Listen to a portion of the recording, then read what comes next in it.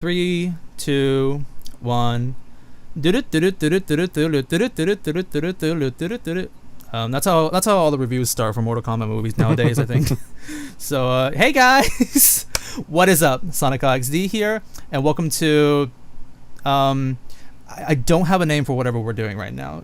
Maybe it will come up later. So, I guess we'll just call it the PodKast, but spelled with a K for now. How original. And I think I got so many people are telling me, like, when's the podcast going to start with a K? So yeah, I'm your host, SonicHaXD, and no, do not get clickbait. I don't make any Sonic content. I just make Mortal Kombat stuff nowadays.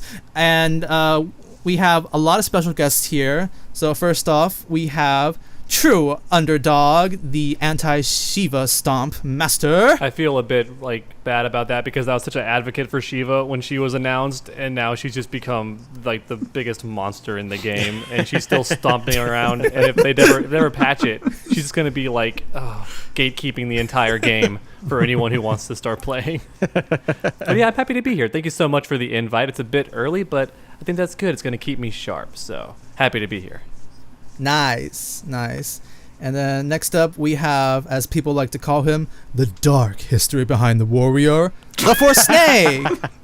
The what? And I know someone called me like the shit version of history behind the warrior, and even Warrior was like, whoa, don't need none of that. That's not unnecessary. And that was our first interaction on Twitter, which was hilarious. But yeah, I'm honoured to be here on the SonicHaXD. That's my proposal for the name, because then people go, oh, it's a podcast about Sonic, and go and listen to it and be very confused. And I think that would be hilarious. Nice. I like that. He's pretty good. And finally, as our last guest, we have BruskPoet, who has prepared a poem for all of us. I was like, oh wait, hold on a second. Are you gonna say something unique about me? I didn't hear. I guess you gave something unique about TheForce, you gave something unique about TrueUnderDawg. I was just like, are you just gonna call me BruskPoet? That's fine. No, thank you so much for having me on. I'm excited to be here. I'm excited to talk about this. I'm glad to join everybody else on here. And yeah, let's get started whenever you're ready. Yeah, let's get started. So just a heads up here, by the way, we're not going to get into spoilers just for now. We'll get into spoilers later, so you can stick around until that happens. So the first topic that I would like to talk about here is pre-release. Stuff that happened before the movie was released. How did you guys feel about the trailers or I don't know, articles and rumors and stuff like that? How were you all feeling about that? When it first got announced, I got Resident Evil vibes, where I was like, oh boy, here we go again. We're going to have a live-action video game movie. You're going to have the groups going, oh my god, I'm so happy to see my game on screen. Then you're going to have the other half being like, oh my god, it's going to be so terrible. It's not going to be faithful to the games at all, just a cash grab on an existing franchise. That's how I felt pretty much. Damn. Okay. I was actually feeling like I was going to let TrueUnderDawg talk first, because he was the one who got early access to the trailer compared to all of us, so I had to wait for it. Oh, fancy. About that. That is true. It was last minute, though. It was about as last minute as possible. It was 12 hours before I had to do it. And they're like, hey, do you want to do an early thing? And I'm like, okay. I suppose. So I was also supposed to get an early review of the trailer as well. They sent me an email and stuff. It was also last minute as well. But they never gave it to me. Oh! They literally never gave it to me. They said hey, we want to give you an early access so you can put your reaction up early. We want you to watch the trailer early so you can be one of the first to put your reaction up on YouTube. And I was like, oh yeah, thanks for that. And they said, okay, sign this form. I signed the form, and then they never sent it to me. I was like, what the fuck? Oh, no. So I was just like, Yep. okay, bro. Okay. I was just like, okay, fine. Then I'll just do a live stream of my reaction. Yeah. But yeah. I'm really grateful to WB for the opportunities and whatnot, but those representatives really drop the ball a lot. They're late, or they just don't message you, or any number of things. There'll be plenty of times where they just go radio silent on you. I'm pretty sure we're getting in trouble for saying this. Don't feel the need to cut it out, but I gotta be honest. Some of the times I'm just like, can you communicate with me a little bit more? Can you inform me of what's going on right now? I don't even know what the fuck's going on. So, but anyways, yeah. I wanted to fill y'all in a bit on how that situation actually went, just for fun, because you kind of got lucky there, Brusk, because it was a weird experience. They send you a version of the trailer that has all these watermarks on it, so you can't use that in your actual video. Yeah. And I'm like, okay, fine. They don't want me to leak it, even though I would never. Never. But yeah, they don't want me to leak it, so they give me a watermark. And then they're like, okay, and we're going to send you the real one before like the trailer drops. That way you have time to edit it and whatnot. And I was like, okay, cool. Well, when are you going to send like the actual one so I can start editing? And they're like, oh yeah, about like 10 minutes before it goes live. And I'm like, oh. I don't have 10 minutes to edit a video. Yeah, I'm like, okay. And it's got to export to and upload and all that, right? And yeah, they just don't understand. I think a watermark version would ruin the experience. Like, I can't imagine screaming in the mic looking at a fucking watermarked video. Making an O face. I just picture Sonic copy and like, oh, property of WB. Oh, that's the property of WB. Oh, wait, no, a second. That's not in the trailer. That's just the watermark. Wait, I remember this is in the intro, which has it only. If I recall, there's like before the movie got released, there was like on Twitter they released this like compilation of like everyone's like reactions and stuff like that, and they put like a bunch of people's reactions and whatnot. So I'm assuming maybe there's like a lot of people they sent the video to react to, and because I did not see you though, True Underdog. Sorry, you were not. No, I didn't post it on Twitter. That's my bad. They only took compilations No. Okay. They got mine in there. They got mine in there. Somebody who was actually wait. That's right. Okay. I did see you. I guess we're that's going right. like a little bit off topic, or I guess like we're like kind of being a little messy right now. But I just wonder one more thing. All right, in my fucking reaction, I didn't really react to it because I'm not a very big reactionary person, and there were some points where I was just like, okay, that's fucking cringe and shit. Like I was super fucking like I don't know. I had the most like just like a most straight face as a most straight face reaction out of like everybody, and they included me in there. But the one time they put me in there was when I sarcastically cheered for Cole Young. I was just like, woo, let's go Cole. I was just like, why did you put that in there? I was like, you could have just got the part. Picture the editor right now, Brusk. Oh, I picture him being like, oh, you think you're sarcastic, but watch me work my magic. That's the thing, is that like if they did that on purpose, like if they used my own sarcasm against me, I'm not even mad about that. That's well played right there. That's really funny. But the other thing, one more thing before we can get organized here, is that I was just because they asked me like, do we want to use do we have permission to use your likeness for our video that we want to put out?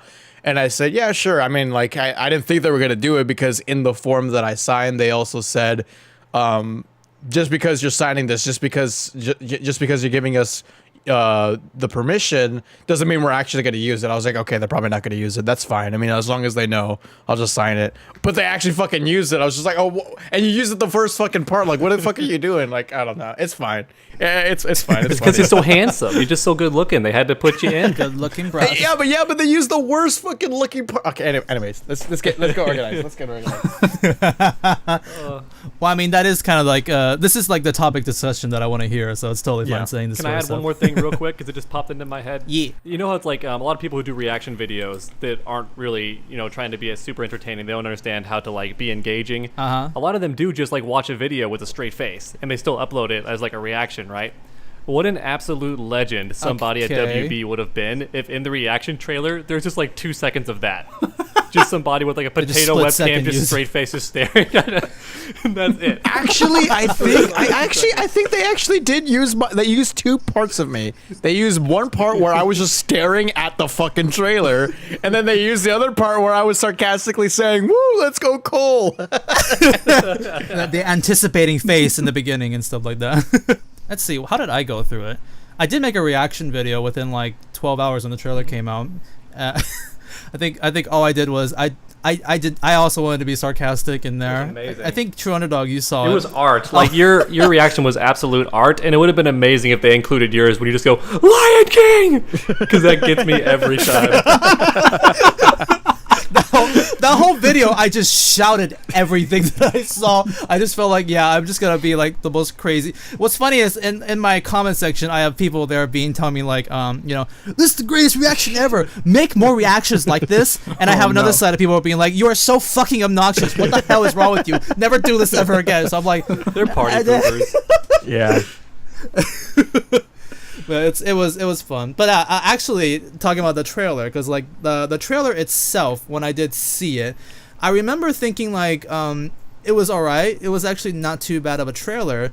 But my first like red flag came up when I was thinking like, what's the story gonna be about? Mm-hmm. Like they're fighting on like the streets, and they're walking in the deserts and all these different I don't feel like it's gonna be a Mortal Kombat tournament, huh? I actually theorized thinking that this might not even have the Mortal Kombat tournament back then. That was the first red flag for me, basically. Yeah, and especially when they marketed themselves as one, as like being a tournament and everything like that, and like in the trailer. Oh yeah, that's right. It's like there's this ancient thing, the tournament. There's this tournament. You've been chosen to fight. About just before we started, I was. Because I'm working on a video that relates to the movie. I won't say what it is though. Keep it a surprise. I looked at the movie. I looked at the movie soundtrack on YouTube, and there was two particular tracks that I thought had funny titles. One is Birthmark. There's a track called Birthmark. What does it mean? What does it mean? And there's one called The Tournament. And I'm thinking, when does that play in the movie? It's called The Tournament. The Tournament. Where do these filmmakers designate the tournament as being when there is no tournament? So someone needs to look into that. We'll probably discuss the music later on in like our spoiler discussions and stuff like that. But yeah, there's a lot we can say about that too. Oh, I didn't know about that. That title name is so funny. Oh yeah, the other thing I was a little worried about, but I think now it's not too bad of an issue, was how late the trailer came. Yeah. I think the trailer came out 2 months before the movie came out. However, I think that's more of an HBO thing than like them not being able to get the movie out thing. Because like, look when Space Jam's trailer came out, or like some of the other things. It just seems like it's HBO, really, in my opinion. At least. Yeah, I mean, like that's what I was pointing out too, leading up to the release of the movie. Was like, guys, they're releasing trailers for the shit or promotional stuff like 2 months before the movie comes out. This doesn't typically happen. But then like I realized, okay, wait, hold on a second. This might be an HBO thing. That might be like, all right, here's Godzilla versus Kong, and then 2 months later, here's a new trailer, because it's like a marketing thing where they have like it's constantly something is there, like constantly something new is up. Once something goes down, something new is up, and they do it like 2 months in between and all that, or something like that. I was just like, okay, I can kind of understand that, but I'm like, we'll get into it. But knowing what the movie is, I 100% understand, even if it was in normal circumstances, why would we release 2 months before the movie comes out? Yeah, that's I do think that's what I think nowadays too. I would say like I probably watched the movie the earliest out of all of us. Yeah, and then it was after I watched it did I start looking up all the behind the scenes and all the interviews and whatnot and stuff like that. So like that came out before the movie, but I guess I don't think I will really talk about that because like I watched the movie afterwards, and I'll say some interesting things about the interview later on. Freaking Sonic in my DMs like the day after it releases in a different country. Have you seen it? Did you watch it yet? You want to like review it? What? did I DM you that? And I'm like, no, I didn't. I didn't watch the leaked version. I'm waiting for the legit thing because I waited this long. Might as well wait like 2 more weeks for the real thing. I remember you were very anticipating. Oh, I think WB is gonna send me a copy. That didn't happen, but a guy can dream. The laughing of pain, that sounded like pain right there. Well, because I actually reached out like via email, which I normally never do. They usually reach out to you, but this time I was like, hey, if you want like me to react to it early, and then I can like get a like review ready for you and all that stuff, I'm totally down. Oddly enough, they reached out to me more for the Scorpion's Revenge than for the Mortal Kombat. It's weird. Hold on. I mean, I'm not jealous or anything like that. I'm not trying to like. I don't want to sound jealous. That's what a jealous person would say. I think out of everybody in here, I'm the one who did the most propaganda for Scorpion's Revenge. Okay. And they never sent me a copy. I'm just like.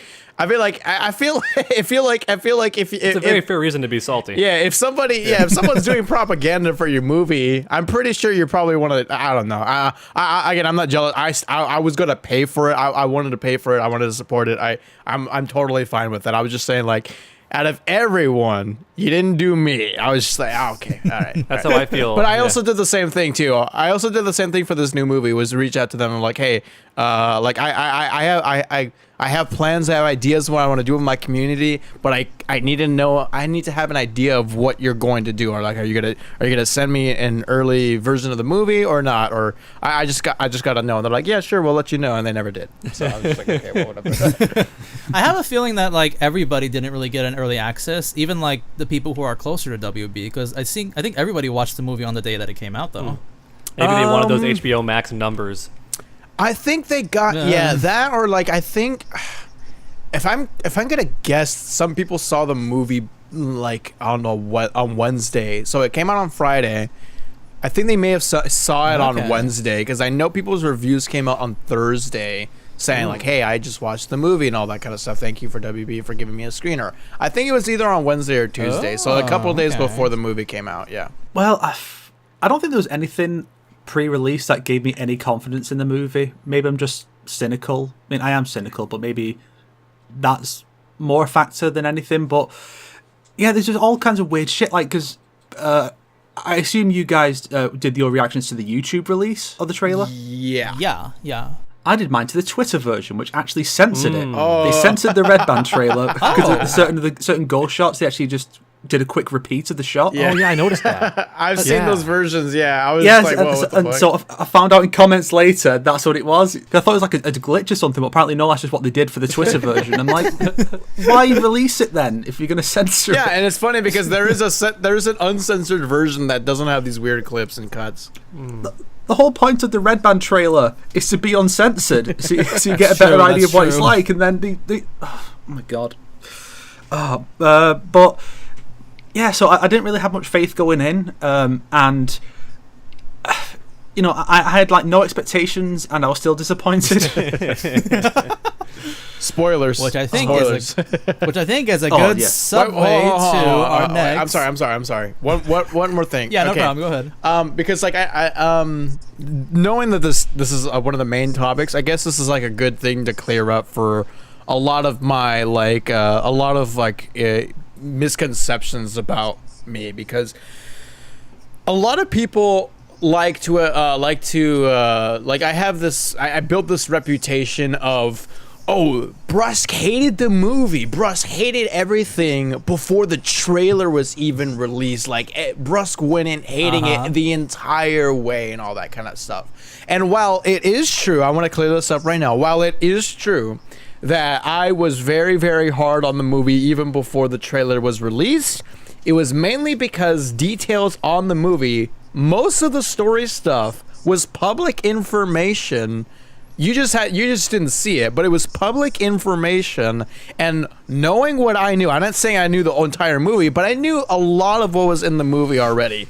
It was because of what I knew. It was because that's what made me very hard on the movie, was because a lot of details about the movie was already out. I think it was like a year before the trailer that stuff started leaking. Oh wait, no, this was back in 2018 or something like that. Like I knew about this whole Cole Turner thing. Yeah, I knew about this whole Cole Turner thing since 2018. I knew about like the Cole, Sonya, and Kano led movie, which is what we got. I knew about that. Yeah. There was a couple. Not everything came true. There were some things that were changed. There were some things that stayed.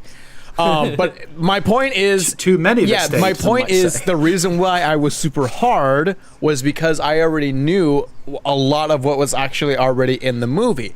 Now, when the trailer came out, then that's all, and I was like, well, that didn't look that bad. The trailer actually made it look cool. I can see myself liking it. I was just like, okay, you know what?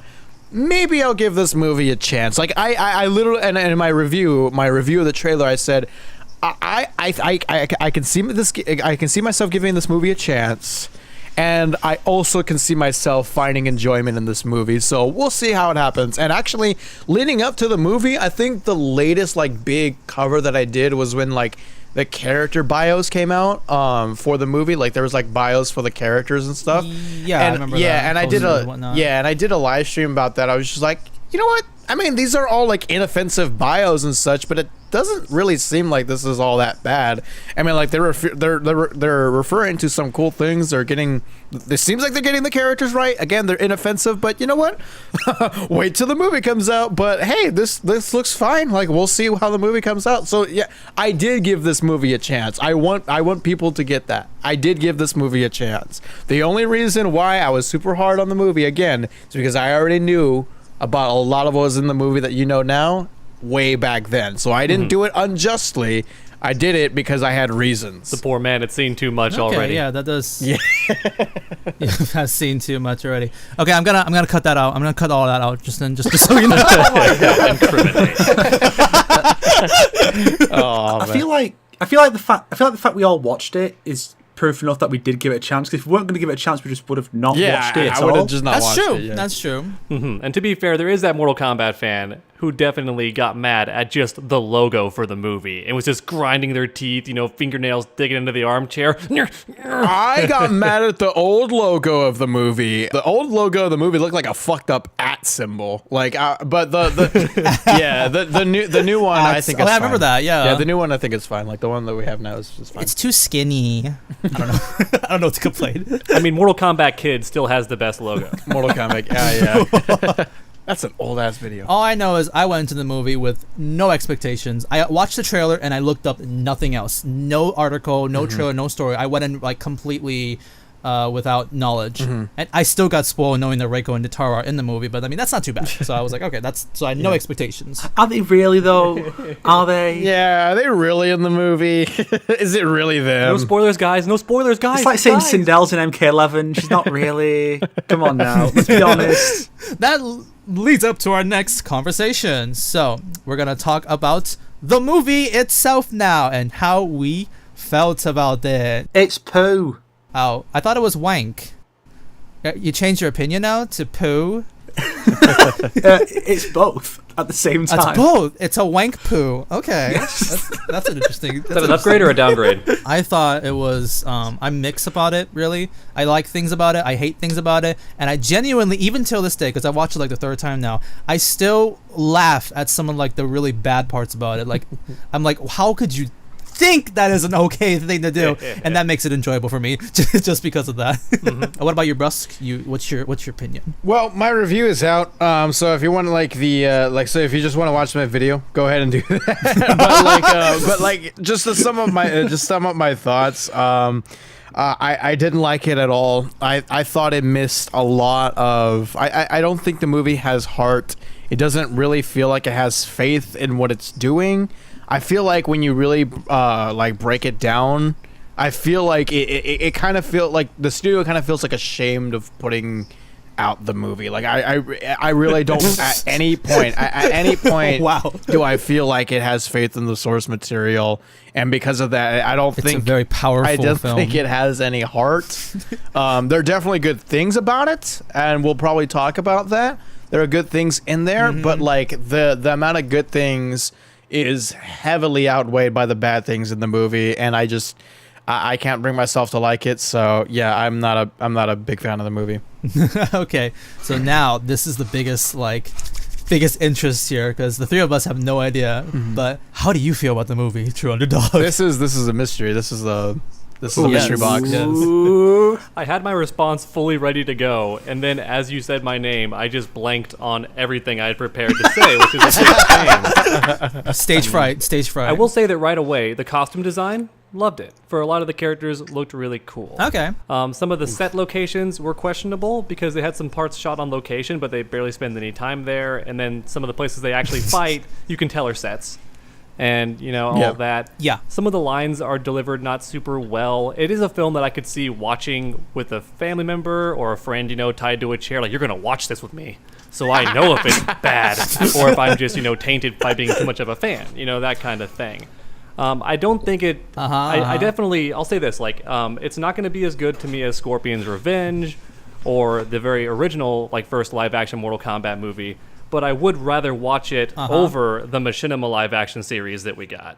I thank God, prefer it over that, you know. So it's not the worst thing they've made, and it has some good qualities to it. But like SonicHaXD was saying earlier, there are definitely some "why would you do that?" like moments that show up. Like, how could you even? How did that get past anybody as like a good idea? Didn't you have like one nerd that you held hostage to like review your ideas? Like, no, can't do that. Like, that's all you have to do. But it doesn't seem like That's an interesting consultant. That nerd was the basis for Kano's character, I believe, chained up and going, "You fucking idiot." Just kidnap a random Australian. That's true. So that's my opinion on it. It's not the best thing ever, but it's not absolute garbage either. And we'll go into more detail on it, I'm sure, as we talk about specific things. Costume design, great. Sets were okay, and all that. Some of the dialogue was meh, and I'll just let y'all go. Okay. So yeah, actually, in the end, I'll be honest. I was gonna make a joke, being like, no, TrueUnderDawg didn't like love this movie because like before the movie came out, 10 out of 10, best movie. Yeah, I was thinking like be kind of like a joke, be like, we'll have like a contrast here, be like people who liked it and people who disliked it and stuff like that. But I'll be honest, like I'm trying my best to find people who like this film online. It's quite hard. This is the general review of this movie. This is how they'll say it. They'll be like, it's either it's good, and they'll start talking shit about how many bad things are in the film. Yeah, I know. That's the thing. It's just that's the but thing. they'll say, or else they'll say it's bad, but then they'll be like, but like there's these good things, and they'll start like complimenting the film and stuff like that. So that's two types of reviews I'm seeing. Like I saw like a bunch of people do like reviews, and that's what they're saying. Yeah. Just wait till you see my review. Oh. Well, then to put your mind at ease, I will say that I did like it. I'm willing to say that I liked it. I didn't hate my experience. It wasn't like Wonder Woman, the sequel, you know, it wasn't that. I did like I'm on the same boat as TrueUnderDawg. It's like, it's bad, but I enjoyed it. Like that is like how I feel about it. It's bad, but there's things I like. You know what would have made it the best movie ever? And a 10 out of 10? What? If they had given me an early review. That's a secret. There's like, honestly, there's like only one reviewer I've seen. I'm sure there's others, but like there's only one guy I've seen out there who gave it like almost like a max star, like 9 out of 10 score on it, and he's like, oh, my nitpicks are like my problems are just nitpicks. They're like they don't have any issue with it. This dude is like openly he likes Ko Young, like yikes. I don't know, guys. Yikes. Goes to bed at night and stares up at a Cole Young poster. I too enjoy like large cardboard cutouts of real people. I'm not gonna out this person. I'm not gonna say who this person is. You know, I will only say like this guy. You know, may or may not have some interviews with the cast, and wants to be in the sequel. And, maybe, but yeah. Why do you think that red carpet reviews are always amazing too? Like whenever they have people like see the film early, they're like, "Oh my god, best film I ever seen!" And it's like, yeah, because the lights, the cameras, everyone's like making it about you. Of course, you're gonna give a positive review. You're already in that kind of mood. Maybe, yeah. I wanted to actually invite him on here, but I was thinking like, actually no. When I announced saying like the four of us are gonna be on here, people are like, "Oh, so are you gonna ask this person to come up here?" I'm like, "Oh shoot, maybe I should have." But oh well, you would have been the only person to give positive opinions about this film. Now all we're gonna do is shit talk. Nah. I complimented the costumes, sir. I said there was good things in the movie. I say there's one good thing in the movie. I'll say there's one good thing in the movie, and that's Kano. Yeah. 100%. Kano's just a joy to watch. He's not really accurate to the character in any way other than his nationality, but he's just a joy to watch. Yeah, it's a little weird. It's kind of weird knowing that he's actually very far off from Trevor Goddard's performance, but I like it. Like that's I'm just like there's a different take, bro, done right. Like I mean, like I'm not willing to. This is because I get that response, a meme all the time. It's just like every time I have like a criticism, all they say is just different take, bro. Just accept things. This is, the most like baseless like rebuttals to my things, but so many weird rebuttals. Like I feel like there's a big argument out there that's saying like, I didn't care about the story. I don't care about it being stupid. Hence why your opinion saying it's bad is nullified now because I didn't care about the story. How would they feel if I said I don't care about the blood and gore? Well, how dare you? And then that's been my life for the last like 10 years. Yeah. Oh my god. In that case, Transformer movies are like a 10 out of 10. Who cares about those annoying characters and where the plot's going? It's what are you trying to say? It's just fun CGI. What are you trying to say about my Transformers films, huh? I like Bumblebee's cock. Oh god. Was that like the Snyder cut? I never saw that. Stop lubricating the man. Shia LaBeouf, you're all greasy. Megan Fox, get out of the shot! You're hiding Bumblebee. Oh, I'm about to say, imagine a Michael Bay version of Mortal Kombat. Then I realised, oh yeah, that's just MKX. Michael Bay Mortal Kombat. Oh, jeez. I wouldn't mind, honestly. So, Let's give it a try. okay. Why not?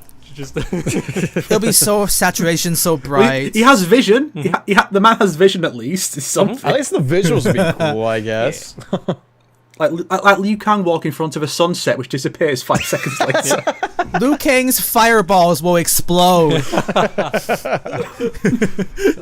Every fatality is a Shaolin Monk's fatality where they explode for no reason. Are you okay? Are you okay? That's still amazing. Yeah. To summarize our opinions, we like Kano. TrueUnderDawg likes the costumes. Ko Young sucks. We don't care about the characters. The story sucks. Fighting, some is fun, some is bad.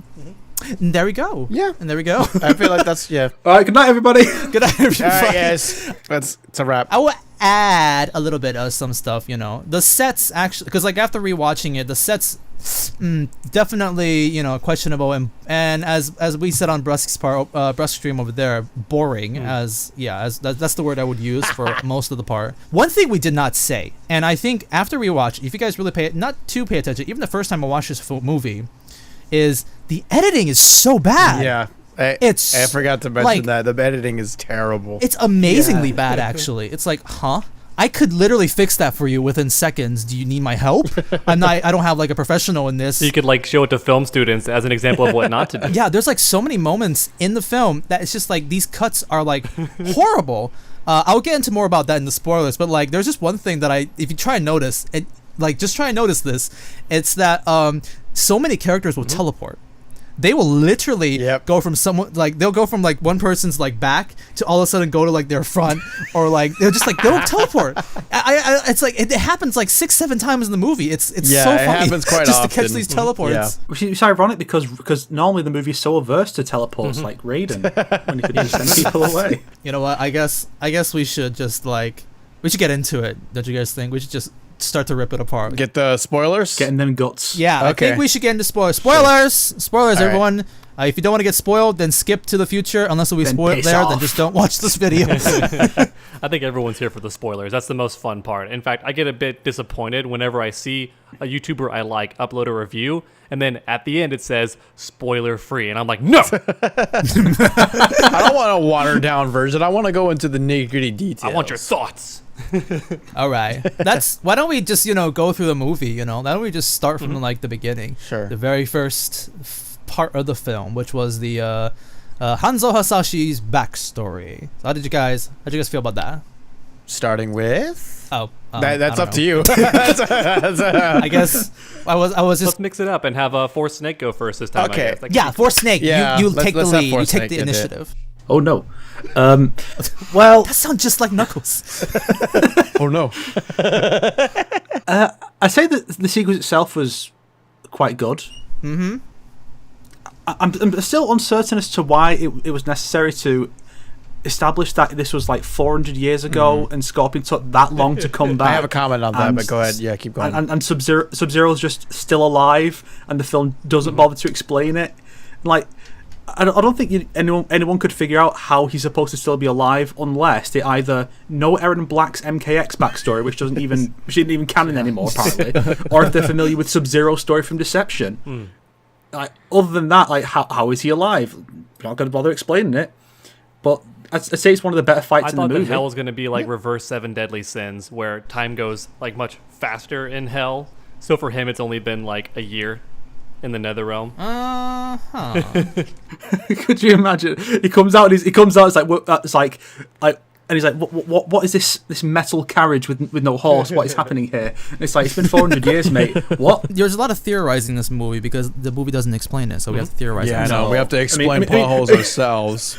I mean, I didn't even remember this, but I actually predicted this would happen back when I did the adaptive difficulty video on how Annihilation fucked this up, where it didn't explain the characters. Like, Mileena just shows up and Sonya's like Katana, but you have no reason to believe to think she would think it's Katana. And just in the little the little tags I put under the video, it says MK 2021 Def Gon do this. I'm like, wait, what? I said that, and I was right. And people still doubt me. I can see the future. Sure. Absolutely knows. Yeah.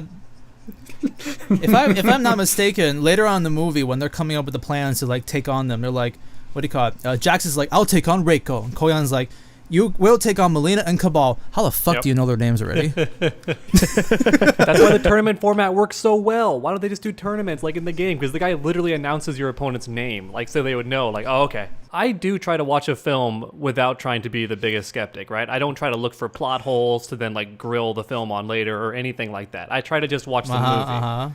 But even me watching it, I was like, okay, so we have Scorpion and his family, and we have some like random people like around who I assume are just like lesser Shirai Ryu. And then it's like, oh, get a bucket of water. And I'm like, why would Hanzo go to get the water? When like the random serpents / like lesser ninjas are there, like they would be the ones getting water. This is just the writer wants him to leave so stuff can go down. And I'm like, okay, well, why don't you just have him on a mission? Yep. So like when he comes back, he's like, oh, no. My family, you know, like little things like that. But he just leaves to get water. Or have him spot a Lin Kuei spy, and then he goes after him. And then it's like, I was distracting the whole time. Been cool. Damn, I'm stupid, said perfect. Scorpion. Like, so many better reasons to leave Tomato, than get water they bucket. just wanted. You're just being nitpicky, bro. Try not to be. That was my first thought. My general opinion about that is a little close to Underdog because, well, I mean, not really, because I don't have too much of an issue with how it goes down. I will say this: it probably is one of the best scenes in the movie. Yeah. That and the ending part, ending fight. It's like anything involving Scorpion in this movie is like, other than the connection to Cole, everything involving Scorpion in this movie is like some of the best stuff in the film. Which is weird because he's barely in it. Him and Sub-Zero stuff. I would say like the scene that's one of the best sets too, in my opinion. Like that looks like Mortal Kombat. Yeah, it looks cool. They like that and if I'm not mistaken, that's actually like they did film that in the forest, and like there's actually some pretty not bad cinematography and whatnots. And yeah, I watched it like again just to make sure, but like yeah, I do like the fights. That's a fight scene that I would want to go back and watch again because you know it's nicely choreographed and. Overall, like, not too many complaints, but I do have a couple of like additional things I'd like to add about this. Well, first off, I did say this in my review, but like I will say, this is not a downside for this movie, but like in my opinion, I think Scorpion's Revenge part of it is just way better. Yeah, like that whole sequence of Hanzo going back and slaughtering like brutally all those ninjas is just so much better in my opinion. Yeah, which is like. True, sadly, because I just watched that, so like you know, there's that comparison that I would have. Here's an interesting thing, by the way. So I remember we made a complaint about later on in the movie that what do you call it? Cole's family gets frozen, and we're like, well, why aren't they dead yet? Yeah, I know. Right? I kept asking that. I was just like, wait, how are they not dead?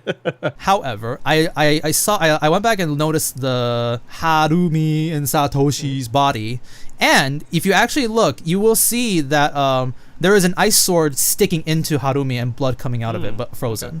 Okay. So they specifically show that they're dead, but they're additionally frozen and stuff like that. So I'm like, okay, now with that detail in mind, I feel like you would probably be dead if you're frozen the way that Cole Young's family was. I'm like, short or not in the chest. The sword does justify why, even though they're frozen, it's not the same kind of freezing. Like in the game, you have the deep freeze for fatalities and the normal one. It's fine, but he doesn't explain why Sub-Zero wouldn't just kill them, like decide to.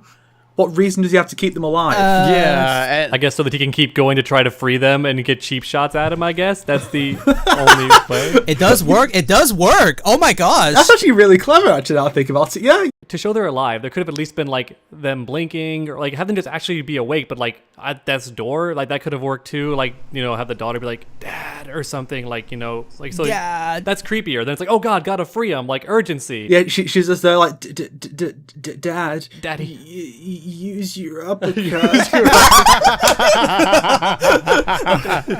I did think of something about that theory you just mentioned. Perhaps maybe Sub-Zero knew that the Shiraryu family get their power from revenge. So if he killed their family, then Koyan would absolutely like get into like awaken mode or something like that. Perhaps. No. Anime awakening. Bruh. I just realized too that when Scorpion goes to help his family, he dumps the element that brings life. He could have just taken the bucket of water with him. Yeah, I know. And he would have won.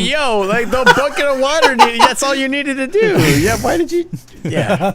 By the way, this is only a thing I can complain because nobody else really will know what this is from. So in the movie, you know that Hanzo speaks Japanese, unless the film doesn't want him to, and Bihan speaks Chinese, right? Correct. So when Bihan was after Hanzo just like obliterates a bunch of the Lin Kuei soldiers, which by the way, funny enough, I think one of the things that makes the scene really great is because there's just a bunch of fodder soldiers to kill off, which they never do that later on in the film ever again.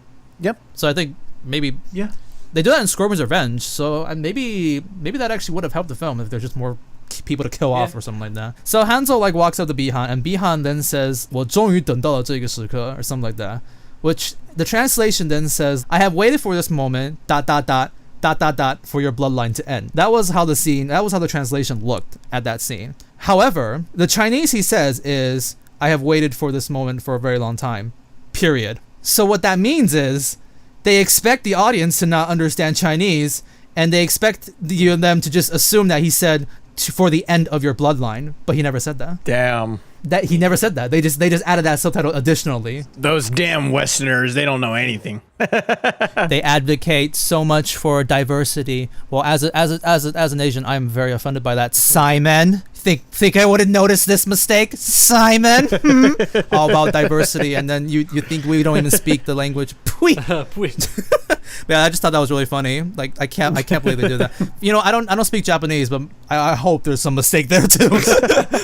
I do love too that even after he says that little monologue, Scorpion legit straight up responds with, "I didn't understand a thing you just said." Yeah, I like that. I mean, usually, like, I think, like, was it like in Tekken, games like Tekken, where they'll like speak their native languages but act like they can understand each other. Yeah, they all know. Akuma. Yeah, I always thought that was always weird, but I do like how they're speaking in their native languages here.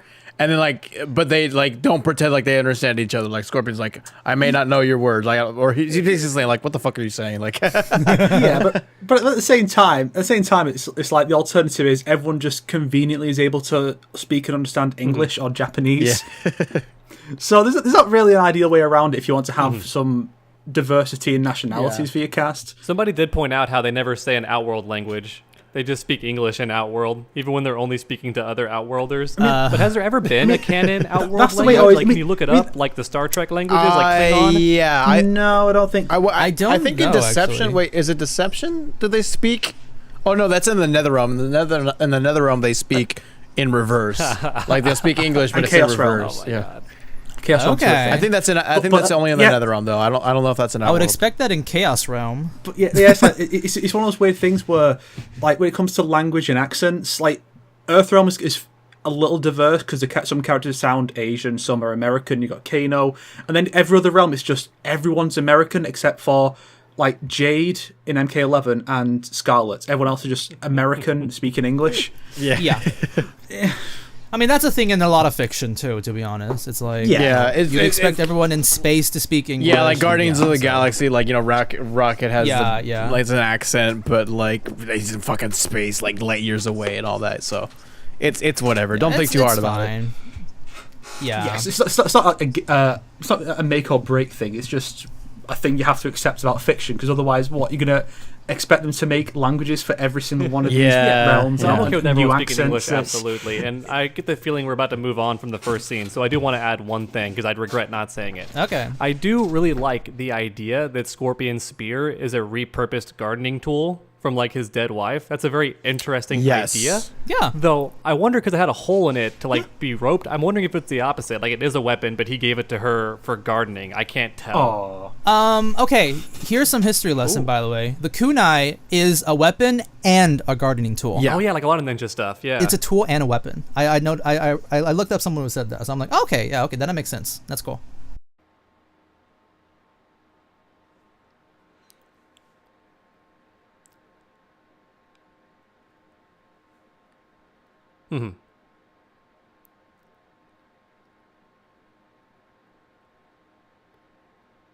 Excuse me, sir. Originally, it was a living snake.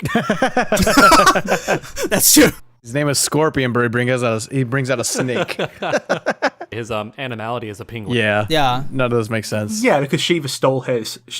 He does turn back into a scorpion later on. Oh god, remember in Conquest when he was literally a scorpion? Oh no.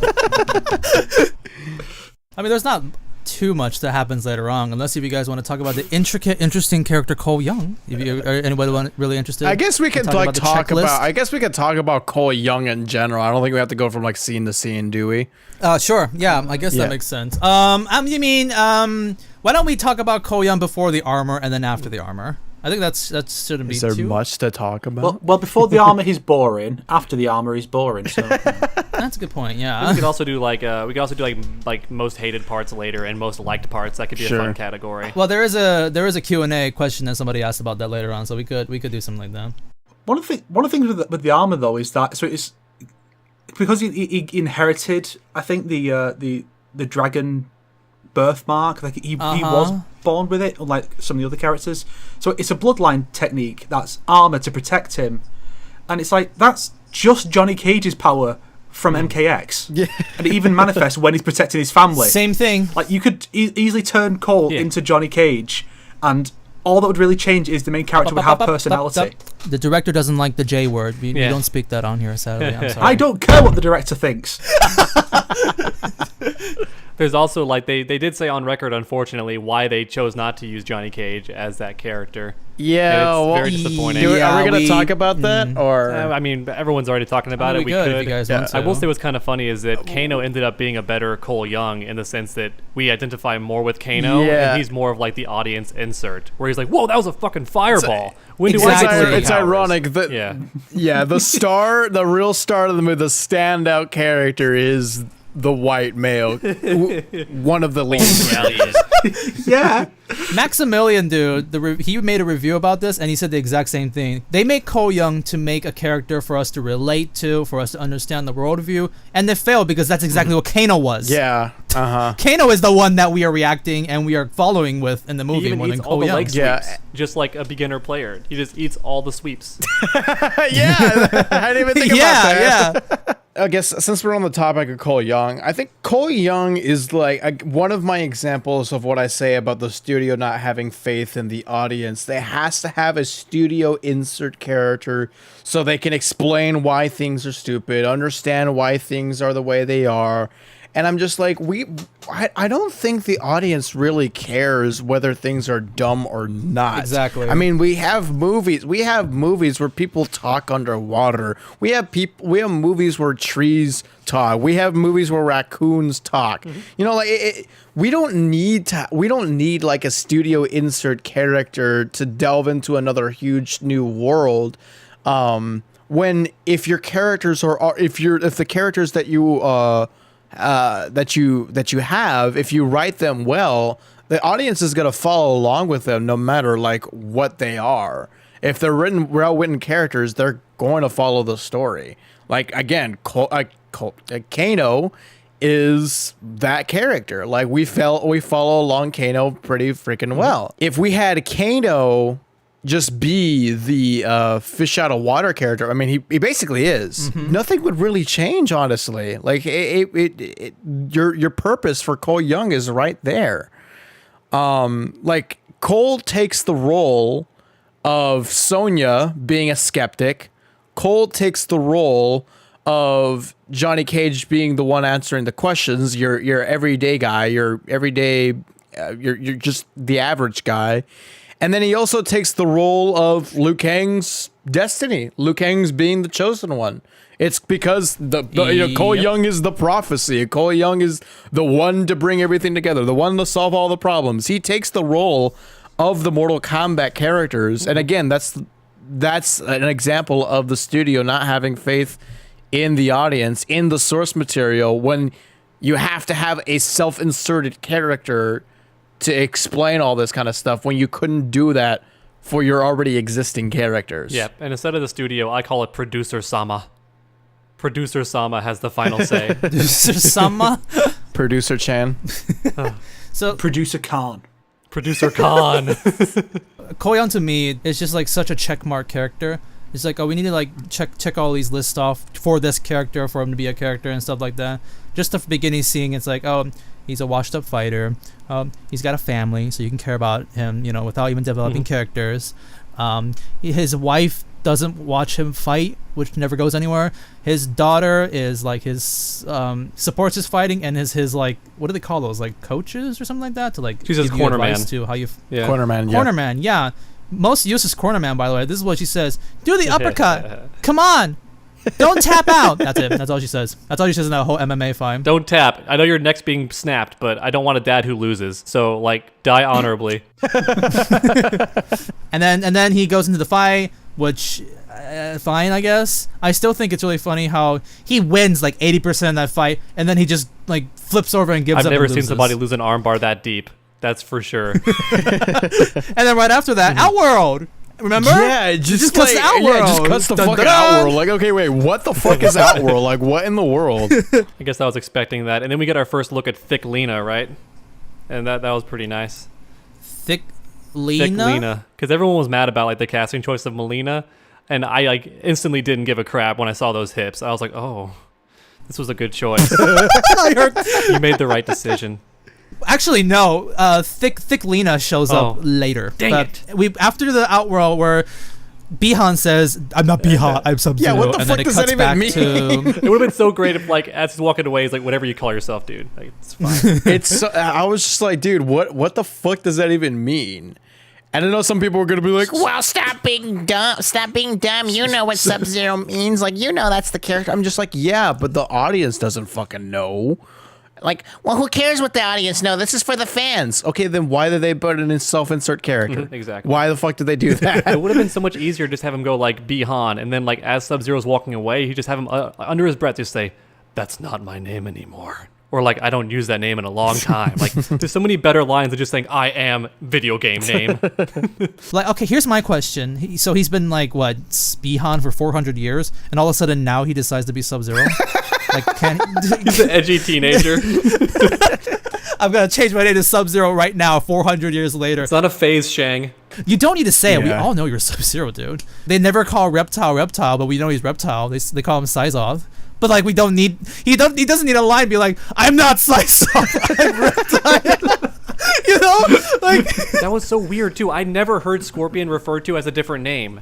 Did anyone else know that he had a normal name? I always thought he was just called Reptile. I never knew he had like a name. it was an MKX thing. Yeah, It's a lot MKX. newer. Oh, Yeah. so they're just sticking game stuff into the movies to make it more canon. Yeah. I mean, it's 6 years ago, so I mean that's not the It's newest thing just ever. one of those things that the newer games got really weirdly obsessed with, like explaining the powers and just giving everyone a real name.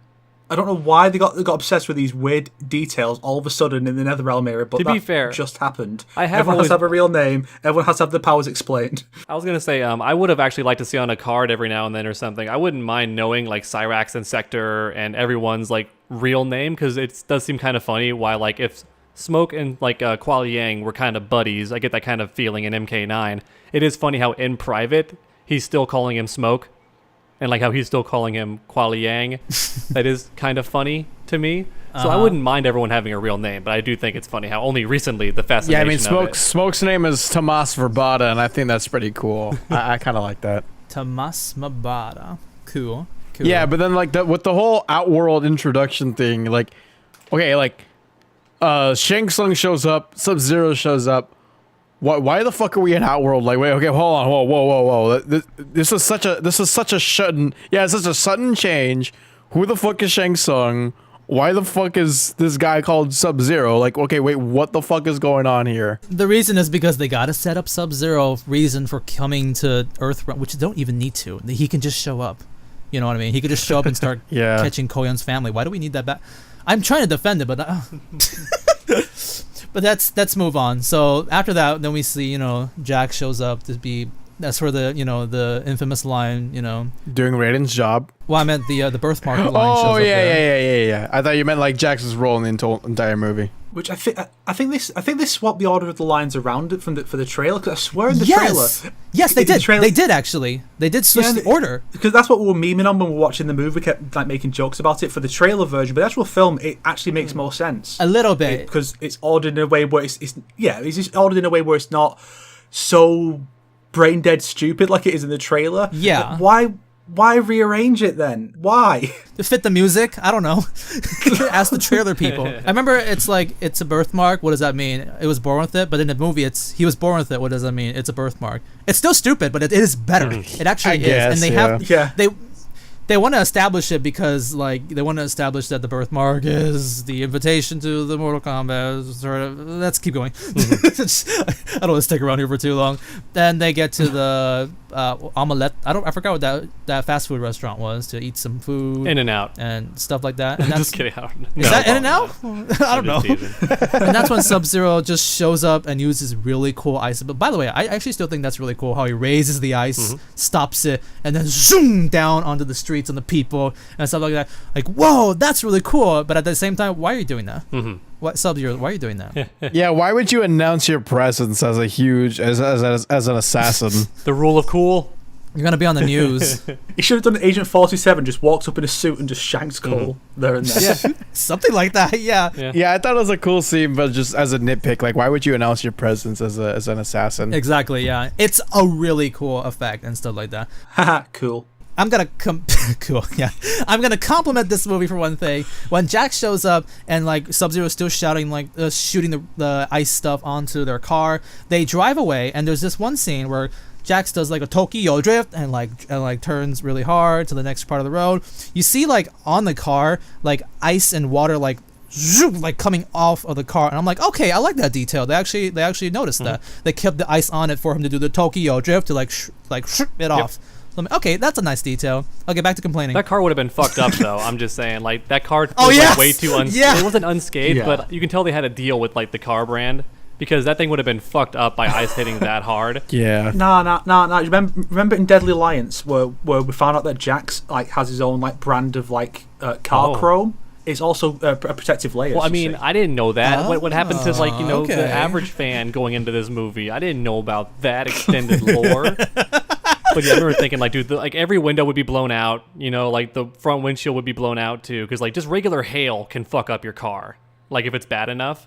And those are like, that's shrapnel. That's ice grenades. I don't know. And then I guess we skip to the Sub-Zero versus Jax fight, which is all right actually. I think it's not too bad.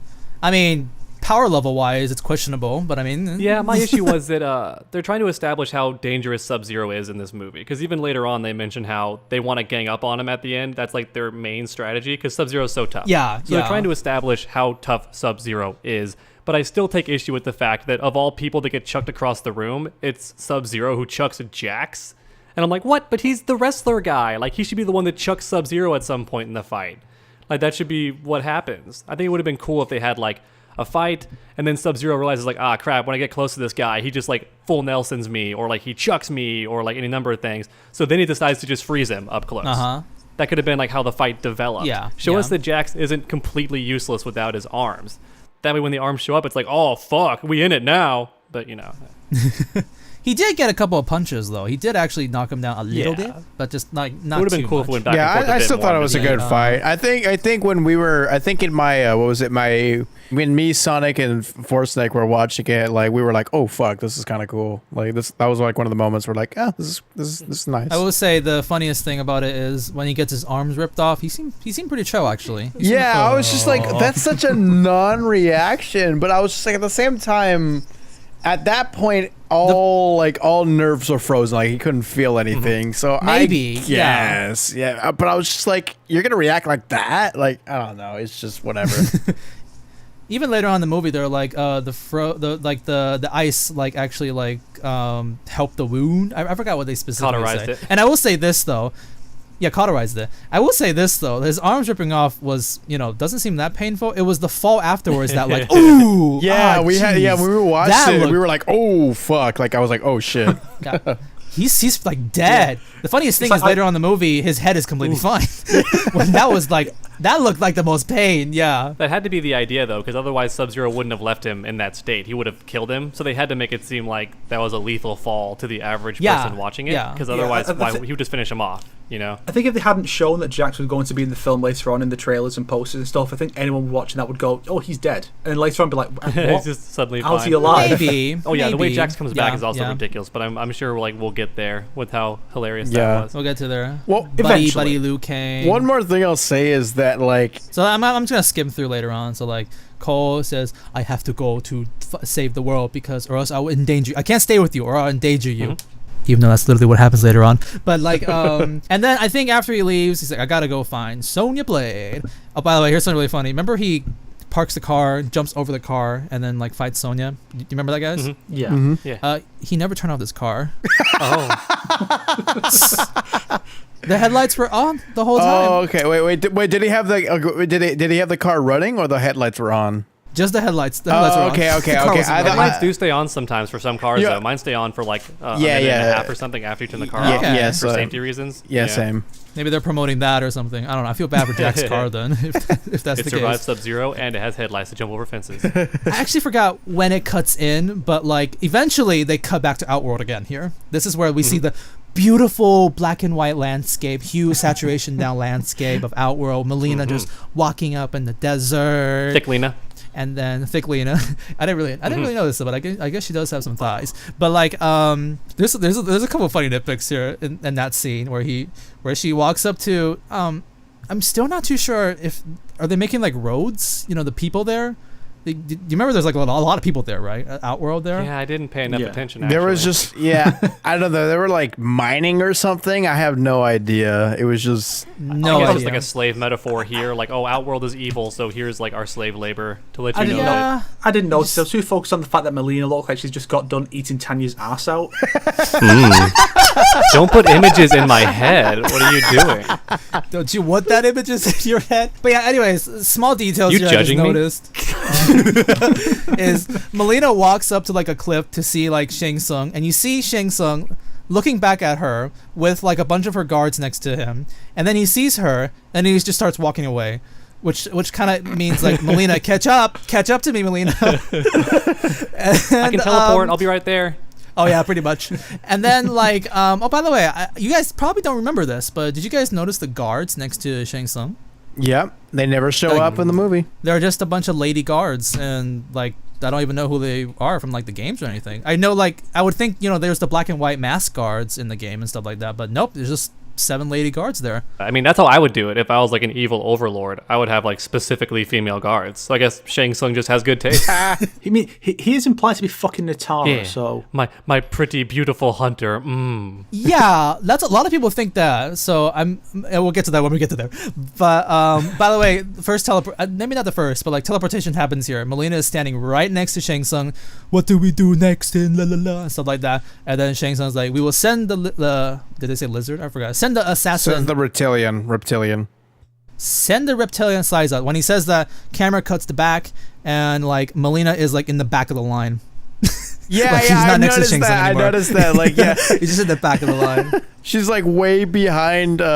She's way behind Shang when Shang is still talking to her. I'm wait, what the fuck is this editing? With the amazing Goro with the 4 sword statue in the back and stuff like that. Why would Goro need swords? Okay, let's...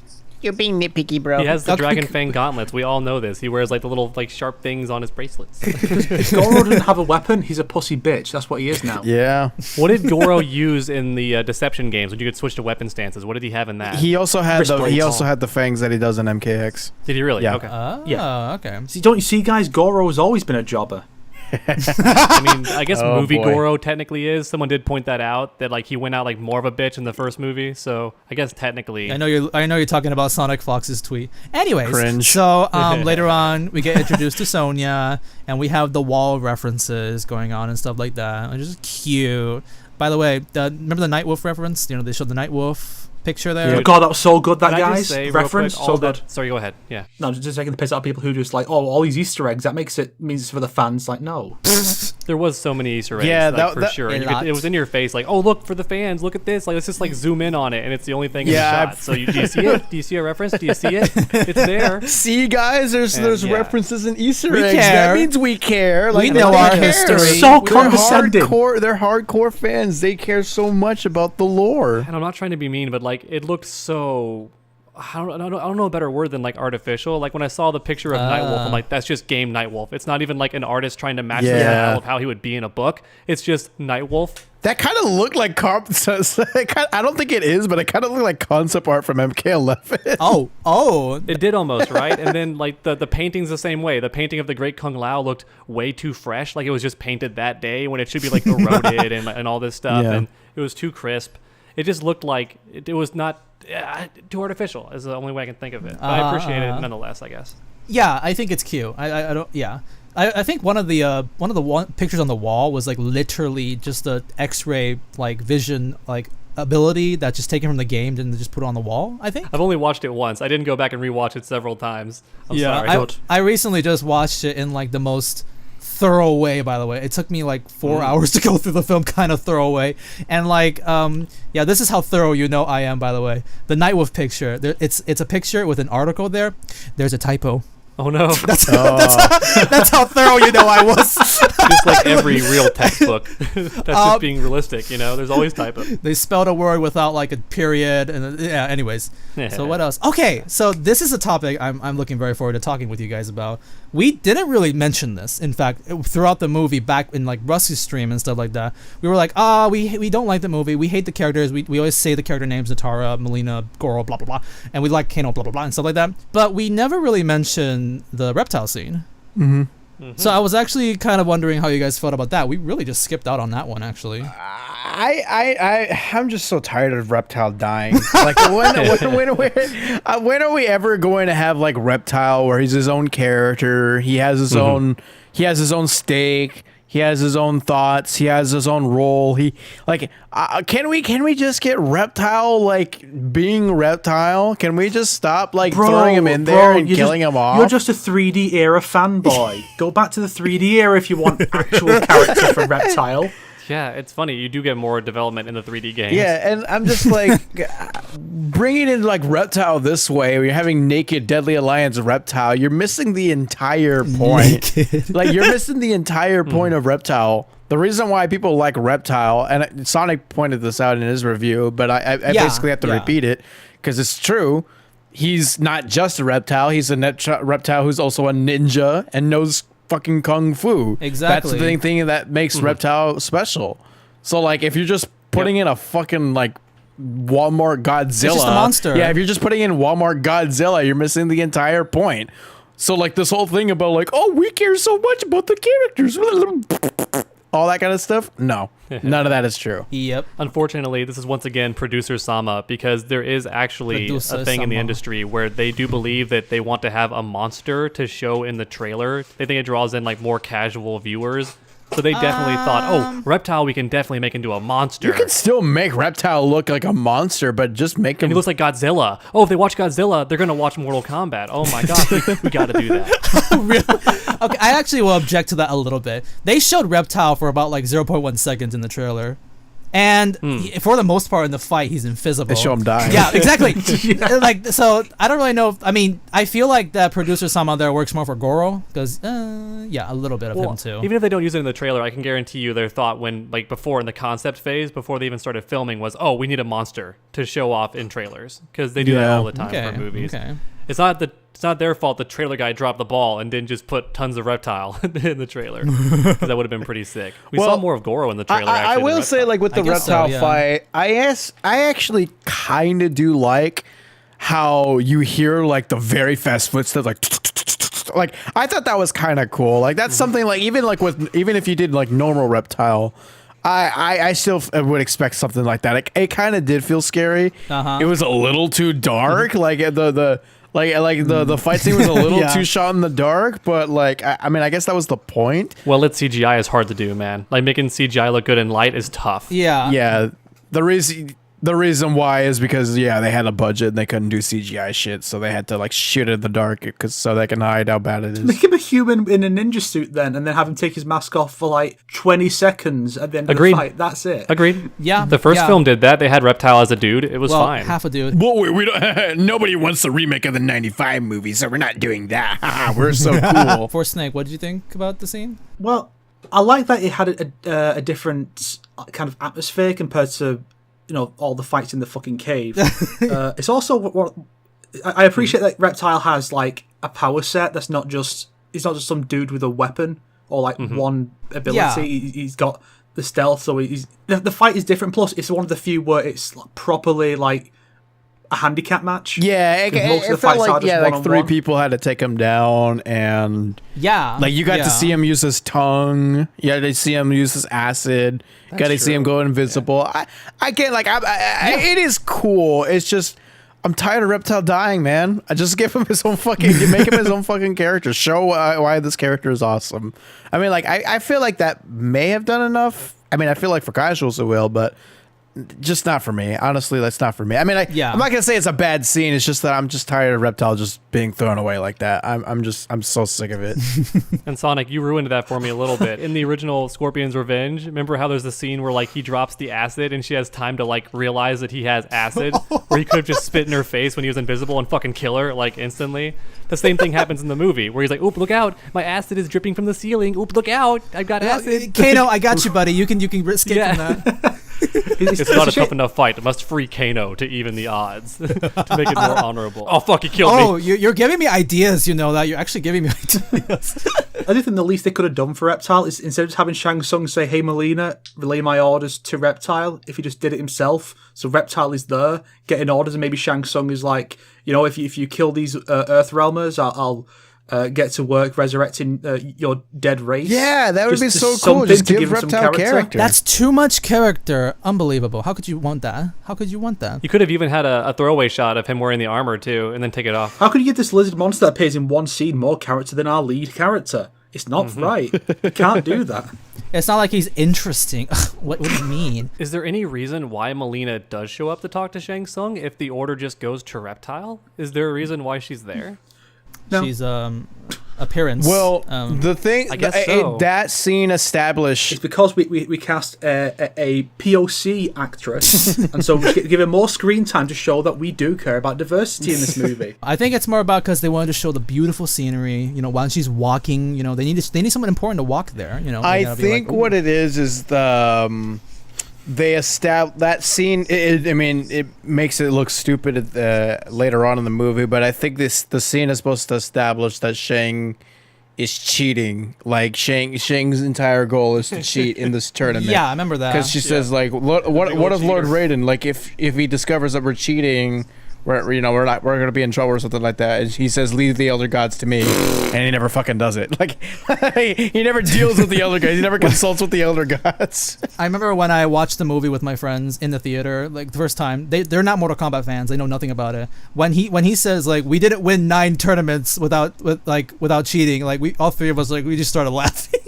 We were just like, that's in character. But but that's such a funny lie. We didn't win by not cheating all 9 characters. Okay, I guess I should probably give the most important opinion about the scene because I'm the scaly expert apparently. Because I actually do. I like the fight scene. It's fun. Like you said, you get to hear the footsteps and stuff like that. I like when the one scene where Kano is trying to hit him and he's climbing up the wall and the and stuff like that. That's cool. The disappointment of knowing that he will die is a little nullified for me because he 3v1'd. Think about the fucking tragic that happens later on with some of the other characters. Compared to that, I actually think that's much more of a win compared to what happens with the other characters. Yeah. That's how I felt. I was like, well, okay, Reptile, you actually 3v1. You were a threat. That was okay. I appreciate that. But of course, the elephant in the room, or the reptile in the room, is that his design. Like as I stated, and I agree. Like for sure, I would have of course loved to see the reptile from the games more than just a monster. Because that fight felt more like a xenomorph monster fight and stuff like that. Yes, huge alien vibes. Oh yeah. But at the same time, it's still good. I think it's a fun scene. Also, that's like the real me giving the opinion. I was mixed in the beginning, but after watching the game, it's like it's a fun scene.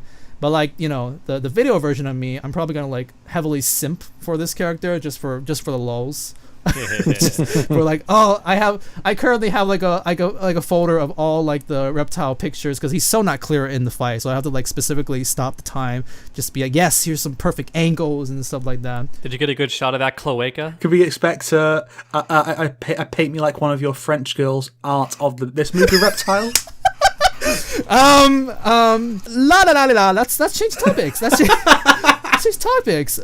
Beautiful thighs. Just showcase. You know, never mind. Sorry, leave that. By the way, I remember one person did say about the comparison of Godzilla. Right. I actually was interested in that because so many people, not so many, but a lot of people have said that is it literally just like a mini Godzilla?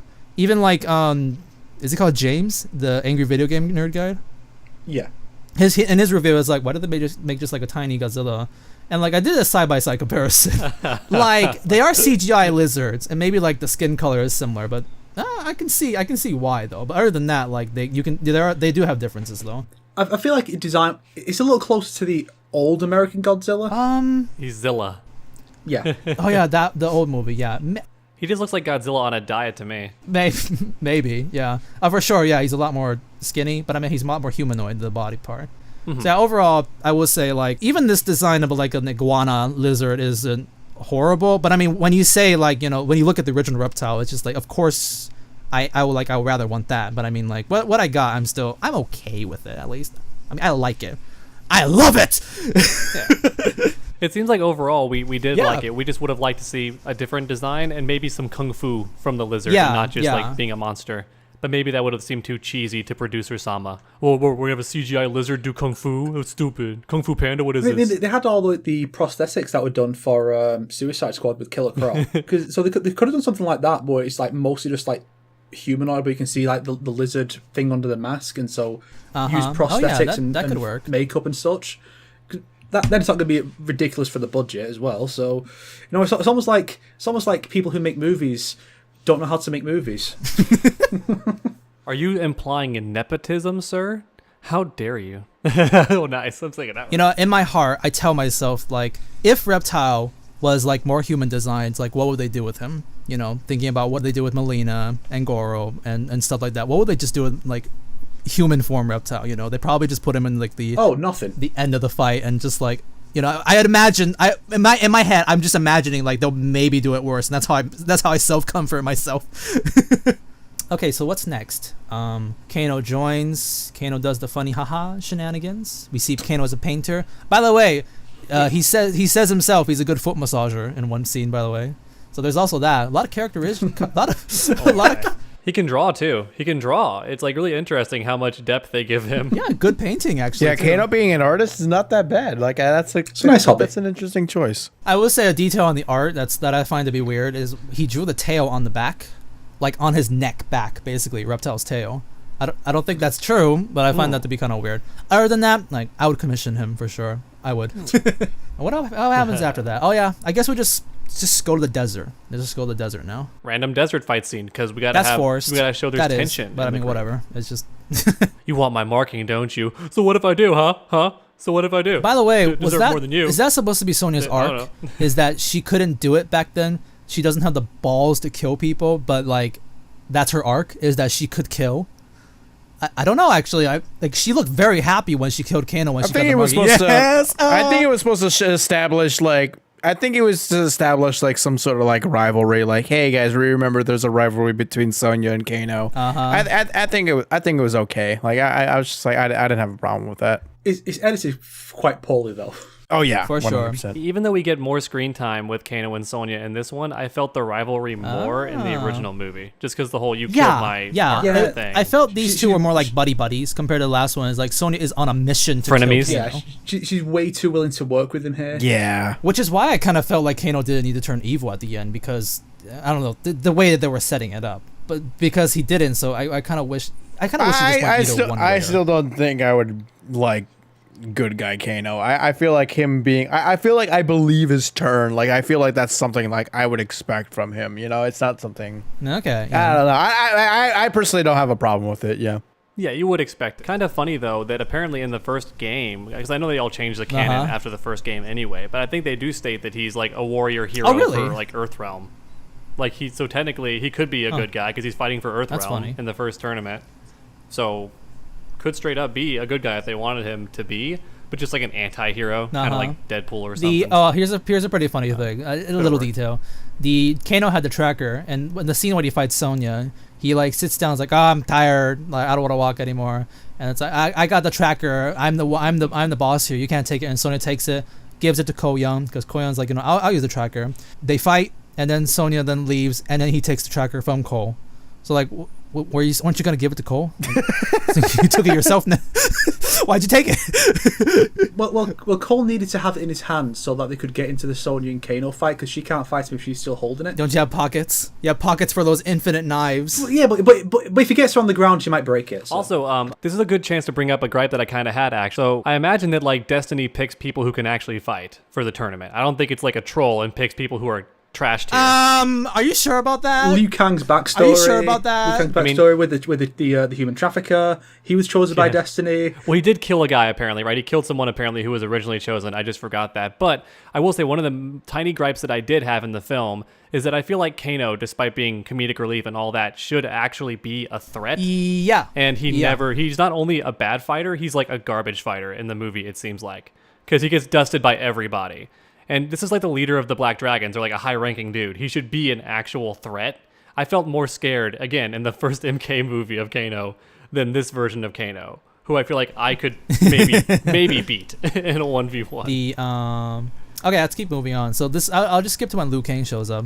Oh, that's beautiful sunset still. I can't get that image out of my head. And then the next fucking shot, the sunset is fucking gone and nowhere to be seen. You know what? I want to talk a little bit about the sets too, Like, the director is so proud of how like, we went out there to shoot, like, real sceneries and stuff like that. We went out to the desert and built a set and stuff like that. And in the end, it just doesn't really matter, in my opinion. It's just rocks. I specifically remember that behind the scenes trailer, and they were like, "Oh, we shot authentic shots," and they show like this really cool waterfall in the dark shot like that, which was the place where Cabal fought Liu Kang and Mileena fought Ko Young, that end part. But like in the movie, it's like they don't close up to that or anything like that. It's just a set. And it looks really dark. I can't see anything. Yeah, a lot of studios waste a lot of money on that stuff, like shooting at location and all that, when it can be so much more efficient cost-wise to just build sets and like anything too far away. I actually feel like they did a lot of like these. They wanted to promote this because of the budget. That's why they couldn't really do a lot of CGI shenanigans for their sets and stuff like that. That's how I feel, actually. That's one of the excuses. Well, I mean, the set doesn't move though, so I'm not sure if it's as expensive as like a person, like a CGI like creature. But, because I mean, I don't know. I'm not sure what's more. We'll have to definitely, I'll look up later what's actually more expensive. Because I've heard people say that like going to actual specific locations, like middle of desert, can be like very costly. Because you have to actually travel there, make sure everyone's got hydration. You can only shoot at certain times of the day. Like all these. But at the same time, things. It's either that, or you could have like, say, Infinity War, where Thanos was fighting with all like Iron Man and stuff like that. Remember that? His home world. That place is like heavily CGI, but like it does look cooler. Yeah. Well, I meant more just like a cheap set, like what, not a cheap set, but Pirates of the Caribbean, that cool scene when they're in Singapore, that's a set. And they built it in like a day. People can work magic with those freaking sets. So you can just make stuff. But I'm not sure which one's more expensive now that you mention it. I didn't think you'd challenge me on that, so I could be wrong. We got our homework now. Even though we talk shit about the set, because it's pretty bland or bad, but I think we need to compliment some of the sets at least. That's actually be positive. Let's talk about some sets we liked. I feel like for me it would be the start, the that forest. That's good. That was good. I love this one shot where after Hanzo like dies and it starts raining and his body disappears. There's this beautiful shot where like they close it to like these leaves. And on the leaves, it's like there's like blood on it, and it starts raining with it. And I'm like, okay, that looks nice. That actually looks really beautiful. And I will also give the ice arena at the end of the movie a little bit of credit. I mean, that's fun. That's like a fighting game, like arena kind of a place. Like I appreciate like they did that. It's weird how they did that. But I mean, I appreciate seeing like, an ice arena. I'm just not sure how I feel about that being a deep climactic fight. I don't know. To me, I'm just like, I don't know, like a big climactic fight that takes place in a fucking ice warehouse. I was just like, ugh, I don't know. Well, it's the arena the film starts off with Cole where he lost. Wait, is it? It's supposed to be him coming back and winning. Yeah. I thought it might be the same place but is it though? Yeah, it's the same. Yeah, it's the same place. You have to assume so. It is. It's the octagon and everything. So it's like it's meant to be the culmination of Cole's arc, whatever that's supposed to be. They even changed the color on purpose. It was all yellow at the start, and now it's all blue. Like it's supposed to be like, oh, it's different now, but it's the same. It's familiar, and it's this time he's gonna win. After the fight, when you see him back, like in the changing room stuff, it's yellow again because yellow has dominated blue, i.e., the shootout has dominated Lin Kuei. See, it's all very clever. There's a lot of black and yellow in this movie all over the place, so symbolic. But if that's the case, then I really have to ask, how the heck did they go from frozen arena scene to immediately just boop normal? You know, normal everyday gym, nothing destroyed, nothing affected. Well, because when you kill Sub-Zero, all the ice just vanishes, I guess, like magically. I mean, ice melts. So it'll go away eventually. Yeah. The water doesn't like affect the floor or any equipment there at all whatsoever. Don't worry about it. Weren't there like posters there? You're just being nitpicky, bro. Yeah. Raiden teleports it all the way. It's fine. Since we're talking about sets, I also find it funny how like where they train at, it's clearly purposely underground, and I'm not sure if that's like just the Shaolin area or if that's specifically for training. Like that's their area just for the combatants to train. It's clearly underground with the rock door and all that to stop them from being interrupted, to stop intruders from coming in. And the whole time I'm thinking, motherfucker, like Shang Tsung can make portals. He can just come in there whenever the fuck he wants. Like he could. So you might as well just have the training outside. There's no difference. They can just get in. And plus, Sub-Zero opens it anyway somehow. And I was like, why did it open? Does it open to anybody who has magic? Like anyone who can do like balls, like ice ball, fireball? His Earthrealm heritage. It just opens it's for all him. set up for the sequel when we introduce Kuai Liang. He doesn't even but it's break so it. cool. It just Did you opens. see the way how he poses and like turns his hand? It's like so menacing. Oh, I love it so much. Wait, where were we exactly? Oh yeah, the sets. That's it. That's all I compliment. I can't think of anything else I like that looked good in this movie. You can argue the sunset or like the beautiful shots in the valley, but like like that they don't serve a purpose other than let's look at the beautiful one shots. of my complaints about the movie was that like aesthetically it doesn't feel like Mortal Kombat. Like okay, like the first forest scene, okay, that feels like Mortal Kombat. Like that's pretty cool. And then the rest of the movie, we get this really black and like dark scenery, like just desert brown like colors and shit. MKX. And yeah, it's MKX. I'm just like, I don't want to think of MKX when I want to. I don't want that shit. And then like the other thing is that like, and then the other place we visit somebody's like fucking barn, somebody's house, like fucking trailer, a junkyard, like. Bro, what in the fuck is this? Yeah, Sonya's a bumpkin. I'm just like, okay. And then when we go to our world, it kind of just looks like Earth on another. Like it just looks like a desert area with weird people. Like, where is the fucking where is the life? Where is the aesthetic life that Mortal Kombat is known to have? One of Mortal Kombat's staples. And let me know if y'all agree with me on this one or not. But when they were training in that like underground rocky kind of place, the whole time I was thinking, I would have just preferred they went inside like an authentic like Asian temple and just say that it's like the Shaolin temple. Just have them train 100%. there. I would have liked that so much more visually. If I'm not mistaken, that place takes up like 50% of the film or something. Yes. Yes, they spend so much time in there. I was getting bored of that set. And it's just rocks. It's not cool. It's not really that great. It reminded me of like when I went to camp and they had like some rocks to sit on for bleachers. That's like what it reminded me of. I was like, what? I think the pit set might have looked good if we actually got to fucking see it. It's so dark. I can't see.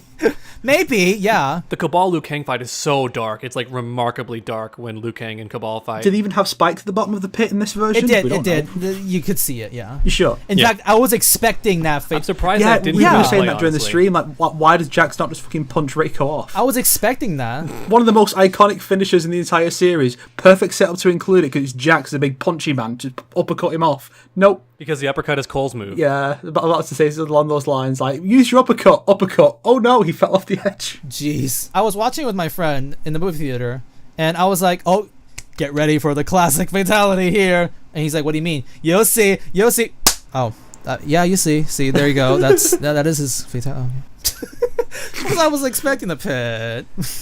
He didn't pull the arms off first, though. Oh well. That would be too gory. The next part is the beautiful Liu Kang shows up and shoots a fireball towards Kano, and he gets introduced to the movie. Then the cave, and then the cave, and then more cave. A little bit more cave, then a farm, and then more cave, and then a different cave. You forgot the references in the cave. They care about us. The Great Kung Lao, Argus. I think what's it called.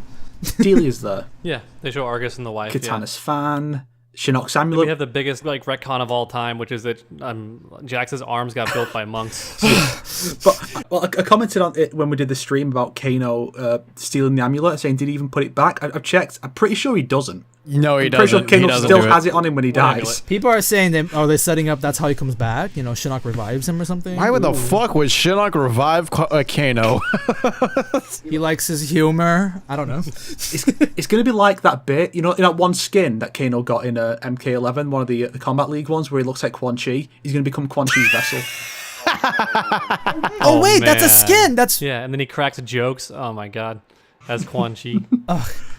You'll serve me in the Netherrealm, might. And this might be me looking too into it, but when we got to the Jax scene, by the way, Liu Kang got Jax out of there somehow. He specifically says the line like, "I'll get all my resources from every realm to help." He says the word realm here. I hope that doesn't mean other parts of the world or something like that, or does he literally mean other realms? Yeah, like what? How the fuck? Like how the fuck does the Shaolin have that much technology and shit like that? Like what? Wait, what? And then like Liu Kang conveniently was right there. Something like that. When Jax was about to die, when Jax was left for dead, like. Just so happened. Liu Kang just so happened to be there. Like, ugh. They could have just said Raiden. Yeah. Oh yeah, Raiden could have literally brought everyone together. That's the problem. To though. the Raiden baby. being able to teleport. That's why the tournament is such a good idea for a story, because it makes sense why everyone's there. They could just show up of their own fruition, and the film could start there, and then have flashbacks or something. The film would be better if Raiden did stuff. We'll get to Raiden. Eventually, because I feel like we have too much to say about Raiden. Yeah, I will say at least one nice thing is that the monks did a crappy job with the arms. At least that's believable. They're just like crappy prosthetics. They're not super jacked, awesome cyber arms yet. So. It's kind of funny because it's a fantasy world, so I'm just thinking is that the best technology it has for us now? It's just puny ender hands. Maybe it's people from Chaos Realm helping them to make it that puny. I don't know. That's why I like how in the I'm not sure if NetherRealm started this or if it was actually in the previous games too, but I like how they mentioned in MKX that they are actually Jax's designs. Like he had worked in cybernetics, so he already had prosthetic limbs, and those are actually arms he's already designed that then went to him after he lost his arms. Oh, okay. I like that because it ties him to it, just like Iron Man and Tony Stark. He's not just wearing the armor, he built it. Yeah. And I like that kind of idea. But here it's just like, nah, first it's built by monks, and then later on we'll establish what happens to his arms later. Yeah. Let's actually backtrack a little bit, because I wanna ask how you guys felt about the Liu Kang in this movie, in general. What did you guys think about him? He wasn't offensive, but he didn't leave much of an impression. Yeah.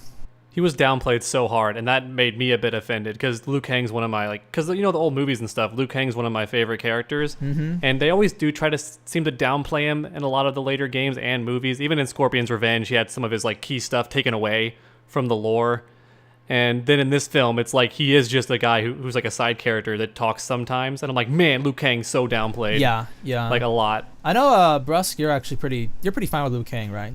Yeah, as the Liu Kang fan, as somebody as someone whose favorite character is Liu Kang, I thought it was pretty good. I do think he had the most dull dialogue, I would say. I don't know how to say but I feel again, as a Liu Kang fan, I can see that Ludi Lin is just working as hard as he can with what he has. Yeah. I don't think any of this is his fault or anything like that. I would definitely like to see him more in another like in a sequel, or was it him as the main character, him just having more to do? Because I feel like if he had more to do with the right script, with the right direction, with more screen time, and him just being the main character, I feel like he would be as influential to the character as Robin Show was in the '95 movie. I feel like it'd be like a nice thing for Ludi Lin, because like he was in Power Rangers, and then like that Power Rangers movie got fucked, so like his fucking career kind of got fucked too. So him like coming back with this Mortal Kombat shit, I think would be fucking sick. The other thing I would say, like I noticed, like Max pointed this out and I didn't notice it, but like I noticed like what, like he was doing like these weird things, like he was just like moving his with his hands, yeah, right? Moving his hands like a little real fucking weird. I was like, wait, what the fuck are you doing? It's a little weird. It didn't bother me, but I was just like, oh, okay, now that you pointed that out, it's like, okay, what the fuck are you doing, dude? If the people making these movies are at all competent, the next film will have to do more with him, because not only do you have the obvious Liu Kang and Katana thing to give him some romantic scenes, you also have the fact that he's not actually avenged Kung Lao yet, because Shang Tsung is the one who did it. So you can have some, that is true. You killed my cousin, Shang Tsung, so he can get a bit more, he can display more range in the sequel if they're not completely incompetent and fuck it up, but I'm sure they will fuck it up. But fingers crossed that the dude gets more to work with in the next one. Yep, for sure. Yeah. I think actually Liu Kang and Kung Lao in this movie, I get the feeling that like, compared to the other characters, these two are like, their arcs are kind of already completed, so they're here to like just be there or to help, I guess. Yeah, that's how one way I'm looking at it. Compared to the other four who have character developments, personally, I think Liu Kang is, as I stated in my review, I still think his hand movement gestures and the way he speaks is kind of weird to me. And I get it, because a lot of people, and also you said it to me, Bruce, too. You're like, though he's a monk, he should be talking like that. Yeah. He comes across as humble, he comes across as loyal and stuff, and that's what I kind of like to see as with Liu Kang. I like the very innocent type tropes, the innocent type characterization, the young boyish characterization for Liu Kang. I like that for Liu. So like anything similar to that, I think I'm okay with. Again, I don't think he's like the best thing ever or anything, but I feel like I can see potential. Like I can see this guy actually being really, really fucking good, given a better script and better direction. For sure, he looks the part 110%. Yeah. There's only one part that like was weird to me, and it's the part where like Sonya says something and it just like triggers Liu Kang to walk at her all dramatically and talk about how she's going to lose everything she's loved. Everything she cares about is going to be ravaged. Oh my god, it's all going to be destroyed. And I'm like, Liu Kang wouldn't talk this way. Why is everyone in this movie a dick to Sonya? Yeah, same in Scorpion's Revenge too. Kung Lao's like, sorry, this is for warriors. Well, in Scorpion's Revenge, it was the writers just shitting on it. Here it's the characters. Kung Lao's like, sorry, this is for warriors, lady. And it's like, sorry, ma'am, but you only allowed yeah, for... and that's the thing with it. I mean, like, I guess we're probably gonna get a little too far into it, but like with the Arcana, that comes with the Arcana thing too. Arcana thing feels... We will take our time with that. Okay, let's just wait until we get there. Before we get there, let me just sum up Liu Kang. I want to mention just something I like about Liu Kang that I don't really think he had in this movie. And that's like, I think Liu Kang has a pretty good sense of humor throughout like the series. Like in the 1995 movie, even in the NRS games, it's like he seems like he does seem like he's very loyal to in the NRS games to Raiden, but like he at least seems like a fun guy to hang out with, or like he at least seems like he's really I actually sometimes even call him the second Johnny Cage sometimes, because he's a funny guy in my opinion, and I feel like that personality is kind of lacking in this and Scorpion's Revenge, but that's just me. That's just like I feel like I wanted to see more of that in my opinion. I agree for his character. I agree 100%. Before we continue, do you guys? I need to use the bathroom, so I'll bathroom be break. back All right.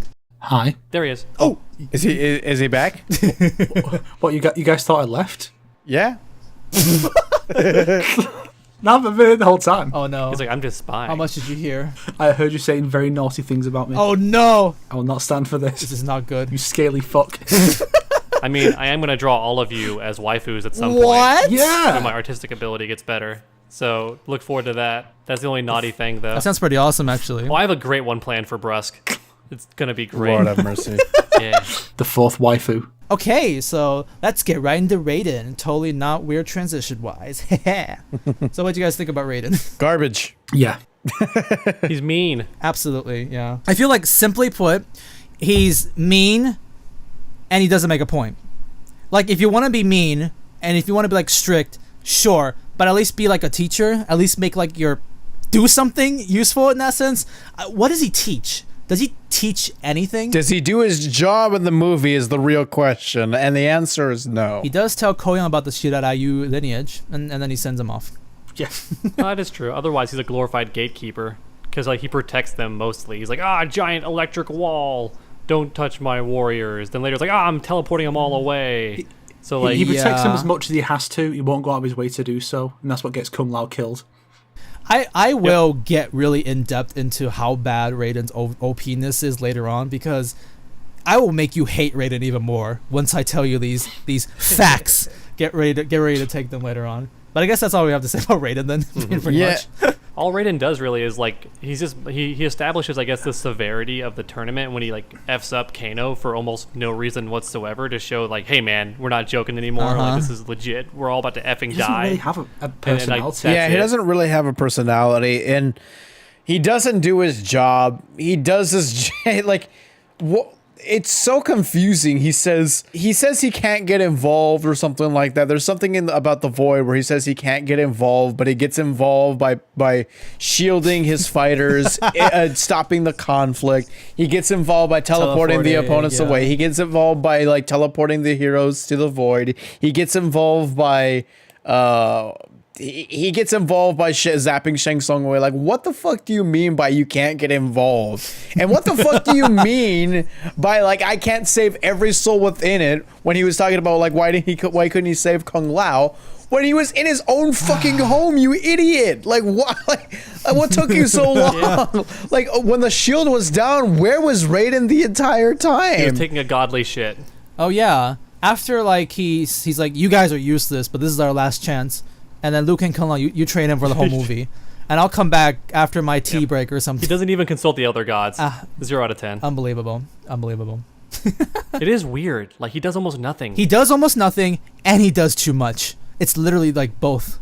It's literally both. So let's get into the complicated nature of the Arcana in this movie.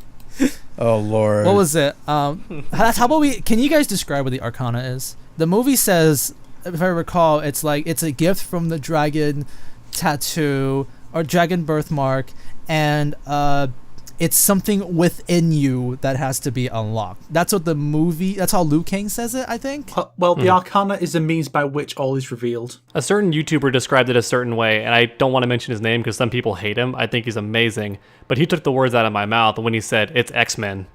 Oh. Like, Arcana is X-Men. They're mutants, and that's their like Power Rangers. Yeah. Like, it just shows up. One way of putting it. Yeah. The funny thing is, actually, like, I actually looked at some interviews. I think, like, the actor of Jax says it's like, it's when there's something very urgent. It's like you want to save someone is when you will activate or it. you really want that egg roll. Yeah, and the actor of Ko Young says it's like it's under pressure that you activate it. So it's like, sometimes pressure can crush you, but sometimes pressure can rough out the diamond or something like that. What is it? I don't get it. I love how the actors have to explain what it is. The actors got to explain what it is because the film, like, just is like a power. Yeah. And that's pretty much it. For a film that's basically focused entirely on explaining where the powers come from, it does a very poor job of explaining where the powers come from. Exactly. Which is exactly why we have to theorize it.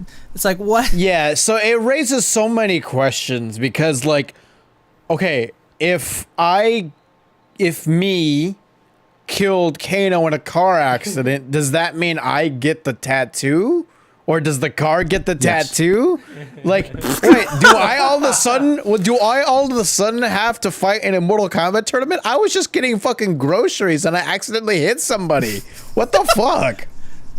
Yeah. I get the idea though. That, like, it's supposed to be if you best them in combat, then suddenly, like, well, of course you're better because you can beat them. Yeah, and that's the thing. Like, yeah, I'm just like, yeah, but like now you're just trying to explain a pothole. Like, you're just, yeah. Oh yeah, for sure. I feel like we can do a whole separate video theorizing about this. The Arcana plot is like, in my opinion, the biggest reason they need to put this in the movie is to give characters arcs, is to be like they have to overcome something in order to activate the Arcana. That's what I always thought. But everything in their journey doesn't relate to how they get the Arcana. Yeah. Yeah, that's one way to look at it. I also thought that it was just like Spider-Man, the first Spider-Man movies by Sam Raimi, where they thought it would be too difficult to explain that Spider-Man makes his own web shooters. So they said, fuck it just comes from him. Yeah. I mean, like, I feel like that would... has webs. I thought it was I like feel that. like that would kind of like... I prefer the web shooters, but like... That the Raimi thing I don't really have a problem with because I feel like I feel like that kind of would make sense. That's what I mean though. They just thought it would be easier to have them just have powers than to explain the intricacies of why everybody has their different things. The thing is that with the whole Arcana thing, it feels like you're useless until you unlock your Arcana, and I feel like that goes against the entire concept of Mortal Kombat, is that like anybody can be chosen. Yes, people are a little bit more special than others, but generally anybody can be chosen. Like anybody can be in the shoes of fighting for the Earth for in the Mortal Kombat tournament and such. It's not only against Mortal Kombat, it's also provably wrong because you can kill someone and get the power. Sonya still beats Kano with no powers. And also, when she does that, she gets the power immediately and doesn't have to unlock it like everyone else. That's true. And then it feels like that's her arc. And it feels like the Arcana thing. It's a little bit. It's a little elites club for me. Like if you have the Arcana, then you're important. If you have the Arcana, then that's when you matter and stuff like that. Well, which is always what I thought Sonya's arc was gonna be. Yeah, it's like I don't need the Arcana and I can still fight. Like that's always what I thought. And I feel like in today's climate, when talking about like female protagonists and stuff like that, I feel like only being useful when you have this thing, I feel like that's a little rough and weird. Like I don't think that's something you want to do with. Yeah. I really do stand by my idea that it was just an easier way of explaining. Yeah, and again, abilities. this is the only reason this is another example of the studio not having faith in the audience and the source material. They have to explain why stupid things are stupid, that kind of stuff. Like, I'm not saying like Mortal Kombat isn't silly or anything like that. Like there's silly stuff in it, but you don't have to treat it that way. You don't have to you don't have to treat things on face value, because if we did that, then we wouldn't take Batman seriously. Like if you take things on face value with Batman, a guy dresses up in a big giant suit just as a bat and beats up people, like that on face value is stupid. But like we all know Batman isn't stupid. We know that. So with Mortal Kombat, we don't have to explain why things are stupid. All you gotta do is just have one line where Kano says, hey mate, how'd you shoot that fireball out of your hand? We monks train very religiously, and we tap into our inner chi or something like that. That's all you have to do. That's literally it. That's all you have to fucking do. It's just, the fuck. Yeah, and then Kano just can go around and say like, hey, I just okay, all right, fine. Where's the beer? Like that's it. That's literally all you need to do. If again, and I pointed this out in my video. If audiences don't care that a tree can talk, if audiences don't care that a raccoon can talk, if audiences don't care that Atlanteans can speak underwater, if audiences don't care that Captain America's shield doesn't obey the laws of physics, no one's gonna fucking care that Liu Kang shows a fireball out of his fucking hand. Come on, give me a break. Yeah. I never questioned why Ken has a flaming Shoryuken in Street Fighter. Yeah. It never needed to be explained to me. There are two positives that came out of the Arcana, though, and then like one big negative. Okay. So two positives to me. Number one, I like Sonya being able to actually fire it herself. I thought it was kind of silly how she's the only person, aside from Jax, that needs a gadget to like use her power. I like the idea of her just shooting the purple rings. That's kind of cool to me. And it's a reference to the original, too. Yeah, exactly. And I also love the idea that not only did Jax get arms, but he may actually be a techromancer, which will explain why his gauntlets can randomly shoot rockets and stuff in the sequel. He can on the fly like upgrade his arms. That would be fucking sick. That would be really cool. Hopefully. The The net negative is that now Kano's just laser eye, when before he was like cybernetic guy who has like a bunch of tricks up his sleeve, and now he's just laser eye. And guy. then like that raises another question: why doesn't he just shoot 2 lasers out of his eye? Like, why is it just one? Reference. That would have been so. I would have laughed if that happened at one point. Like he goes, and fires 2 as like the finale. Like, that would be very I would funny. have laughed super hard. I had the funny thought of like Kung Lao's Arcanas, and he just grew the fucking hat out of his fucking head.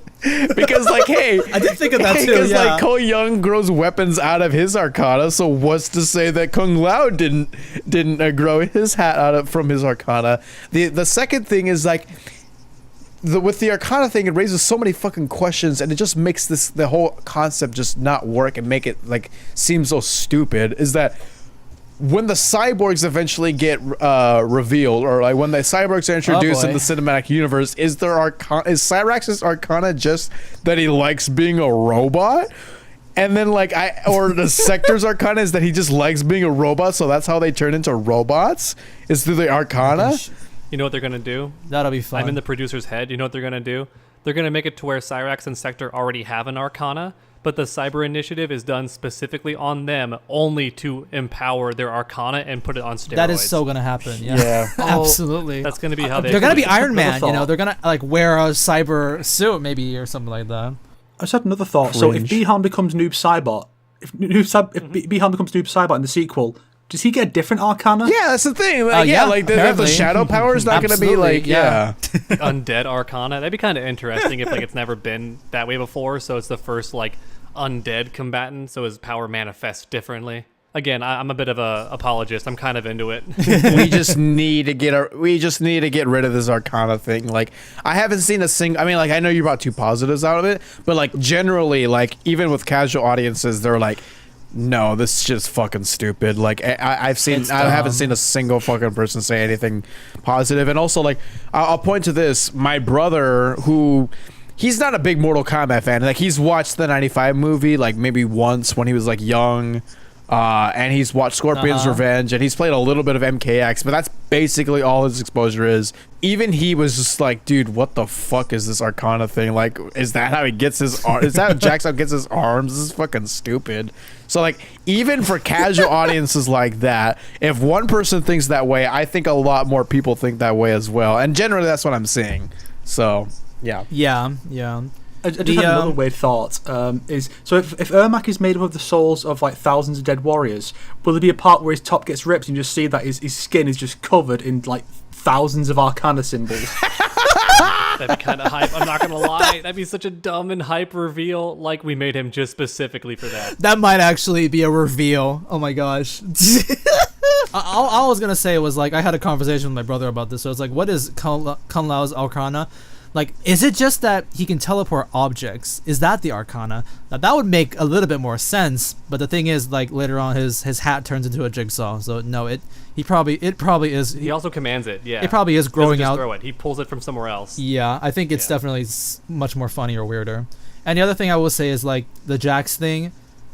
Jax growing that arm is still too funny to me, in my opinion. Like, that's the Arcana. That's so fucking cringe. It is funny. I think it could have been. It could maybe work if it was that he just grows the metal over his normal arms, and then in a sequel he loses the arms, and that's why he gets the weedy little like little metal ones he has from the monks. But does he like grow it back slowly?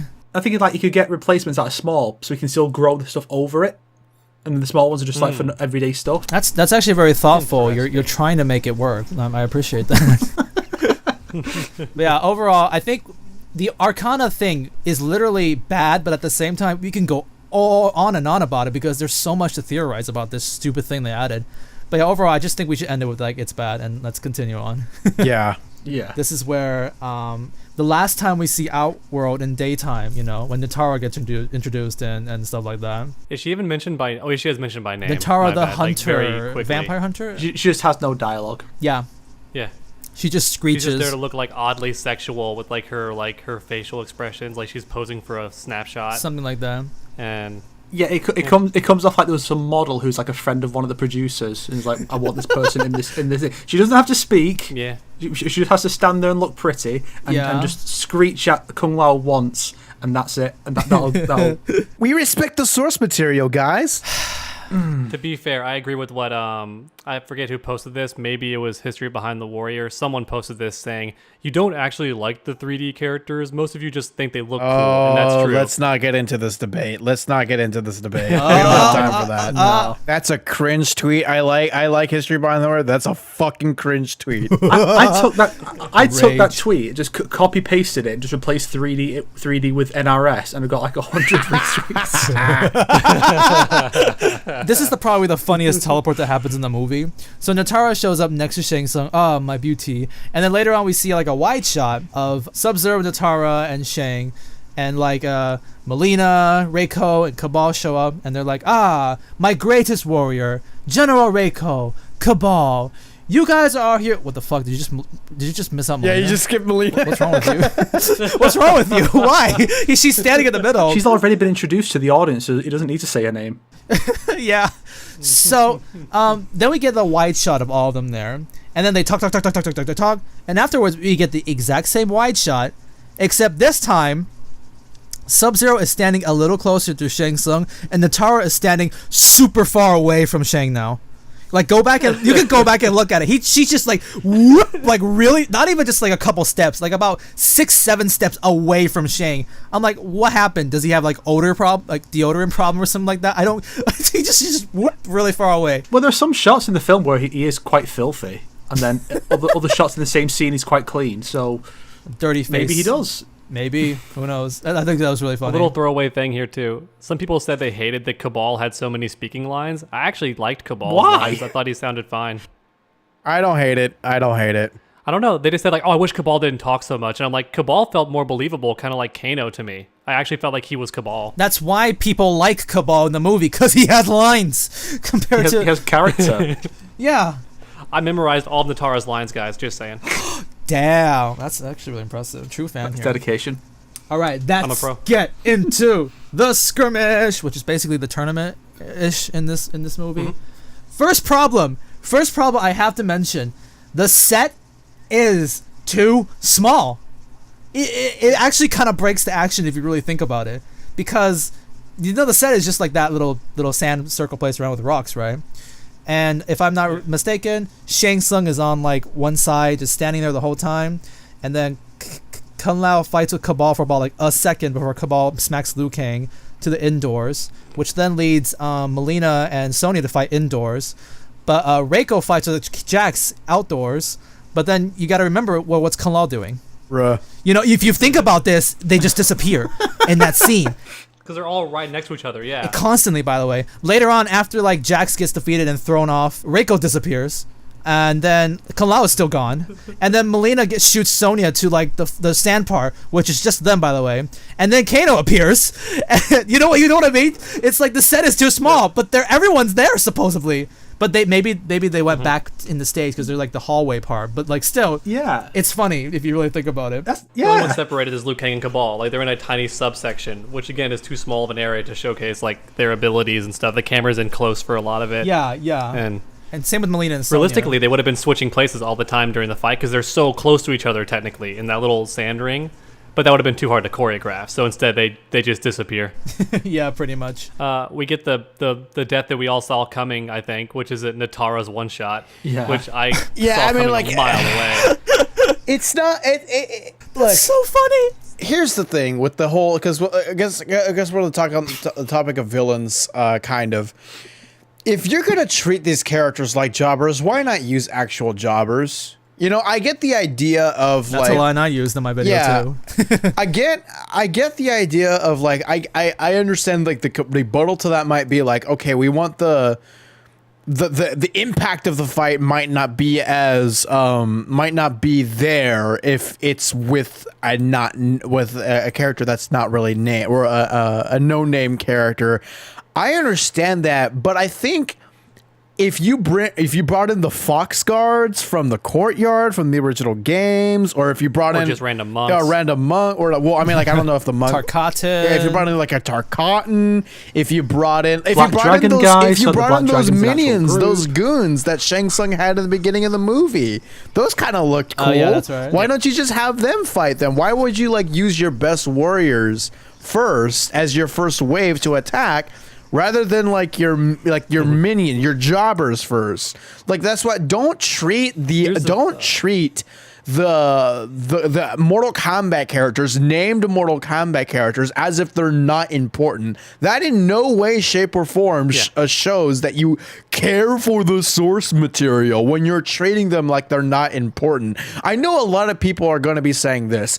Well, Brusk, who cares about Rico? Who cares about Nitara? These characters are jobbers anyways. And I'm just like, hold on a second. If you have the option to actually make these characters cool, rather than not doing that, what's going to be better? I think the option of making the characters cool is probably the better option. Because I'm going to say, who gives a shit about half the fucking cast, half the fucking characters in the new Suicide Squad movie? No one gives a fuck about fucking Polka Dot Man or Bloodsport or anything like that. But the reason why we're actually kind of interested, the interesting about the new Suicide Squad movie is that James Gunn is taking these fucking no-name jobber characters and actually making them fucking cool. So like that's kind of fucking interesting. Like, hopefully. I believe in James Gunn. It's gonna fucking happen. So I actually do. Yeah. I'm just saying, like, if you have the option to actually make these characters cool, do it. And it's not like I'm not asking for like, oh, this character needs to have an arc or this character needs to get from point A to point B. I mean, like that would be cool and all that kind of stuff. But like, see, people generally have a good response to Kung Lao in this movie. I like Kung Lao in this movie. He has really cool things to do. There's not much to his character, but his characterization, I think I like. The things that he does in the movie, I think I like. And generally, I think a lot of people are on board with me like that. So if you just take that and you give that to every character, so you make every character likable, how are you going to sit here and tell me, wow, who cares about that? No, I think you would probably say, oh, that's kind of a good idea. Because that is a good idea. I'm not trying to sound condescending. I'm not trying to sound super like, oh, I'm right and all that kind of stuff. But I'm literally just saying, can we just make our characters better? Can we just have good writing? Can we have good intimidating villains? That's it. That's all I'm asking for. Yeah, absolutely. Yeah. I have a couple of things to add to that too. So I do agree that like you need to give them their respect and like their screen time. And I also agree that it's a Mortal Kombat film, so it probably should have some characters dying. I always found it really bizarre how in MK9, up until the infamous Sindel scene, pretty much no one had died yet, and I was super confused. I was like, what game is this? Like, shouldn't we have lost at least like 3 or 4 people? Like, at this point in time? We've gotten through like the first 3 games already. I don't think any of the villains really died in MK9 too, actually. Yeah, that's what I'm saying. But just with Sindel that said, and right? Khan. Yeah. Shang Tsung. One thing NetherRealm... Oh, sorry. And Bihan. Fuck. Oh, yeah, that's right. One thing NetherRealm does well in this regard, NetherRealm does purposely insert crowds into a lot of their fights, like when Kotal Khan or even Baraka in MK11 is just slaughtering random Kotal Khan minions to show that at least Baraka is strong in that regard. He's like way above the average person. He may lose to all the main characters, but at least he takes out a bunch of nobodies to show that he's at least above average for Tarkatans, right? Yeah. And they could have done the exact same thing with Nitara. Shang Tsung hypes her up. It's not just that she's one shot. It's that he literally has a scene where he goes, oh, yes, my most like prized fighter. And so you think she's going to do something. I expected her to at least kill some nobodies. I thought she may grab a monk and toss him, or even just fly in and like drop kick some of the main characters just to disperse them and like, you know, be like a monkey wrench. Oh yeah, they had like monks in the tempo too. Now that I think about it, they could. Yeah. And it's also not the tournament, so anyone can intervene if they want to. Like the monks can help. Like, there's no reason why they wouldn't like be helping and assisting. So Nitara could have killed them off, but again, the budget I think is the issue there. It's hard to animate CGI flying bitch like killing everybody.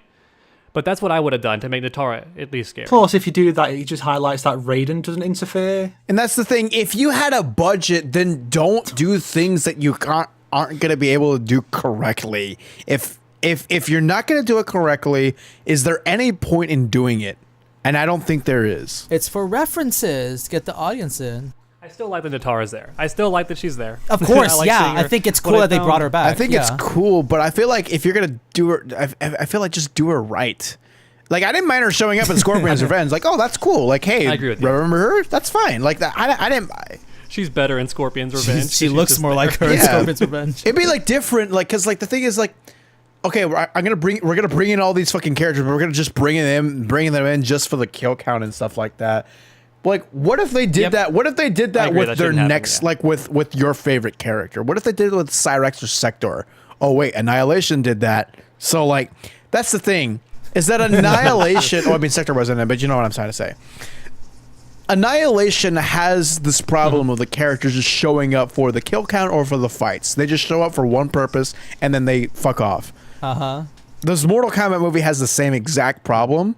Why are people like saying? Why are people like defending this shit? Why are people saying like, well, who cares about them? Like, what? Wait, we all had a problem. You guys were all calling it out, rightfully so. You guys were all calling it out in Annihilation. Annihilation. You guys were shitting on it and like taking it all bad movie lol. I mean, it is. I'm not saying it's not. But then, like, when this movie has the same problems, why the fuck are you like making all these fucking dumbass excuses? That's what it's mind-boggling to me. Yeah, it is, and I do think that like Kung Lao could definitely take out Nitara, but she needed to have scenes of her doing some stuff, like, right? like just establish a threat with your villains. Show Mileena. God forbid she does something. Yeah, show Mileena biting a head off. Show Mileena biting a head off. Show Reiko being a strategic general. Show Shang. Literally, like, tell me what fucking Shang Tsung is all about. Reiko was doomed from the start. Yeah. I knew Reiko was fucked. Like, no offense, but like even when I heard the name Reiko, I was like, oh, I can already see it. He's gonna be Big Hammer guy. And that's gonna be like, I'm just. Isn't he Big Hammer guy in the 3D era? Like, I didn't know. Even in NetherRealm games, he's like the guy who started all the like most important laws and like Geneva Convention style codes and stuff. The like comics aren't canon. I'm sorry. Well, they say it in the game. Well, they're semi-canon. They're semi-canon. But yeah, we all agree that like that death was crazy. Then, yeah, that was like the only thing I wanted to add to that. I have to say though, the Brusk, you definitely went all out there. Like your your rage was shown in this part. Rage poet, especially. So let me kind of touch on the Nitara fight a little bit, because I told you about the set problem, right? Kung Lao was standing like a little bit on the left side of the arena, just standing there waiting for Nitara. Nitara flies down. Kung Lao jumps on Nitara, and then he still flies on her. Underneath her is still sand. And then he performs the fatality where he was standing. So basically, they're like, you know what I mean? They're going forward, but that doesn't make any sense in the set. And also, Shang and like Sub-Zero Bihan are standing behind them. They're just gone there too. Oh, I didn't notice that. Yeah, like, I didn't know. It breaks apart. I just pointed that out. Yeah, you're right. They're just not even there anymore.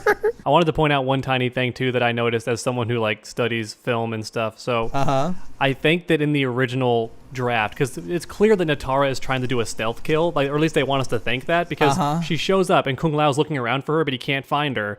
So he decides, screw it, I'm just gonna do the whole like monk thing where I close my eyes and like use my senses to get her when she comes at me, right? And then it even seems like she's going to be stealthy because she's on like the statue. She's in his blind spot. She's like, okay, I'm going in. But then somebody in the editing room just thought, this needs to be more dramatic. Let's add her scream, like for no reason as she's flying in. Oh my gosh. Yep. Even though it gives away her location. She goes, wee, like as she comes in. And it's like, why? She had every advantage. The Huntress Nitara. Yeah, because Nitara. And it just gives her away, and it's like that she wouldn't do that. And I think if you were to watch it frame by frame, you'd probably even notice that the actress is like not opening her mouth to scream. It's like a total studio editor like thing. To close up with Nitara, I will say this at least: her fatality was the best in the film. It was like the most brutal. Yeah, I think Kung Lao's fatality. That and maybe there was another one. Jax? No, not Jax's. Because that could easily be PG-13. That's all I can think about. That one and the other. Oh my god, my brain is just farting right now. Reptile, Sub-Zero, Liu Kang, Scorpion. No, not Scorpion. Oh, just Ko Yang. You mean Goro? Goro's death? Goro's death. Yes, Goro's death. Yeah. Oh my god, I had a huge yeah, fucking brain fart. Holy Jesus fucking Christ. Those are the only two. Those are the only two fails where where it feels like that's over PG-13. Everything else, I think can be PG-13, especially unfortunately the Toasty.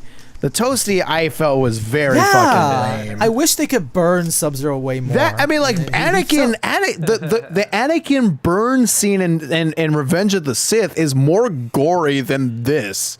Like, how the fuck is that? How the fuck is a PG-13 death more gory than an R-rated movie death? What the hell? For the same thing. Toasty and MK versus DCU. I hate you. The MK versus DCU version of Toasty was more violent than this too. Yeah. Yep. Okay, so the other fights here, I have like a whole note listed out here because I have a lot of funny points here to point out. The I think Cabal Liu Kang, pretty good, bro. It's okay, a little short, but okay. Jax Reiko, stupid, but pretty sure. Okay, Brusk, you did not. I remember you specifically did not like Sonya versus Mileena, and I looked at that scene very carefully, and I think I know exactly why that fight scene is weird. Go ahead. So get ready to hear this. Mileena was fighting with her two sais against Sonya, and I think Sonya was fighting with her like knives or knife. I forgot. The thing is, the fight was like they were like clinking their knives, and they were also punching each other. So when they're clinking their knives, they have to clink their knives. But when they're about to like they're gonna get a hit in, they don't use the knife. They punch each other.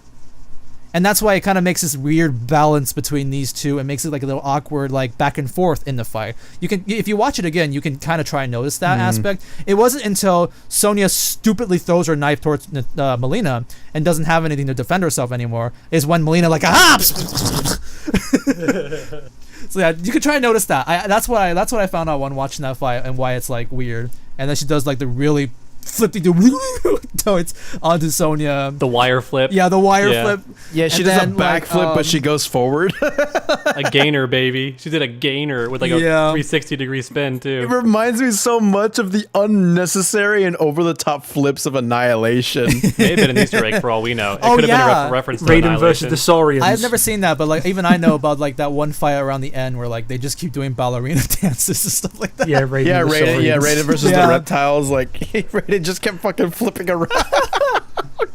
Oh, wow, Reptile returns in that? Okay, never mind. They're reptilians. It's also like it proves Thicklina is different in this movie too, because Mileena would never spare anybody, even if they're not like a chosen. She just eats. Yeah. So her to be like, "You're not worthy," to which I thought too. How do you know? Yeah, like, can you smell it? Because the birthmark could be under any number of clothing. Like it could be anywhere. Yeah, it could be on her butt. She licks the blood. She licks the blood on the side, so it must be a taste. I think maybe she tastes the blood. That's because when she tastes the blood, then she looks at the sai, and she's like, and she talks like Reptile for some fucking reason. Right. She's like, "This is not the blood of a chosen one. Like your death has no worth." Like I will give you this though. I'm impressed with her lips when she said those lines. It's like. It's like you're shaking those lips really impressively, Sissy. Good job. Yeah, I don't know, man. I'm not digging it. Like she talks normally. For sure, yeah, it's dumb. I'm just saying I'm impressed with the shaking lips. She talks normally when we first see her have lines, and then she all of a sudden fucking talks like Reptile. By the way, I was like when I listened to the voice because she starts to have that echo thing when she's talking to Sonya. Yeah. When I like tried to listen to it, I'm like, oh my gosh, this is the exact same thing I did when I made my Ermac joke in like the poker room and stuff like that.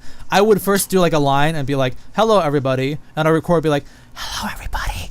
That's the exact same thing they did with Mileena. They made her talk and you can hear like a little "Death is the bottom." And stuff like that. It's like, wow, you did the exact same thing I did like 2 years ago. And the effect will randomly disappear in the film too. Yep. Sometimes the character that's supposed to have an echo will just not have like the voice modulation or whatever. It disappears sometimes in the movie. She didn't have that in the beginning when she started talking. Yeah. Shang Tsung's goes away too. He has like an echo voice sometimes, and then other times it's normal. It's really all right, funny. Everybody. I'm here to give you guys the most like this is the most prepared scene I'm about to describe to you guys. It is actually when you first looked at it, it's just like whatever, it's some bad stuff. But when you actually really analyze this one scene, you will realize that this is probably the worst cinematic scene, at least in 2021 in my opinion, because all these bad things that I'm about to describe all happen here within this 1 minute, and that is Kung Lao's death. Okay, are you ready? I have this. I think I know what you're gonna say. I think I know what you're gonna say. All right, keep going. You will not know what exactly I'm gonna say because I'm gonna say so many things. Okay, so let me start up with this thing. Raiden's power.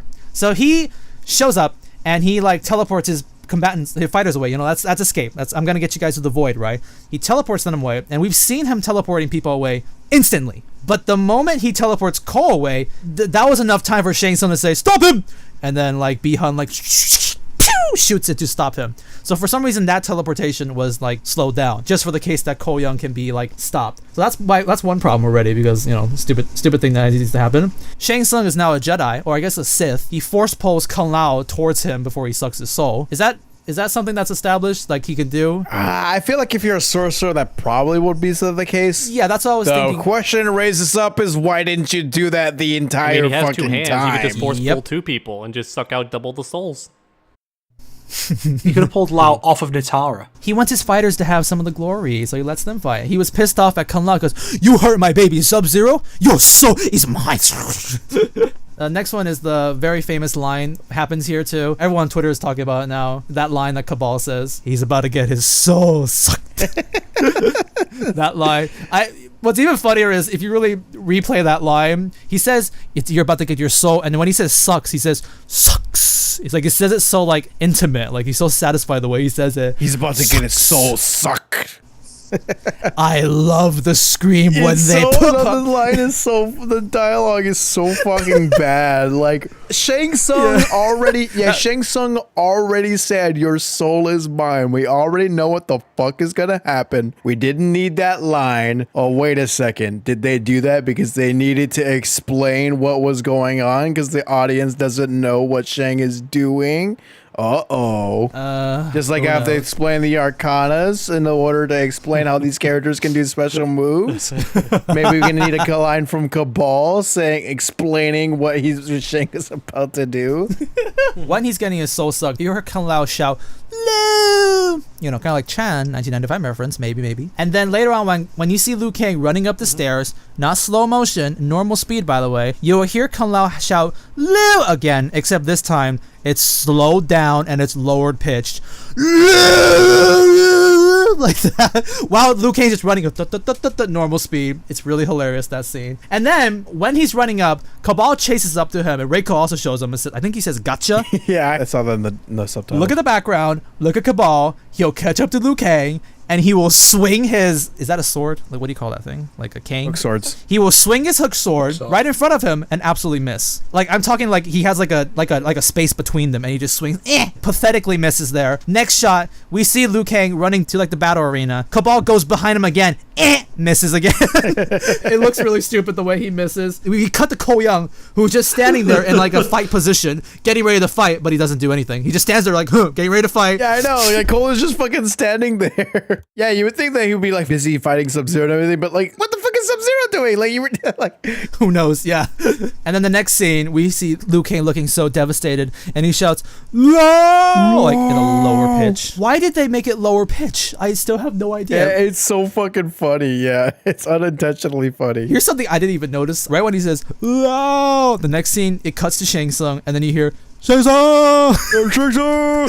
You just hear him say, "Shang Tsung!" Like, why? You're like, what the fuck? Why isn't Liu stopping him? What the fuck? Why are you just standing there, you idiot? I'm gonna get into that right now. There are so many ways you could stop that. Liu Kang could just shoot a fireball, but Ko Young stops him. Which, by the way, Ko Young could have stopped him. Ko Young could just go up to stop Shang Tsung. Remember, Kung Lao threw the hat to stop Sub-Zero, and it flew away. Kung Lao could have probably used that hat to hit Shang Tsung, but instead he chooses it to go into, like, the teleporting Raiden Thunder. He specifically chooses that. Yeah, like... Yeah, that's the thing. That's the thing I noticed. He specifically chooses that. And also, Raiden could have obviously saved him, but no, he just left it. That's 4 ways to do it. To top it all off, that whole dramatic scene of him sucking the soul. The moment he's done sucking the soul, Mileena teleports right behind Shang Tsung. Pew! All of a sudden, she's just right there.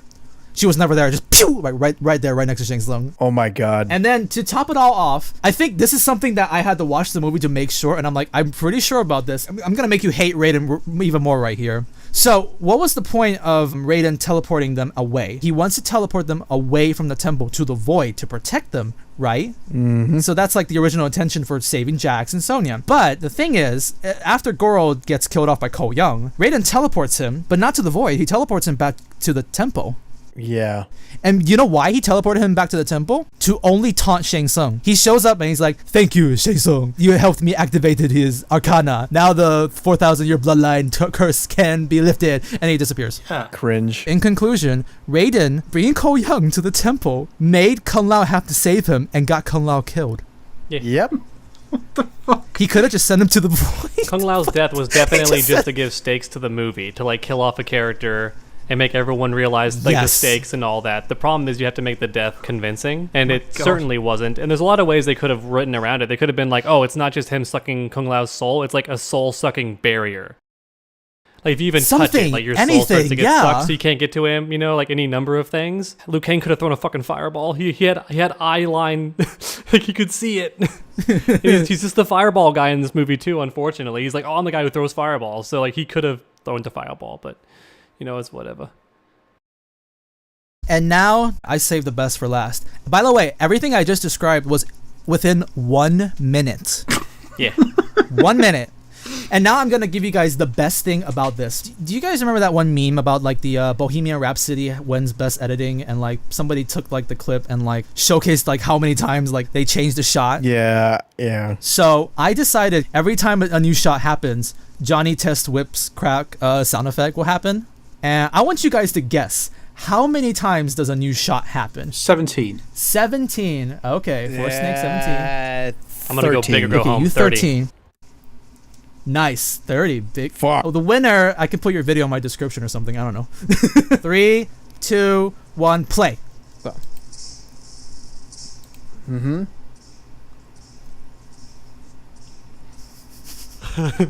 Oh my god. Oh my fucking god. This is awful. Well, Jesus fucking Christ. well, you've already lost. Oh my god. Sucks. Oh my god, TrueUnderDawg, you got it. Yeah, It's baby, not I wanted 30 to be at least seconds yet. 50, honestly, so I lowballed it when I said 30. Okay, here we go. Swing and a miss. Swing and a miss. Oh my lord. This is awful. I didn't even fucking notice this. The longest shot was the soul sucking. Shazam! Oh my god. The tiny little soul. No, you gotta stop. No. And Mileena right there. Mileena's, yeah. Freaking hat.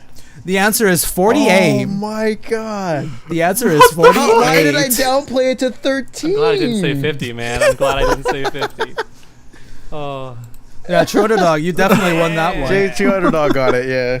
And that is my TED Talk for why I think this is the worst scene in cinematography of 2021. 1 minute. Everything I said just then within 1 minute. I lost it a bit when I saw the soul pull, and like there's like 15 cuts in the span of like 3 seconds of like foot shot, hand shot, face shot, foot shot, like really quick.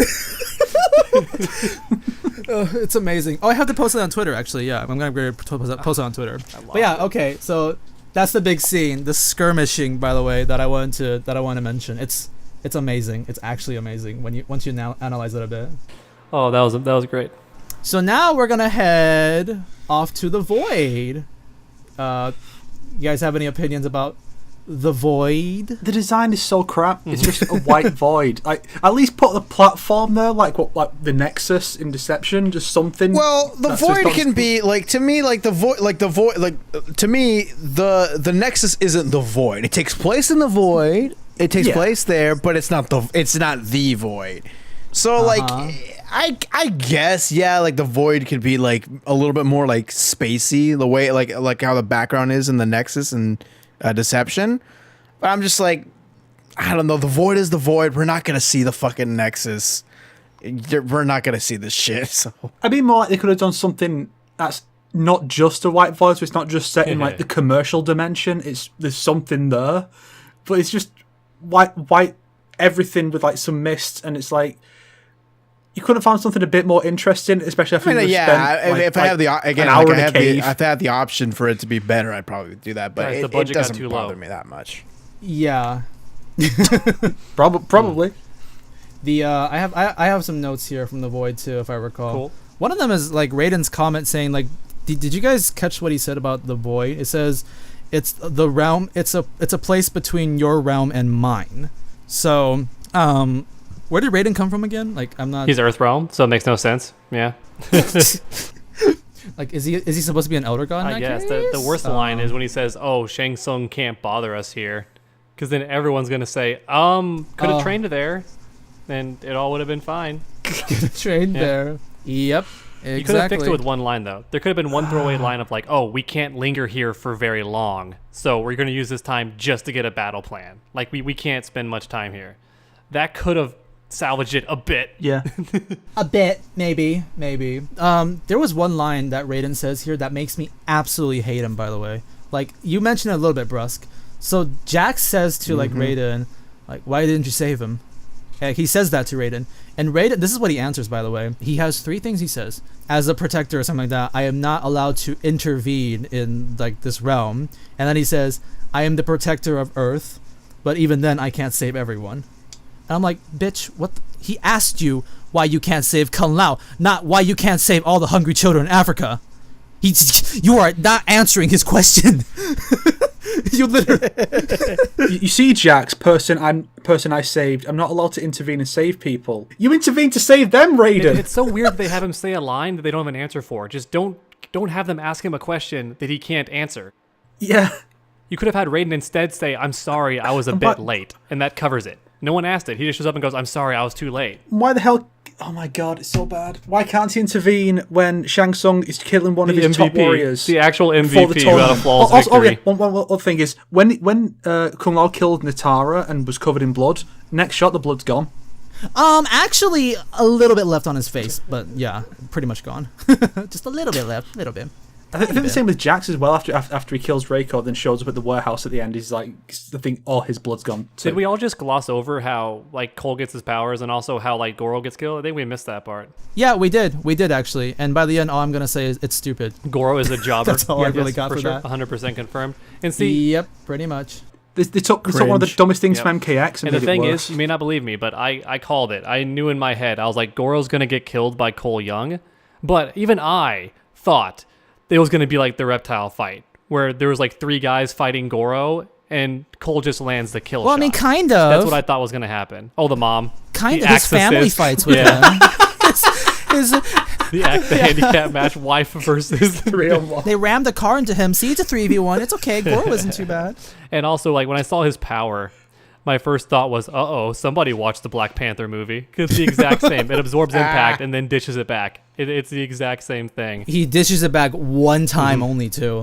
Here's the thing, too. I completely forgot he dishes it back, too. Maybe I'm giving the writers too much credit here when I look into it like this. But you are. I really did think that they were trying to get this across. It doesn't excuse anything, but I really do think this is what they were going for. So Cole Young is shown to like not be a very good fighter. And even when he's training, he's like getting messed up. Yeah. Right? Like with the other warriors, he's just getting kind of messed up. And then what's it turn out that he's actually He won one fight only. Yeah, exactly. And what's it turn out? Like instead, it's not his drive to fight people that activates his Arcana. It's his drive to protect. His drive to save his family is what causes his ability to trigger. So he was never offense. He's always been protect. That's why it activates his Arcana, because he must save like his family. Even his power is defense in nature. It takes hits. It's not about being the aggressor. Ooh, right? And we also see Scorpion. You're right, actually. You are getting it. Yeah. And we see Scorpion also build his like thread, whatever that magic thread crap is that he builds around the kunai. We have a shot of that at one point in the Netherrealm of him wrapping up the kunai with like some special material. And Cole's suit's made of the same special material. I remember that. So they kind of foreshadow that. But I really do think they were going for, Cole is defense. Yeah. Like Cole is defense first. That's like his whole thing. That's why his power is like defense and all that. But also his knife is apparently super sharp because it cut clean through Goro. But then later on can't cut through ice. Kind of interesting. But yeah, sorry. I just wanted to get that. I had that theory about Cole's power, and I think it adds up. I think that may have been like the writer's vision. Maybe. Probably, I mean, that's yeah. I slightly thought about that before. Like he's more defense instead of offense, and that's why the whole arc about him taking pain. I'm thinking about this too. Like remember like in the training, you got to feel the pain. It's all about taking pain is when you're gonna unlock your ability. That makes a little bit more sense, and it's still pretty lame for his ability too. Like your main character is a defense guy, is a shield man. There should have been more shots of him doing that. Like when the Scorpion and Sub-Zero fight happens later, there should have been like, Sub-Zero throws an ice ball and he jumps in front and just takes it and like nullifies it. There could have been like shots of that. to show that his whole thing is like, I can take it. But we don't really get that. Also, I will say, because we mentioned it earlier as a joke, but I actually did eye roll and facepalm when I heard her say, do the uppercut. There was foreshadowing to it. Yeah, because get it, guys. That's what you said in the arcade That's what you said in the arcade days when you were with your friends. You said do the uppercut. Clear ADR right next to the camera, like when she's really far away. Do the uppercut really close. Yep. And also there was one scene where like the Cole was in the house and you hear like his wife yell, Cole, and then Cole's like, Allison. Beautiful sound designs. They could have saved that scene too. They could have made the uppercut line better while getting the same foreshadowing, comeuppance and all that could have been done, but just reverse the order. Have him do the uppercut on instinct, then cut to his daughter and look at her mom and go, he did it. He did the uppercut. That like is immediately better than having her yell, do the uppercut, and go, derp, and just do it. Because for one, you're also warning Goro. Do the uppercut. Oh, an uppercut's coming? Just blocks it. Because she like legit tells him what he's going to do. Yeah. Okay, in conclusion, dumb scene. Dumb, bad. Goro was used completely jobber. So sad. The Void. There's more, actually a little bit more I want to say about the Void, about the dumb lines in there. So this is where Ko Young starts to be like, what do you call it? Take initiative, we've been fighting with their rules, but now we're going to have to take the fight to us. Kind of like in the beginning of the movie when he says, you should have controlled the cage. Ooh. And then he specifically says that, he says like, we need to split them up, right? I think he says that, right? We need to split them up, put them in an advantage state. Yeah. How is that going to help you? I mean, what I mean to say is like, you guys never were ganged up in the beginning. You were always 1v1 in the last skirmish. Or at least say that those matchups we had were bad, so let's change the matchups. I mean, Jack still fought Reiko. Teleport them over the cliff, the pit, and then they fall and die. There you go, Raiden. You've done your job for once. Good job, Raiden. Bitch. Oh yeah, there's a. You know what? Now that you mentioned the teleporting line, there was something very funny though. It was when Ko Young looked at Raiden and said, "Can you teleport them anywhere? So we can have an advantage fight." And that's when he like nods his head. Did Raiden not think of that?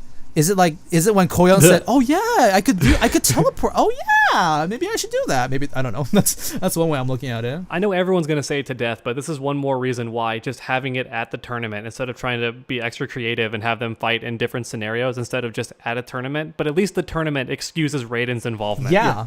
Like, it totally gets rid of your problem of God being able to fix everything. I think it was actually introduced in the original movie, the idea that Raiden can't interfere specifically for that purpose. And this movie just didn't learn any lesson learned from any previous MK movie.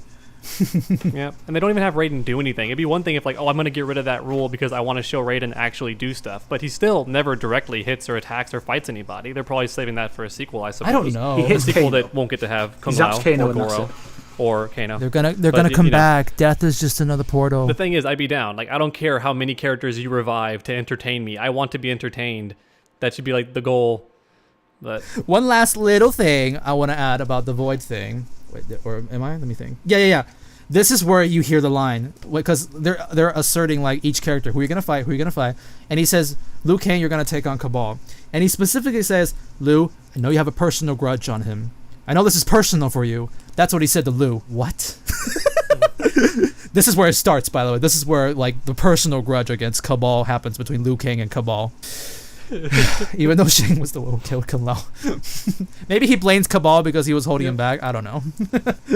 That's definitely what they're trying to go for, yeah. But if you had told me like last year, like, oh, by the way, like Liu Kang's main rival is going to be Cabal, I would have been like, yeah, what? that's the thing. Yeah, I pointed that out when we were doing the watch party. It was like, wait, hold on a second. Like, Liu Kang's climactic battles with fucking Cabal? Like, what the fuck? It's the only person he fights in the movie, isn't it? Actually, he fights Sub-Zero for a little bit. You fight Pretty Sub-Zero. much. He gets one shot by Sub-Zero, which I still haven't gotten Kung Lao over. then That's comes and still- saves him. Yeah. That's right, yeah. Isn't that the only fucking, like, real fight scene that he has? This fucking... Oh, whatever, bro. Fuck this movie.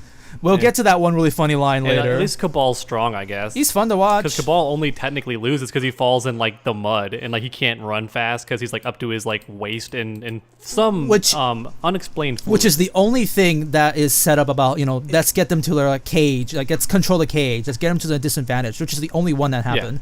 Which, yeah, like I don't get that said.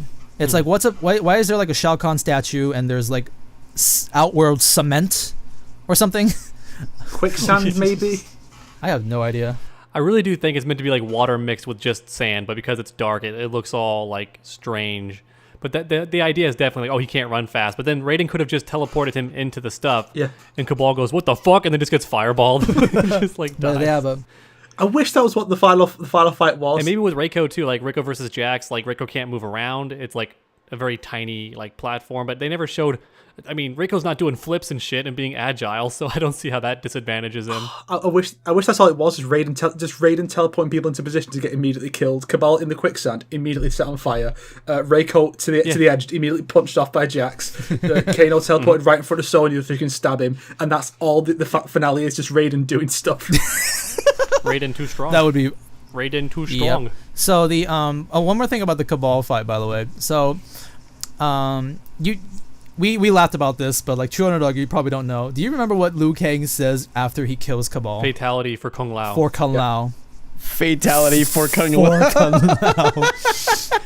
It sounds so weird too, because when he first said it, I didn't even think Liu Kang said it because his voice sounded so different. Fatality for Kung Lao. And I was like, for one thing, hearing a hero say fatality always is kind of weird to me because they're like the good guys. That's why, again, the announcer makes way more sense that the announcer says it, you know, and all that. But it's also funny because Cabal's already been pre-cooked, so he gets to be burned twice. I that's sad. I noticed that. Did y'all hear his reaction to the dragon when he sees it? Oh, he says, "Oh shit!" I think He goes, "What the fuck?" You know, or like, "What the shit?" Like, where did this come from? I wish he'd said, "Oh, not again." Oh no! I know, right? No, not the Not blades. the blade. Not the blades. Oh, not again. I hate you. So the by the way, right after that, say like fatality for Kung Lao. Then you guys probably didn't notice this, but right after that, Liu Kang then just like sits down and starts meditating, or I don't know, mourning for Cabal or something like that. When the fatality happened, it's fire, right? Couldn't Cabal have just dived into the fluid?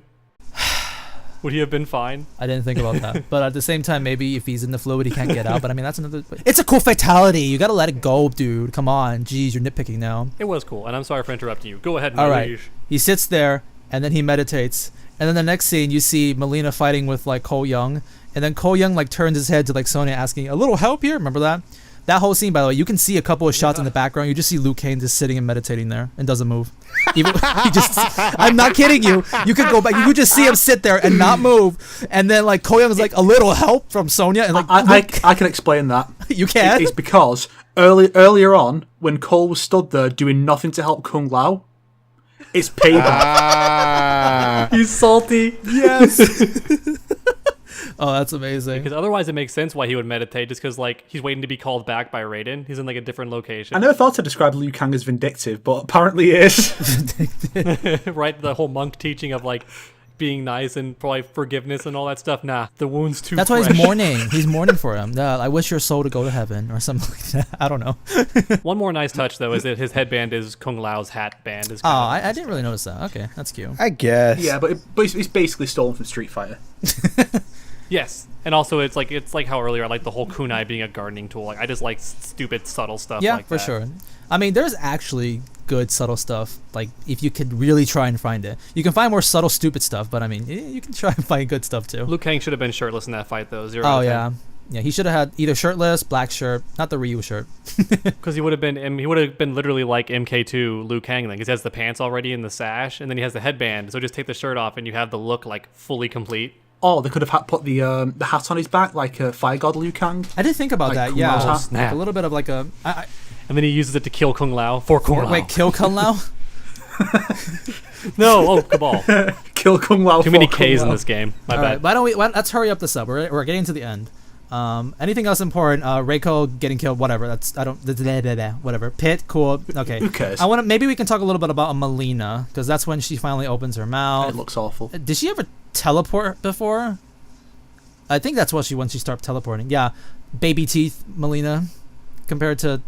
You literally have the references there. You know, you could just copy paste someone like the game's models. No, baby teeth. And she rips out the she clearly had her mouth sewn shut, like intentionally. Which could have been her attempt to look more like Katana. The problem is she's always covered head to toe in blood on her Yeah. mouth. Sorry, like her mouth is covered in blood, so it ruins the illusion. of her being Katana. So Yeah, I question like why couldn't you just wear a mask and then when you take it off, that's the big reveal? Yeah. Like what the fuck? could have, but actors hate wearing masks because then they get less star presence and they want to be like scouted for future No. films. So they want to be Cringe. noticed. She's an anti-vaxxer. That's why she doesn't like to wear masks. Oh no, Mileena 6 feet. No, Mileena just jumps in close. No, cough on him. It's how she kills. So she doesn't eat people now. She just bites them and infects them with the COVID. Apparently she has a taste for blades. She went for his she bit his blade and never tried to let go of it. She just kept biting his blade. But then like when he tossed her easily, like she just let go of it and gets shot by Sonya. That's still the funniest death in my opinion. That's it. I hate the line too. Little help here. Here's something really funny. When I was watching the Reptile fight scene, and there was a scene where like Reptile like grabs with the tongue, grabs Kano over, and then he starts biting Kano. I was just thinking like, why are you more Mileena than Mileena in this film? Thicklina. Those lips are done a little better than Melina's. Okay, let's actually stop trash talking this film and let's get to the finale. Yay, we can finally say some positives. No. I will say it's actually a good fight scene. The last one, like I do like that one. I feel bad for any Scorpion fans though who wanted to see Scorpion be in the movie more because he's legit just a stand. Just show that scene over and over again watch the compilation 10-hour version, and there you go. You can keep watching Scorpion. Movie saved. It is a good fight scene. The even like because I know a lot of people. Even I first saw, I was like, get away, Ko Young. You're ruining the fight. I just want to see Scorpion. I will say like. The double tag team combos that they do is actually kind of cool. Not a lot, but like they do it like sometimes where it's like, oh, I'll hit you there, they'll hit you there and stuff like that. Like that was neat. I think that was okay. Everything else, like when Ko Young saving his family instead of fighting Sub-Zero, that was just funnily bad in my opinion. Because it would have been faster to just try to double teams like Sub-Zero right away and hopefully kill him as quick as possible and then go to save your family. Yeah. There should have been, I guess they're going for the whole like ticking time bomb thing. Like his family's dying little by little and he has to get there as soon as he can in his mind. Yeah, like we said in the beginning, we were like, let his family feel like they can speak to like dad and stuff like that. I think that would help elevate the situation, but yeah, overall it just looks stupid the way how he tries to save his family. And for as much as the film tries to telegraph a lot of stuff that happens or like hold the shot for a bit to like let you register what just happened, for anyone who can't follow like the crazy fast action sequences and stuff, there's a lot of that in the fight. Oddly enough, one of the most complex things that happens in the fight is really fast. You barely have time to like register what happens. And it's when Sub-Zero gets thrown into the cage, Scorpion like pursues immediately. Sub-Zero, for the first time in the whole film, just ice clone. And me in my seat, I was like, ugh! Like PTSD all came back from the past games of like how effective that fucking is to like throw out ice clone when like someone's jumping at you. So I actually felt like, fuck, is he gonna kill him with this? Because that's such a good move. And it's even pointing the spear like in the direction that Scorpion's coming. And then Scorpion like shatters it instantly with like a sword strike. And I'm like, oh fuck, that happened quick. Yeah, there wasn't even like a shot of Scorpion being like, oh, like bug-eyed or something and then dodging it. He just like instantly cuts it. It's like, saw that shit coming, bro. It's a cool shot, but it is really fast. It all happened so quick. Yeah. There's a lot of like cool shots. That clone had less than a half second of existence. It was just gone. Yeah, I didn't even notice it the first time watching it. There's a lot of like cool choreographed shots and like some cool fight stuff, close up with like the swords, cool abilities and stuff like that. Like yeah, just overall, I think there was more positives than negatives in this fight, in my opinion. Like in general. Mm-hmm. Anybody? It was want to add something to this fight? Nah. Okay. It's good. Period. So that I thought it was kind of silly when they threw people into like the cages to show like the ice shatter on the cage because I'm like, it's still just a cage. Like those fences don't really hurt. Let me just say, I thought it was cool. I mean, I don't know why the big climactic fight is in that kind of setting, but I thought the choreography was actually pretty good in the final fight. I just think there was like some like weird fucking dramatic moments of like when they were in the cage fight and Sub-Zero just closes the fucking door for no fucking reason. Oh yeah, I remember that. No one's getting out here, even though I'm about to die now. Like what the hell? I'm so done, basically. Yeah, I guess like one more last thing. It doesn't really have to do with the fight. Is like it has to do with like when Sub-Zero says for the Lin Kuei. I know we know what the Lin Kuei is. Yeah. What is Lin Kuei in the movie? Like, Nobody will care about what does that even fucking mean? Yeah. And for someone who cares about the Lin Kuei, he didn't mind watching them, or like he didn't mind not being there when they all got effed up. Yeah. by He just Scorpion. sat there He was just like waited. waiting. He was like Dramatically find him by waiting. himself. Yeah. It's just, I don't know, man. It is pretty boss though how he closes the door when he could have ran. That's a nice touch too. Like he's Maybe, right by the exit. but I mean, if you, and he's outnumbered and he's losing, but still closes the gate. Like I'm fucking in this. I guess like, so. I'm I gonna guess. try. I thought it was just a little silly. Like, why the fuck would you close the door? You don't need to close it. there's just one scene where like you see Sub-Zero like get hit onto the ground, and this is right before he takes off his armor and like he reveals like the black suit, which isn't too bad by the way. I think it's kind of cool. But like he's on the ground, he's like, oh, I gotta pick up my armor or I gotta pick up my sword, and you see this one shot like Scorpion looking to the left downwards, and he just looks so sad. It looks just like Smoke in Mortal Kombat 9 when Sub-Zero got taken away. He's like, he looks so sad. It's like, oh, poor baby. Like, oh, maybe you can notice that it's just like a little sad Sub-Zero face there. The next thing is Shang Tsung saying, you know, death is just another portal. How y'all feel about that? Sequels, Raiden. Sequels. Oh my god. You know, the director recently got interviewed this question, and he said like, you know, like he wants to make it more interesting. He just doesn't want to like revive it one, you know, just Goro's back or Mileena's back. He wants to like dive into like a more interesting way. You're not like the absolute same, something like that, which applies 100% for Noob Saibot. Revenant Goro. Oh my gosh. I tried to revive Goro, but there was some complications. He just looks like Collector. I tried to Six revive arms and he's Goro, skinnier. but he came back as a furry. Kintaro. Like he came back as a furry. Pretty cool. No. Yeah, Goro comes back. He faces Liu Kang. All right, and he faces Cole Young again. He's like, Cole says to Goro, like, how are you back? Like, no. Just forget what I sang. Okay, like Goro comes back. He faces Cole again, and then like Goro comes back as Kintaro, and he says to Cole, pretty cool, huh? It's my animality. From Annihilation. Oh my gosh. But yeah, I don't know. Like, I think it'll work for Noob. I don't know what they're gonna do with everyone else. Maybe this can be the excuse why Reptile can look more human now. I don't know. But everyone else, I have no idea what they're gonna do. Bold of you to assume that Reptile's ever gonna fucking come back. Very bold of you to assume. Reptile. Vampire Mileena from the MKX mobile game. Maybe we'll get Chameleon instead or some Maybe. shit. Like they'll I be don't like know. clever about it. How's that clever? Well, not clever. Sorry. Hey man, don't roast me. But no, I just meant like they'll bring back a character that's never been in a movie, like clever in that regard. Like, oh look, it's Chameleon. We found a way to put Chameleon in the film. Scarlet. Uh-oh. Should become Scarlet. Oh, By the way, I'm gonna let you guys hate Raiden even more now, and this one might actually be the one that really pisses me off the most, because we're like, why didn't Raiden do that? Why didn't Raiden do this?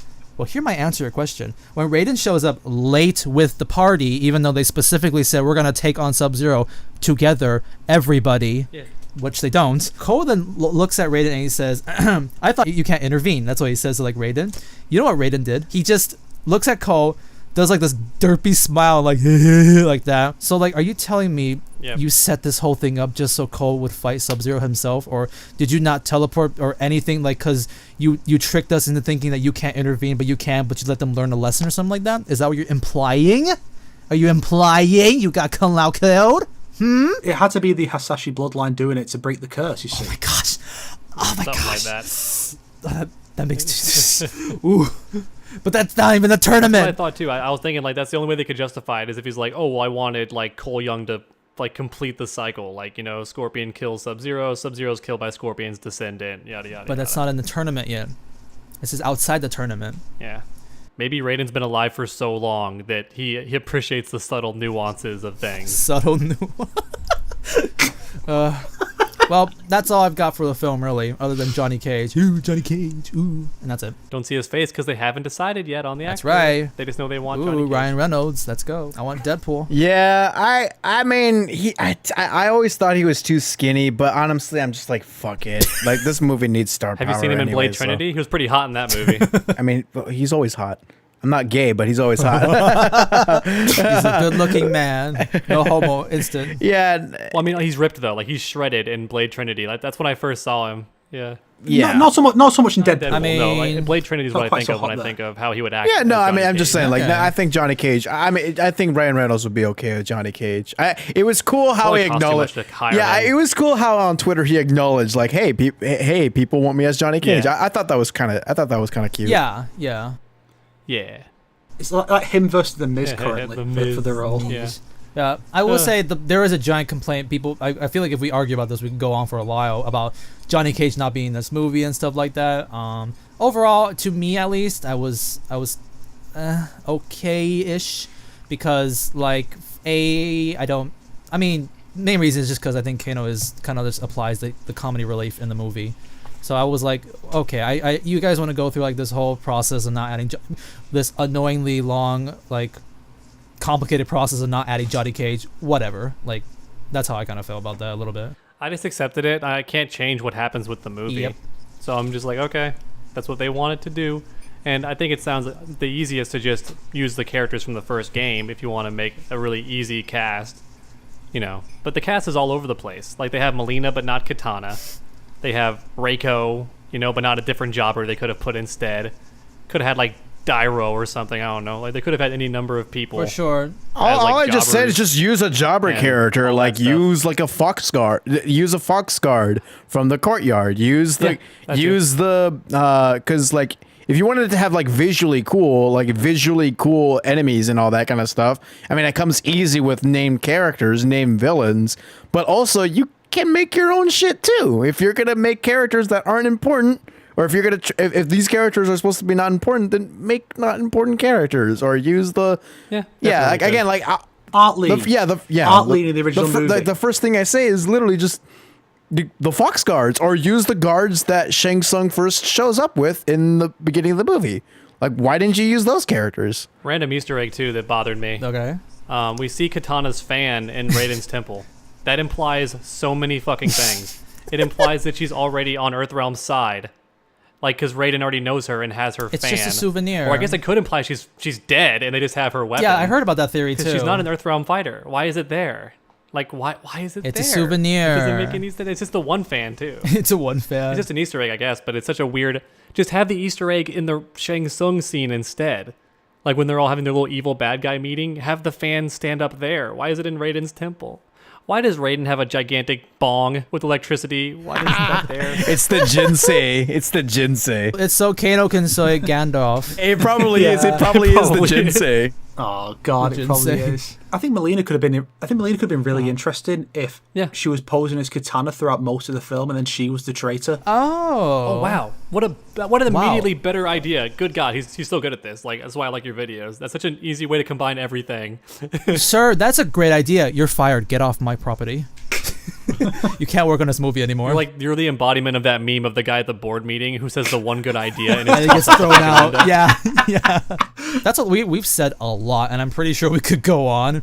But like, I think we could just wrap up this our thoughts about the movie here. How would you guys rate it? The three of us have already rated it. So wank out of 1, 4 out of 10. I think Brusk, you also gave it 4 out of 10 too. 4 or 3. Yeah, I go back and forth on whether I want to give it a Nah. 4 to 3. But yeah, I'd probably give this like a 4 or a 3.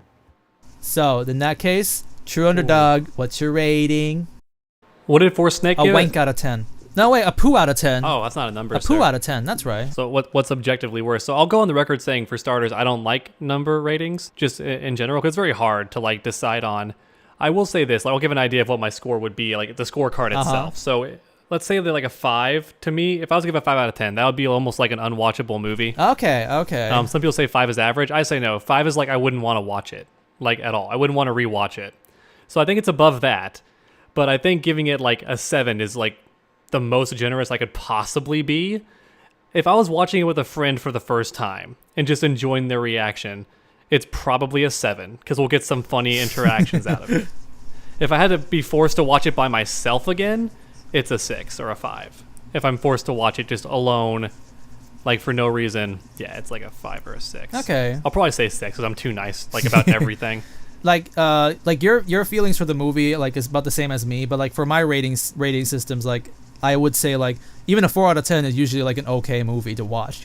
A 6 out of 10 is not bad. That's how I see ratings. So I get what Okay. you mean. Yeah. Dang, so a 9 for you would be like legendary status almost. Maybe. Yeah, probably. Except anime. I rate anime as like everything's 8 out of 10 because... Well, I know for Beastars, for you, it's going to be a 10 out of 10. You're going to be like, oh my god. Shh. It's not that high, but I did rate it that high on my anime list. But that's not the point. So, okay. Anything else you guys want to wrap up about the film? Any closing thoughts about the movie? The movie feels like it has no heart. It misses the point of Mortal Kombat. Doesn't feel like Mortal Kombat at all. It really just feels like the studio made this movie just so the characters can show up on the screen and so they can be put into a fighting circumstance. It literally just feels like characters don't have development. Story is not just non-existent. It just feels heartless. Yeah. And at least Annihilation felt like they were trying to be Mortal Kombat. They just did it in a very bad way. Very bad way. Mortal Kombat, the new movie, doesn't feel like it's trying to be Mortal Kombat. It feels like it's just bringing in named characters and putting them in a fight scene, and that's it. It doesn't feel like it has heart. And that's a very frustrating thing, because people bring up, like in other things, like skits and everything else on YouTube, how if you already have a pre-existing IP, which is what Hollywood wants, Hollywood is like done trying to make new movies. They're either recreating a book, or more likely they're going to remake a comic book or a video game. That's like their favorite thing to do lately, is just take what's established and use it to get butts in seats. The issue is, everyone would argue, if that's your plan, then why don't you just use what's already there? It's like pre-written. Like, your job is like done. Just adapt it as faithfully as you can.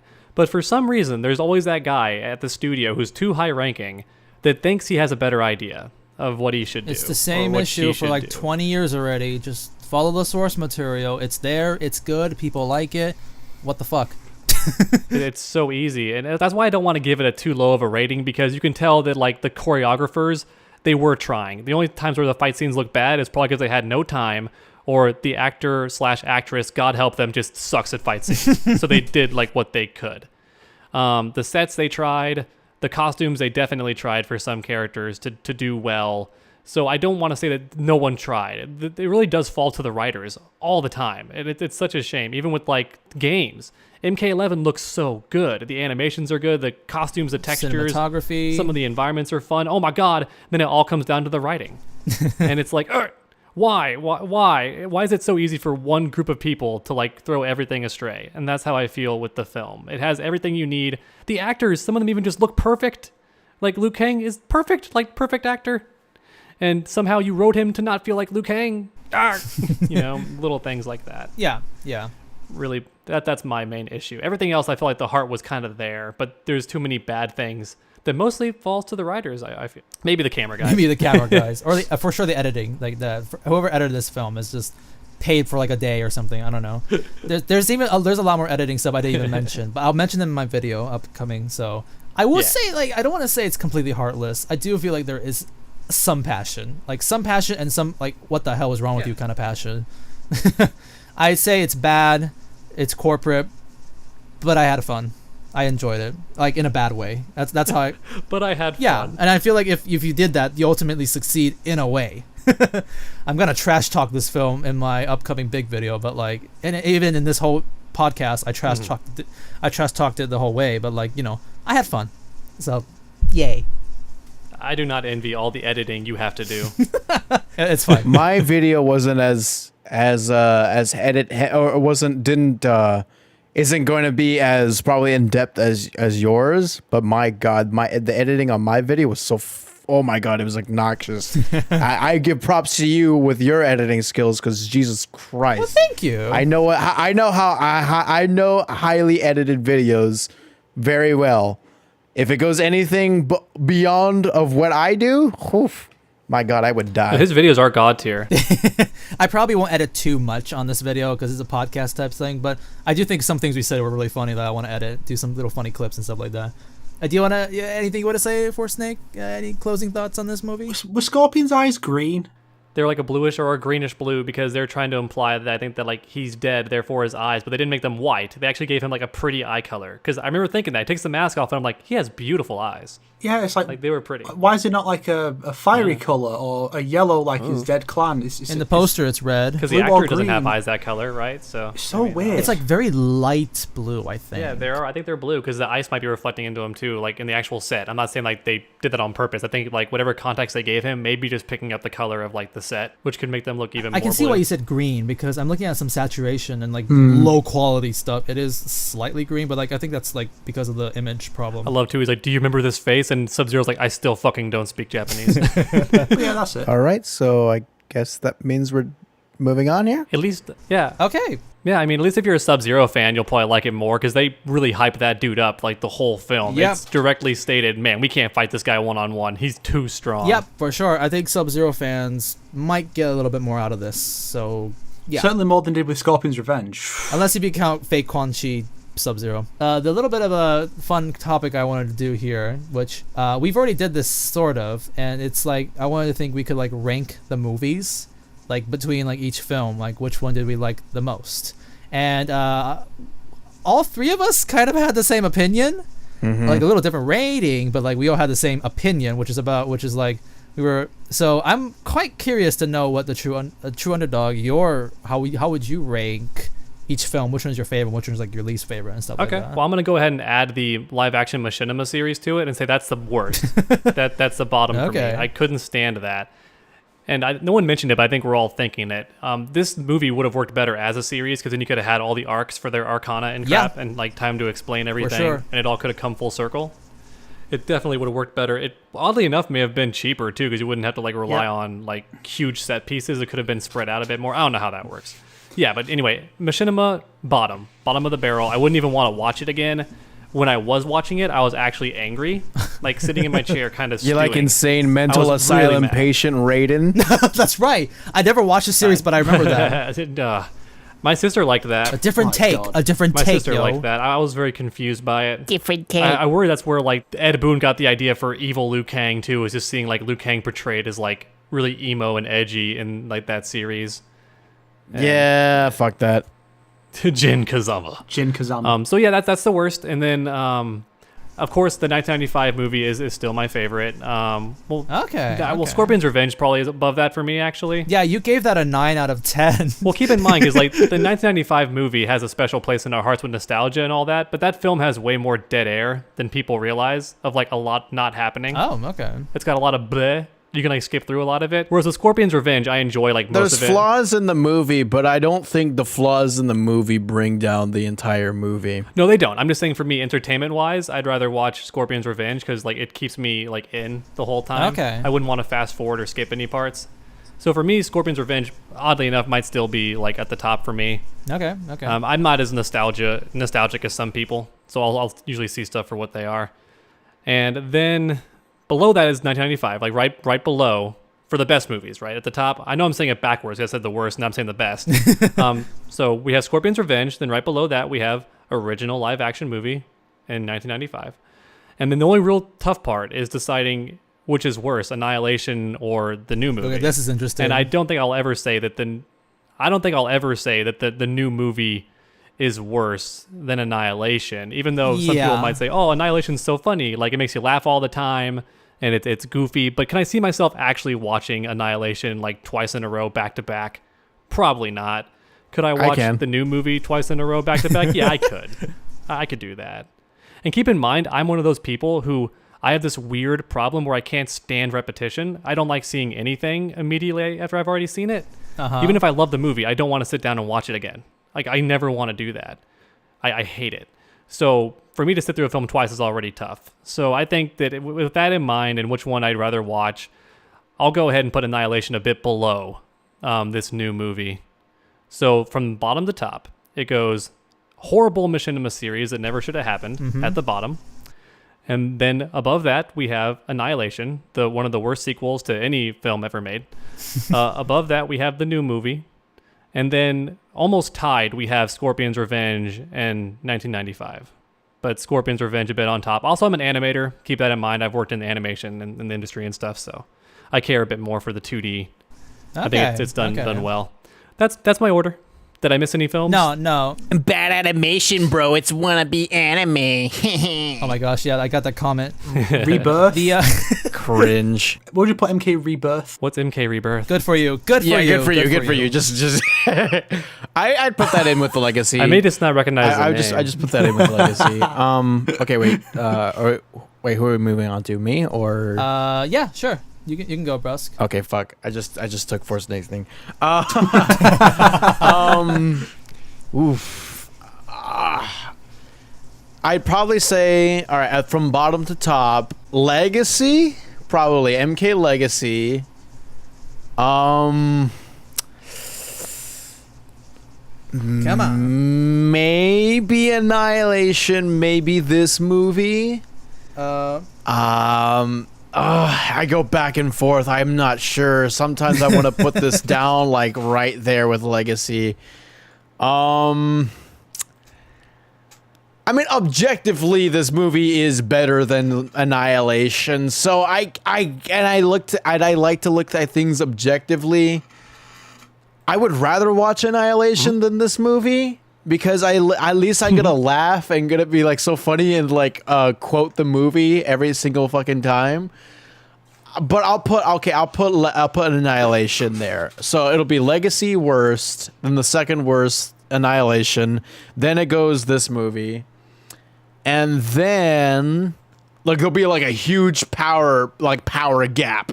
Huge fucking power gap between, and then I think I'm gonna have the 95 movie and Scorpion's Revenge tied. Okay. So yeah. The same cop out that I did. I like it. Yeah. You did originally say you liked 95 a little bit more, from what I recall. Yeah, a little bit, just a little bit. But I think though those two movies are great. Surrogate movies for a casual audience to get into the franchise of Mortal Kombat. I think both of them successfully capture the essence of Mortal Kombat, and they both really represent the franchise well. And one of them improves on the faults of the other, and the other does the same thing, vice versa. So yeah, I think those are kind of intertwined. But remember that's a power gap between that's a power gap between the last few movies down in the bottom. Okay, I guess I'll go next. I've never seen the Machinima series, or maybe I have, but I was like 12, so I don't really remember anything about it. I don't even really want to know if I should go through that. Annihilation, I haven't seen it, but I'll put it down there too, just because I've heard of the comments. I'm saving that for like a reaction video for a future, or I'll probably maybe make a video about it another time. But I have not seen it yet. I have only seen the Nostalgic Critic video of talking about that movie. Oh my god! And that was a long time ago. And then, okay, bottom to the top. So me and The4thSnake, we are notorious for not really liking Scorpion's Revenge. So even back when I was like doing my review, I was like, which one do I like more? That was my struggle. Like, did I like the 2021 movie more or Scorpion's Revenge? Because like I think I can think of so many better things than Scorpion's Revenge in terms of the action, but my main reason of not liking Scorpion's Revenge revolves more about like I'm not too into the characters and their growth. Like I think that's what I think. The issue is there. Sure. But like for sure, like after watching the 2021 again and after thinking for a while, for sure, 2021 movie is definitely lower than Scorpion's Revenge. Like. Much more than how I thought before. I actually thought they were like kind of even, but like I'm pretty sure much more now. So next will be like the 2021 movie, and then Scorpion's Revenge, and then the 1995 movie is my favorite. I think that one's good. And also when I compare with the other ones, like my problems with each of the other movies, I always look at the 1995 movie and be like, that did it much better. Despite the 1995 movie being a cheesy mess too at the same time. Agreed. And then next is The4thSnake. Yep. Well, at the bottom, I'm going to put Rebirth. Mm-hmm. I just Googled that, by the way. I thought that was just a terrible prequel to Legacy because it like inspired it. I would definitely put Rebirth at the bottom too. Yeah, it had way too many weird liberties. Like Baraka is a failed doctor. What? 6'1". 2010 thing, huh? Codename Baraka. It's so bad. Wow. But yeah, so that goes at the bottom. I feel like I'll probably put the 2021 film next. Ooh, that is a. Now, I'll keep in mind, I've not seen Legacy Season 2. I got clips from one episode for use in a video, but otherwise I've not actually watched Season 2, so it might get really bad, but I've only seen the first one, and there was definitely a decline in quality over the course of that series. Like, the first 3 episodes are easily the best ones, like particularly like the Johnny Cage one, and then it just kind of devolves. But even then, there's still like bright spots. Like Ian Anthony Dale as Hanzo is still really good in his episodes. So, with this latest one, I just feel like, other than Kano, none of the characters were really, none of them are really memorable. They're just so bland and lack purpose. They have no real goals or motivations, no arcs or anything, no personality. Whereas there was some of that in Legacy. Again, how much they may have bungled that in Season 2, I don't know. But, maybe if I watch Season 2, I'll be like, ooh, Legacy, ooh. But for now, I place that above 2021. I'm not. For me, the struggle is between Legacy and Annihilation. I'd say, and also a bit of Annihilation and Scorpion's Revenge. But I'd say, I think I prefer Annihilation for its cheesiness. But Scorpion's Revenge is, I'd say, objectively a better movie than Annihilation. Even if there are some serious issues with it. It is tough. So, but the 95 movie is obviously the best one. And it's so weird when people just start getting pissy when someone says that that's the best one. It's like, it's just the best representation of the series thus far. Is it perfect? No. Obviously, the way they handled Scorpion and Sub-Zero was really bad. But it's just weird to think that you could easily just say, well, take this movie and look at the flaws, like the way those characters were handled, and use that as the blueprint for future movies to get an idea of how easy it is to make that movie, but better, more accurate to the games. But then they just don't, and they just go in a completely different direction and fuck it all up. So I'd say it's 95 is the best one. Scorpion's Revenge is objectively the second best, but I do prefer Annihilation. That is interesting. Okay. Then I guess I'd say Legacy 2021 Rebirth. I knew that your take would be different than everyone else's, so I'm really happy. My shock is, in my opinion, that is a very high praise for Annihilation. Either that or the competitors aren't that great, in your opinion. That's a Twitter take, in my opinion. I think the first Mortal Kombat movie, like 1995, is a great example of the benefits of keeping it simple. Yeah. It doesn't try to do too much, so it's really hard to mess up. The new movie definitely tried to do a bunch of things, and it's hard to juggle all of it, creates a bunch of plot holes, a lot of issues. If we had any advice, if any future directors, writers, producers are watching, my advice would just be stick to the tournament. Like, the tournament does so many favors for you. It's a prequel. The tournament is a sequel. Shut up. Stop complaining. Well, plus, like, look at My Hero Academia and every anime. Everyone talks, like, so lovingly about the tournament arcs. Like, they love them. It's like their favorite moments. Yeah. So if that's true, then why would it not work for a movie? You could have so many character moments. You can purposely pit the people who have rivalries against each other. You can have purposely the jobbers fight each other, but then give them strong character moments. Like, there's so many things that tournament arcs can actually do for you. It can give you interactions before and after the fights. Like, there's just so much to go through. Yeah, I'd say if you want to, it depends on what kind of, on how long you're looking to do this. If you want to do like in it for the long haul and do like multiple sequels and such, it's better as a TV show, because then you have to start introducing more characters. You need that screen time to flesh them out, so they're not just power sets being thrown into the movie to die. Whereas if you're just looking to do like 1 or 2, maybe 3, a film can work, but definitely keep it simple. The original movie, again, it just works because it's not trying to throw in loads of characters. It's just, here's a few, let's flesh them out. They could have done better with fleshing out the villains, yes. At least they had good villains. Yeah. I mean, I'm talking about Kerry, obviously. Oh, yeah. He was great. He's always a joke. Yeah, I mean, like, one more thing is that you can, like, MK1 can perfectly be a movie. Like, can perfectly be, like, an hour, 30-minute movie, maybe, like, an hour 45.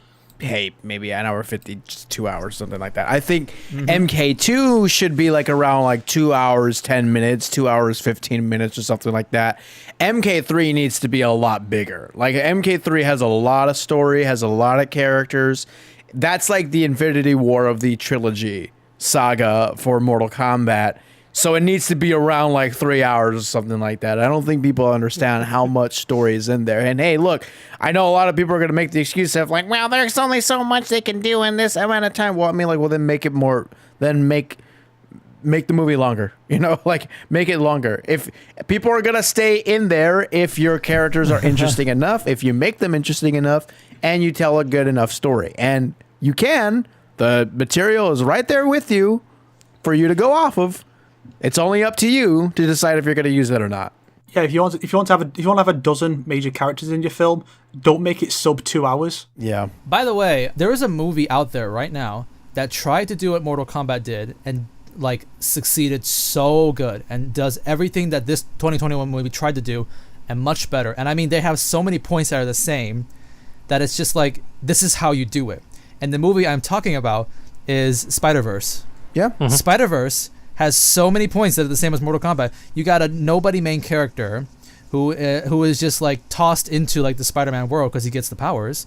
His family, you know, just like Mortal Kombat, he has a family there too, is actually important and intertwined into the story.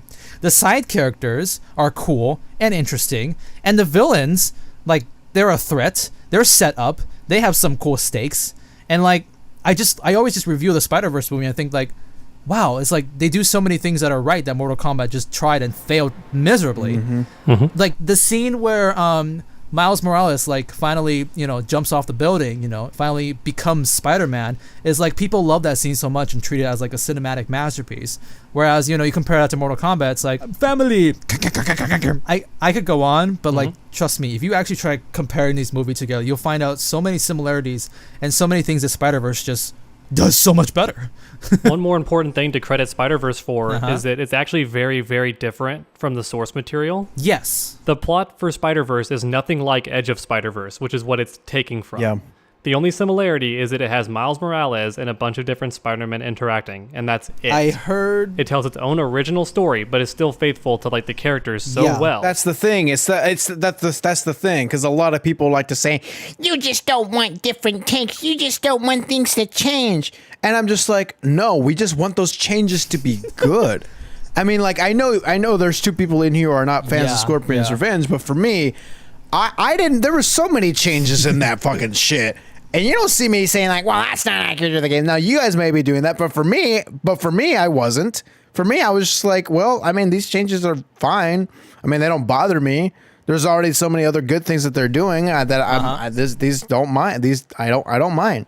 So again, I'm fine with change. Just make those changes good, and don't have the changes just be there for the sake of, lol, we have to be different. Like, just don't do that.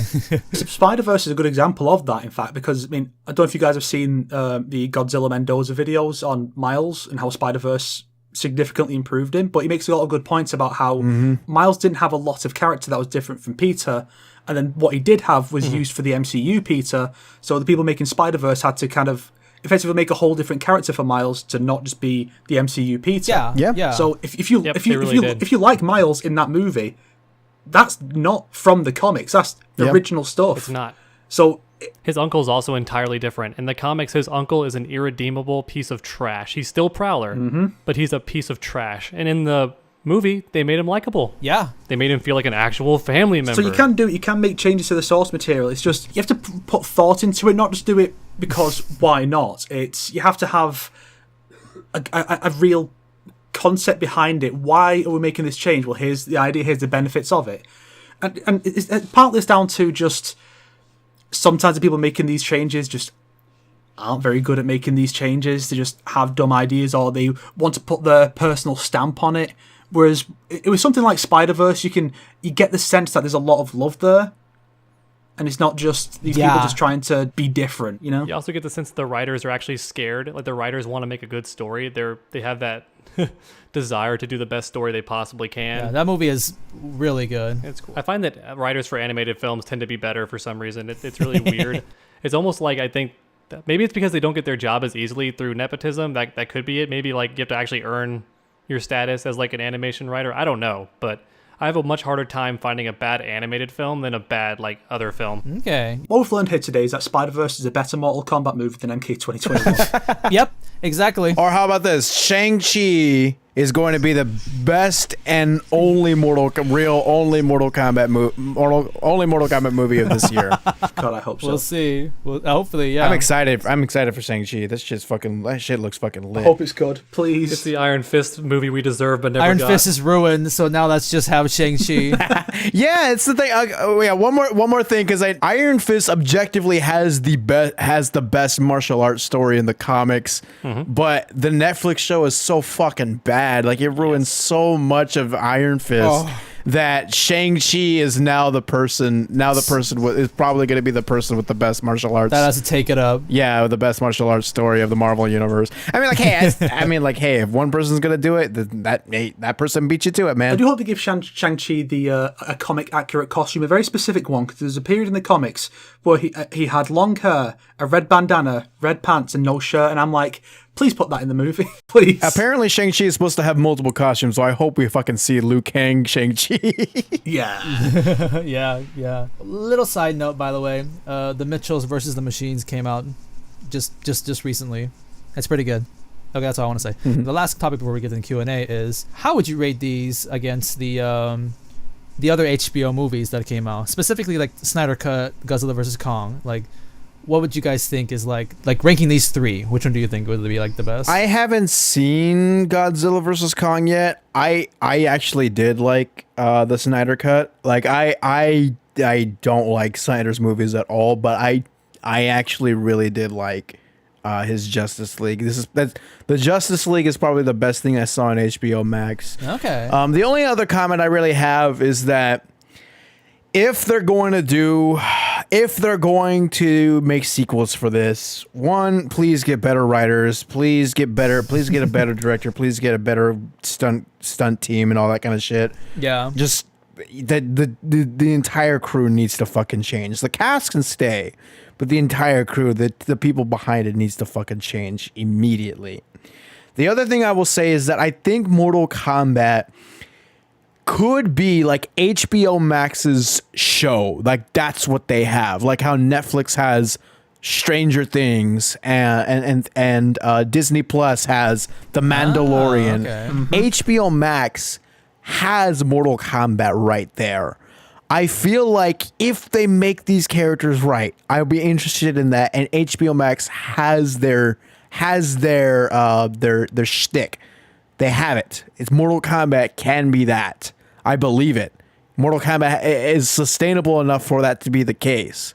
Yeah. I really think HBO Max really needs to capitalize that, really needs to get a better team, really needs to get people who actually understand the fucking franchise. And honestly, I mean, again, like, I know you guys have problems with Scorpion's Revenge, but honestly, man, just get Jeremy Adams. give him more jobs, get him like that. Give him some sort of creative not control, but give him something to do with live action MK. I really want to see it. I like Scorpion's Revenge that much, and I'm just like, if you're going to do more MK sequels and all that kind of stuff, if you want to do spin-offs and stuff, I think you can do it, because that'll be because HBO Max has been looking for that. HBO Max hasn't really been doing that well in terms of competition with streaming services against Disney Plus and Hulu and Netflix and all that stuff. HBO Max has been fucking lacking as shit if you've been following the numbers, because they don't have their own show. They don't. Yeah, I know, but like, so was Disney Plus, and they were able to be on track to be like one of the biggest things ever. So if HBO Max is struggling to find their shtick, Mortal Kombat is there, and you can do it. I'm just saying, please just get better people behind the camera. Yeah, for sure. I actually, even though I don't like Scorpion's Revenge, I do actually believe in the director. I like the director's other stuff, Ethan's other things. Like, he did Avatar, so like I can't complain about that.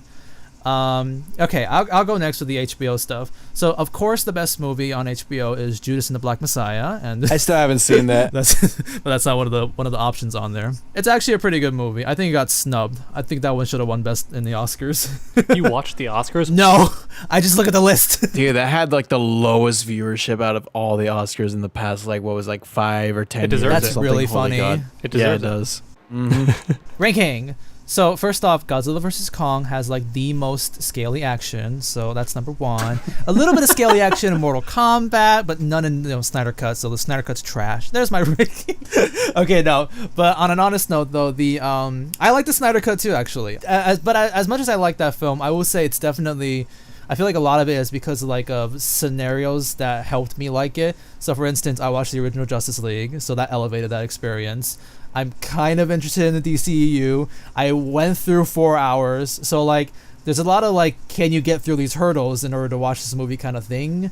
And even with that being said, like my dad, who knows nothing about the DCEU, I just said, no, Snyder Cut's pretty good. He watched it and he thought it was pretty good too. So yeah, it just depends if you can go through all that. Then yeah, I think the Snyder Cut is pretty good. Godzilla vs. Kong is it's another CGI trash fest kind of a film, and I had a lot of fun with it. I think that film was really fun in my opinion, just see like these gigantic monsters, MMA fighting in like a city, and stuff like that. It's a lot of fun. I actually think I might have enjoyed that movie just a little bit more than the Snyder Cut. I think the Snyder Cut's a little better of a movie, but like the Godzilla vs. Kong is a really fun and CGI fest movie that I enjoyed a lot. I did not enjoy the human conflict, of course, that's bad, but it's not as bad as the last movie, so I think that kind of helped me out a little bit there. And Mortal Kombat is apparently the last, but I don't think it's too far off. Okay, a little farther off. So yeah, my ranking would be Godzilla vs. Kong number 1, Snyder Cut number 2, and then Mortal Kombat last. Let's do TrueUnderDawgGaming. I want to hear his take on this. Yeah, let's see. Well, the first thing is we don't have HBO Max over here in the UK. Oh. So the only way I was able to even watch MK was through that stream. Thanks again, guys, for that. Yeah. Oh wait, I shouldn't say that. It's brusque. I think it's coming out over here like when cinemas reopen at the end of May. Mm-hmm. And like in this day and age, that's just not acceptable. You can't have a gap that big. It's ridiculous. Like, just you've got the streaming service. Just fucking let us have it over here as well. Christ. Mm-hmm. This video is sponsored by NordVPN. I want to see Godzilla vs. Kong. I suspect that'll be the one I enjoy the most because I think the MonsterVerse films have been at least good up to now. Although I think Kong was really good. Kong Skull Island. Oh, okay. Then you have MK, which I really despised. Yeah. And I didn't really care for the Snyder Cut. I know it's kind of presented as a mini-series, but it still just feels bloated in a lot of places. 4 hours, yeah, for sure. And then it's just weird decisions like the aspect ratio and the absolute lack of color most of the time. it's just kind of depressing a lot of the way through, but not as depressing as like the previous ones, like BVS. I mean that makes you want to commit Task Force X, but. Yeah, I wouldn't watch it again. I can say that. Mm-hmm. But it had some decent bits. There's definitely things you can look at and go, well, that's an improvement over the theatrical cuts. Justice League. But, yeah, but I don't know. I look at this whole thing, the Snyder Cut. It just feels like dishonest to call it that because you cannot convince me that this is what the film would have been like if. For sure. Things hadn't gone that way. It's like. Fuck off, they would have let him release a 4-hour movie. No. This is not what the film would have been. So it's just an alternate take he's made since, in essence, and he's been able to look at... I wouldn't be surprised if there were things that were in the theatrical cut that he put in, and then he's like, I'll just take that out because people didn't like it. Oh no, that was Joss, that wasn't me. I think you can actually find evidence of that, like in the trailers and stuff like that. Before like Joss Whedon took over, you can find evidence of that, so... Probably, yeah. I think my favourite thing about this though is that there are certain shots that have appeared in the early trailers, the theatrical version of this, where like it's the same scene, same shots, but there's like 3 different colour palettes. One where it's blue, one where it's red, and one where it's grey. Come on, guys, make up your mind. It's very interesting to see the corporate behind of all this. But yeah, that's my take. Okay, so that leaves True Underdog. I was so happy to watch the Mahler video about the Snyder Cut because I felt like a crazy person until I watched that. Everyone kept praising the Snyder Cut. Oh my God, the God's film is finally watchable, and it's 4 hours of just amazingness. And I watched it, and I was like, I don't like this. Like, there's some cool scenes, like that by themselves are great, but they actually work against the film as a whole actively. Like when you see Flash do that amazing stunt at the start and then wonder why he's not just the MVP the entire film, it makes no sense. He could easily solve like most of their problems. So that scene works against him. Yeah. It also shows he's a weird freaking person because he just stares at her for like 40 seconds. Yeah, I didn't like and that. Like takes a hot dog out of it. It's just so weird. Pretty lady. So very cool spectacle, but everything else terrible. And him rewinding time is cool, but there was no build-up, no sacrifice, nothing. The Flashpoint's a big deal because it actively ruined his life and a lot of other people's lives, but fixed some things. Okay. But when he only goes back like 2 minutes, there's no point. It's just a reference for reference's sake. It's unnecessary. It also implies that explosion would have killed Superman, which I have a huge comic book lore knowledge. I really doubt that explosion does jack shit to Superman, especially when he has like the black suit and whatnot. He'd just be there in space like, oh crap, everything's dead. That would have been what happened with Superman. But yeah, I think the Snyder Cut is just a lot of fluff, and you can tell they purposely hold the camera shot for too long just because they want that 4-hour mark. Like they purposely leave in some fluff and dead air.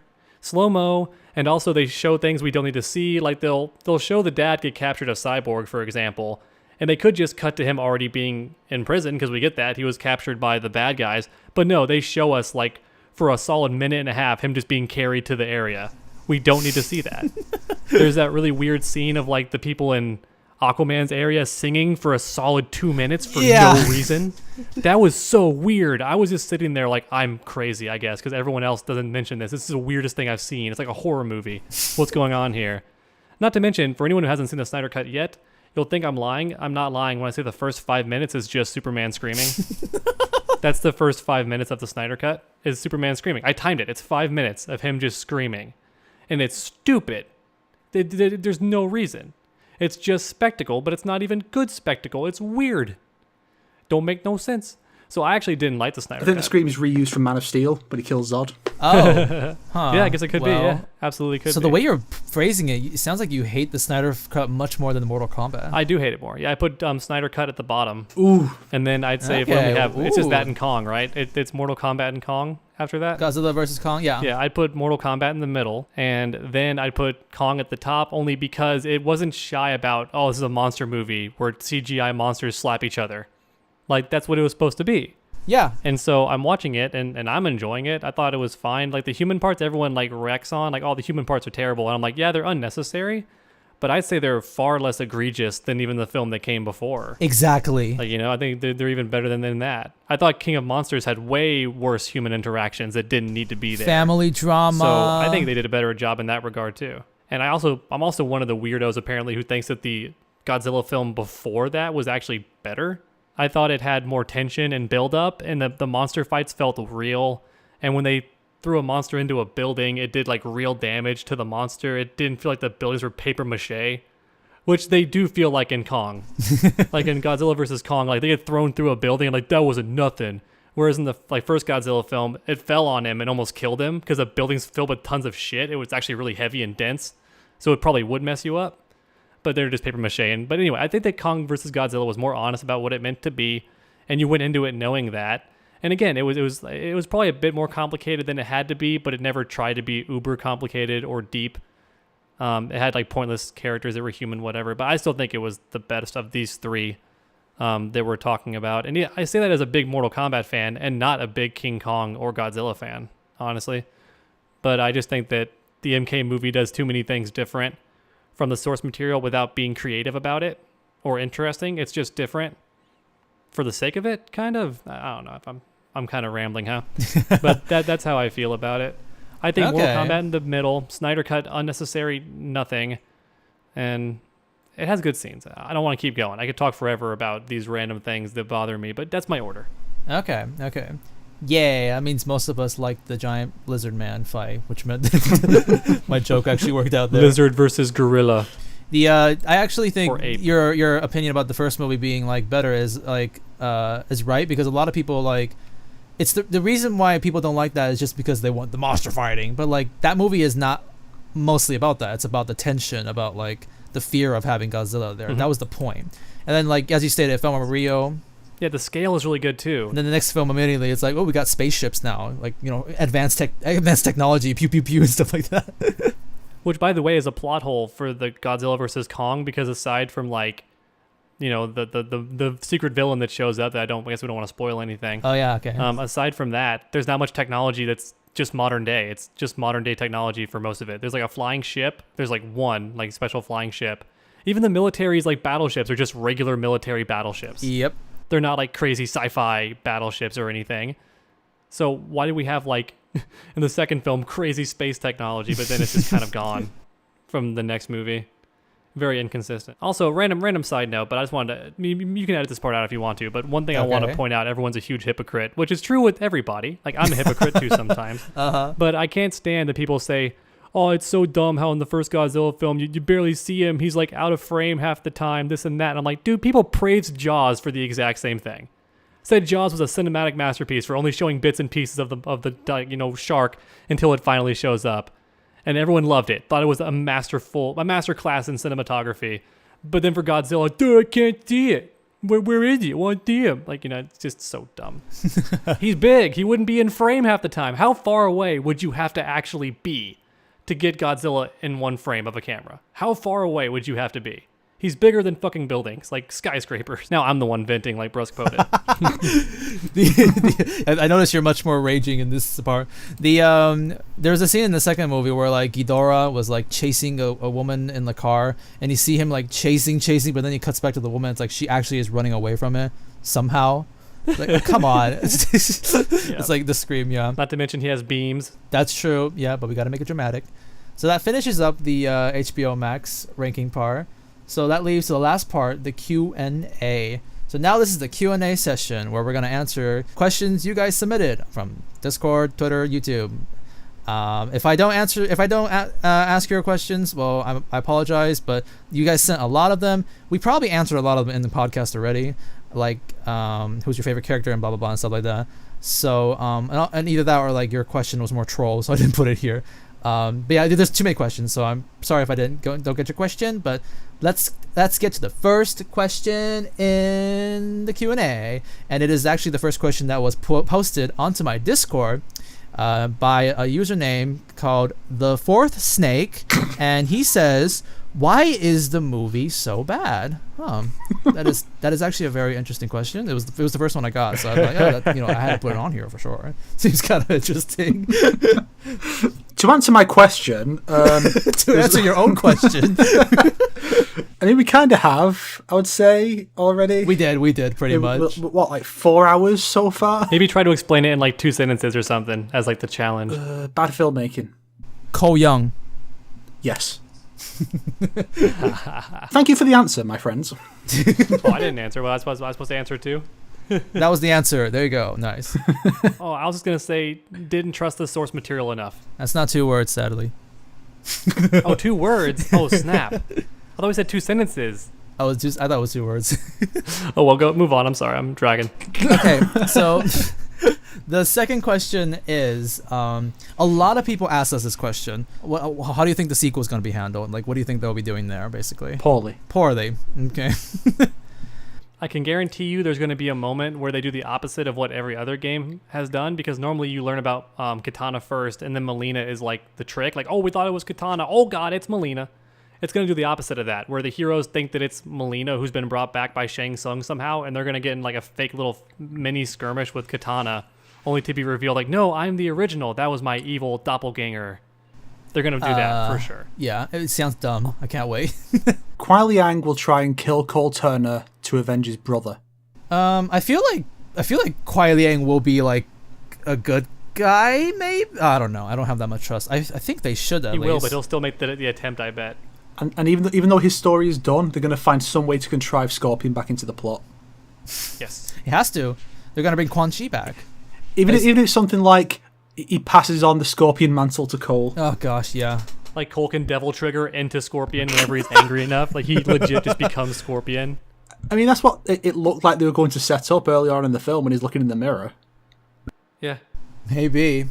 I mean, they're going to find Johnny, that's for sure. I'm really curious because there's still so much you could set up to the point where, like, do we need a tournament in the second film? Like, do we need to start it yet? That's the thing is that, okay, it's going to be called Mortal Kombat 2, or it's Mortal Kombat 2, but it's going to be about the first tournament, but...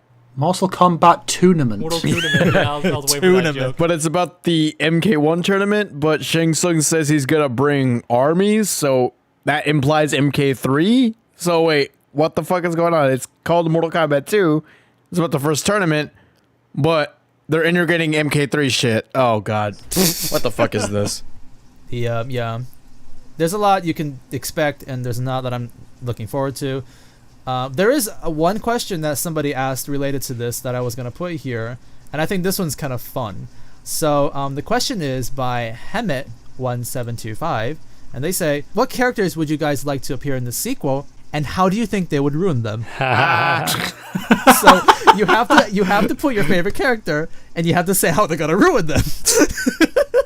They're going to add Scarlet, but she's going to be just a no-name assassin that gets killed off to show how strong Katana is. That sounds reasonable. Sounds accurate. Also, I'll probably bring in Baraka, and his Arcana is that he gets blades. That's it. Oh. That's how you ruin the fucking character.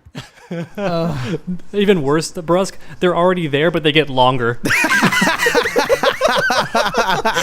Or they turn from bone to metal. Yeah, also possible, yeah. Twindell will show up. Wait, but you want her to show up? No, I'm saying she will, and she will just be Twindell, and I don't want that. Yep, she'll be like double downing because NetherRealm won't admit that their new version of Sindel is terrible. Yeah, agreed.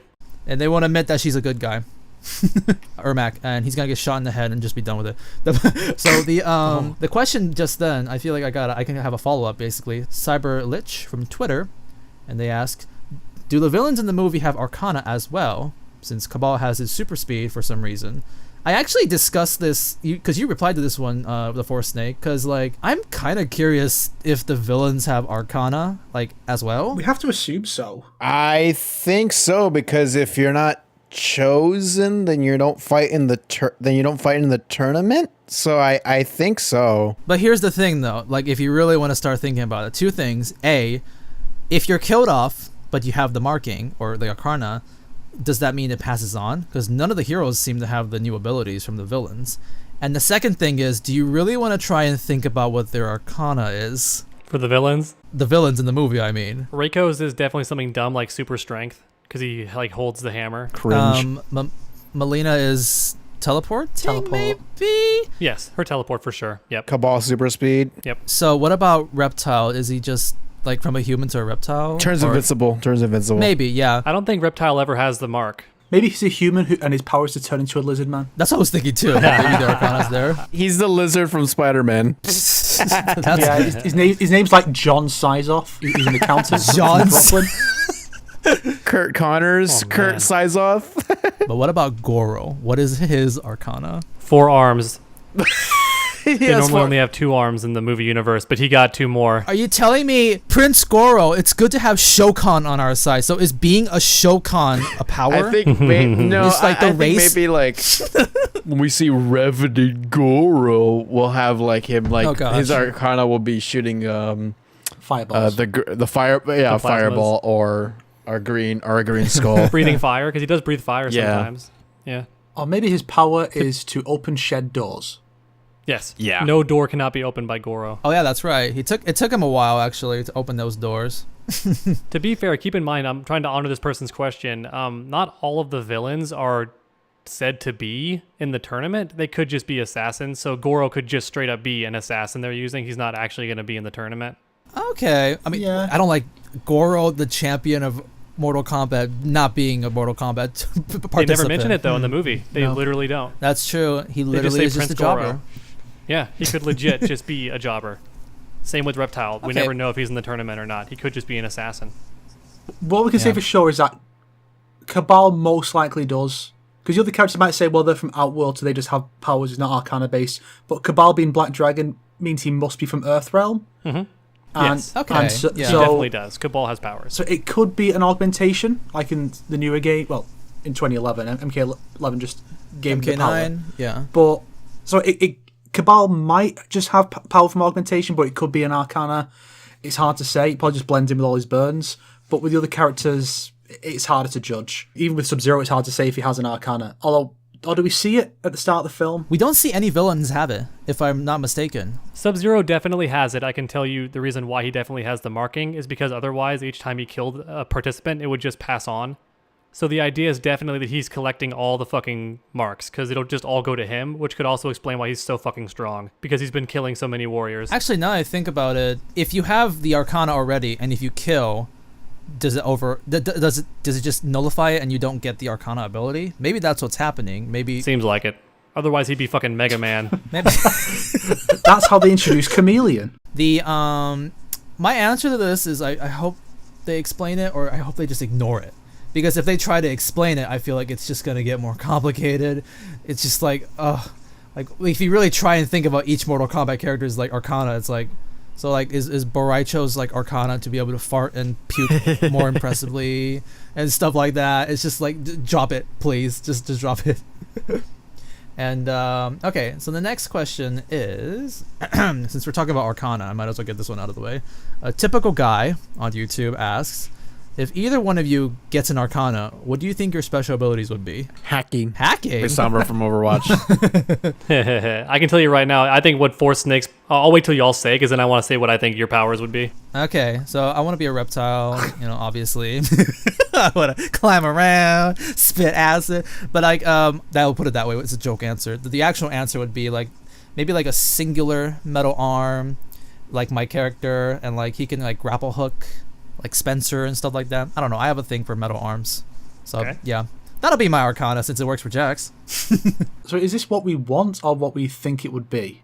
Either or is probably fine, just for the entertainment value. Yeah, this is an entertainment video. I don't know, entertaining question, basically. I'd probably go for teleportation myself. Cool. That's the, what do you call it? The best ability for like lazy people. You don't need to move around. You can just teleport. It's also if you got long range teleport, well, either teleportation or portals. Yeah. Because if you can do long range, then that means that people with, say, a fear of flying can just go to other countries, no problem. That's always been like my favorite power too, is the idea of teleportation. So as far as favorites go, you got mine. Yeah, it's if done well, it looks really cool in my opinion too. And then True Underdog, what's your Arcana? I'm having a hard time thinking about it. Because I think time control is the power I've always wanted, because to me, like, objectively, time control is the best power in the world. That's up like, there, it just obviously. is. It answers every question. For sure, yeah. You technically can't beat it, because they can always just freeze time or rewind back to before the problem happened. Yeah. So it's just the best power to have, but it wouldn't be fun for a movie, because it would be too strong and all that. Yeah, yeah. But if I got to choose, that's what I'd want, is, like, time control. Maybe just, like, how about we limit it to where I can only control time in a certain space? Like, I can grab a person and rewind them, but I can't, like, rewind the whole room. Okay. Interesting. Or I can age them a bit further, like, I can make them old. You could also just do, like, 9 seconds. Haha. Oh, Dio? Just, like, freeze the room. It's one of the things with powers, though, is that, like, it's also going to depend on your lifestyle, because if you have a very mundane life, something like, say, throwing fireballs isn't going to be very useful to you. Yeah, for sure.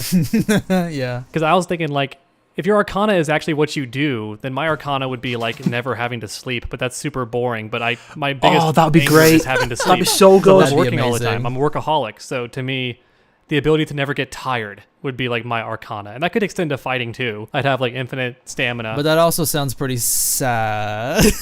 Yeah. Just, But that's what I it would could- be if it was, like, realistic. That's probably what I'd get. If it was, like, my own attributes made real. That's probably what it would be. Back in the day, I had a mod on The Sims 2, so The Sims never needed to sleep, and it just dragged on and on. So I can assure you that it's not quite all it's cracked up to be, but it's still really useful, I think. Never get tired. I also wanted to joke about what y'all's powers would be, too, though. Yeah, I want to hear this. I think, unfortunately, Sonic hit the nail on the head. I was going to joke and say he's Reptile. Like, he's a scaly boy.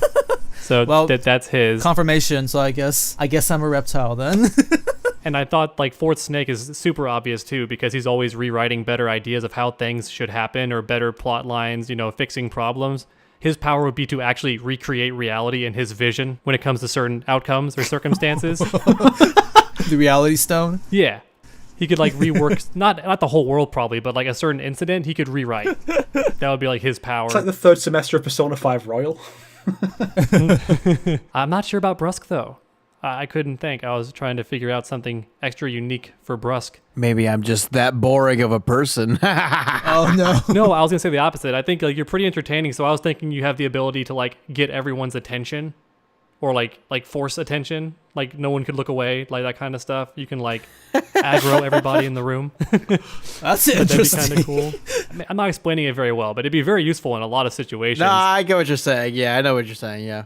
Maybe you could even like if you do a stream, like it controls everyone, like it controls the masses. I bring in automatically 500 viewers. At this point, we're all just turning into Persona villains. Yeah, like against their will, like they're forced to stop what they're doing and come to their computers to watch. This is a pretty entertaining question. Okay, the next one comes from LapBlazer652 from Discord. Did you guys like the cast of the MK 2021 movie, or would you rather have other people be in it? Yeah, no, I don't. My problems was never with the cast of the movie. For sure, me too. Yeah, I think it's really just the direction of how they're acting and stuff like that. I don't think even I think like Lewis, you say he's not like great of an actor. I just don't think he was given too much. Just just go out there, say lines, and fight. Thank you. Like I think if you gave him more of a direction, maybe I'd probably change Raiden. Yes. Yeah. Maybe. I'm sure the guy's a fine actor. It's just he doesn't seem fit for this particular character. I'd be fine seeing him in another role, like maybe like if you position him as like a reimagined Bo Raicho or or something along those lines, or I'd be fine with that. It's just he doesn't really seem right for this particular character. I wonder if it might have worked better if they swapped the Shang Tsung and Raiden actors around. Maybe. I don't know. Actually, maybe. I didn't even think about Raiden, but I agree with TheFourthSnake that Raiden could have been cast different. Maybe I'm also like a bit salty at the notion that Raiden has to be an Asian actor. Yeah. I don't think he has to be at all because I never got that feeling at all in the games. No. And I get that like, oh, he's Raiden. It's based on Raiden, the actual thunder god, which is a Japanese character.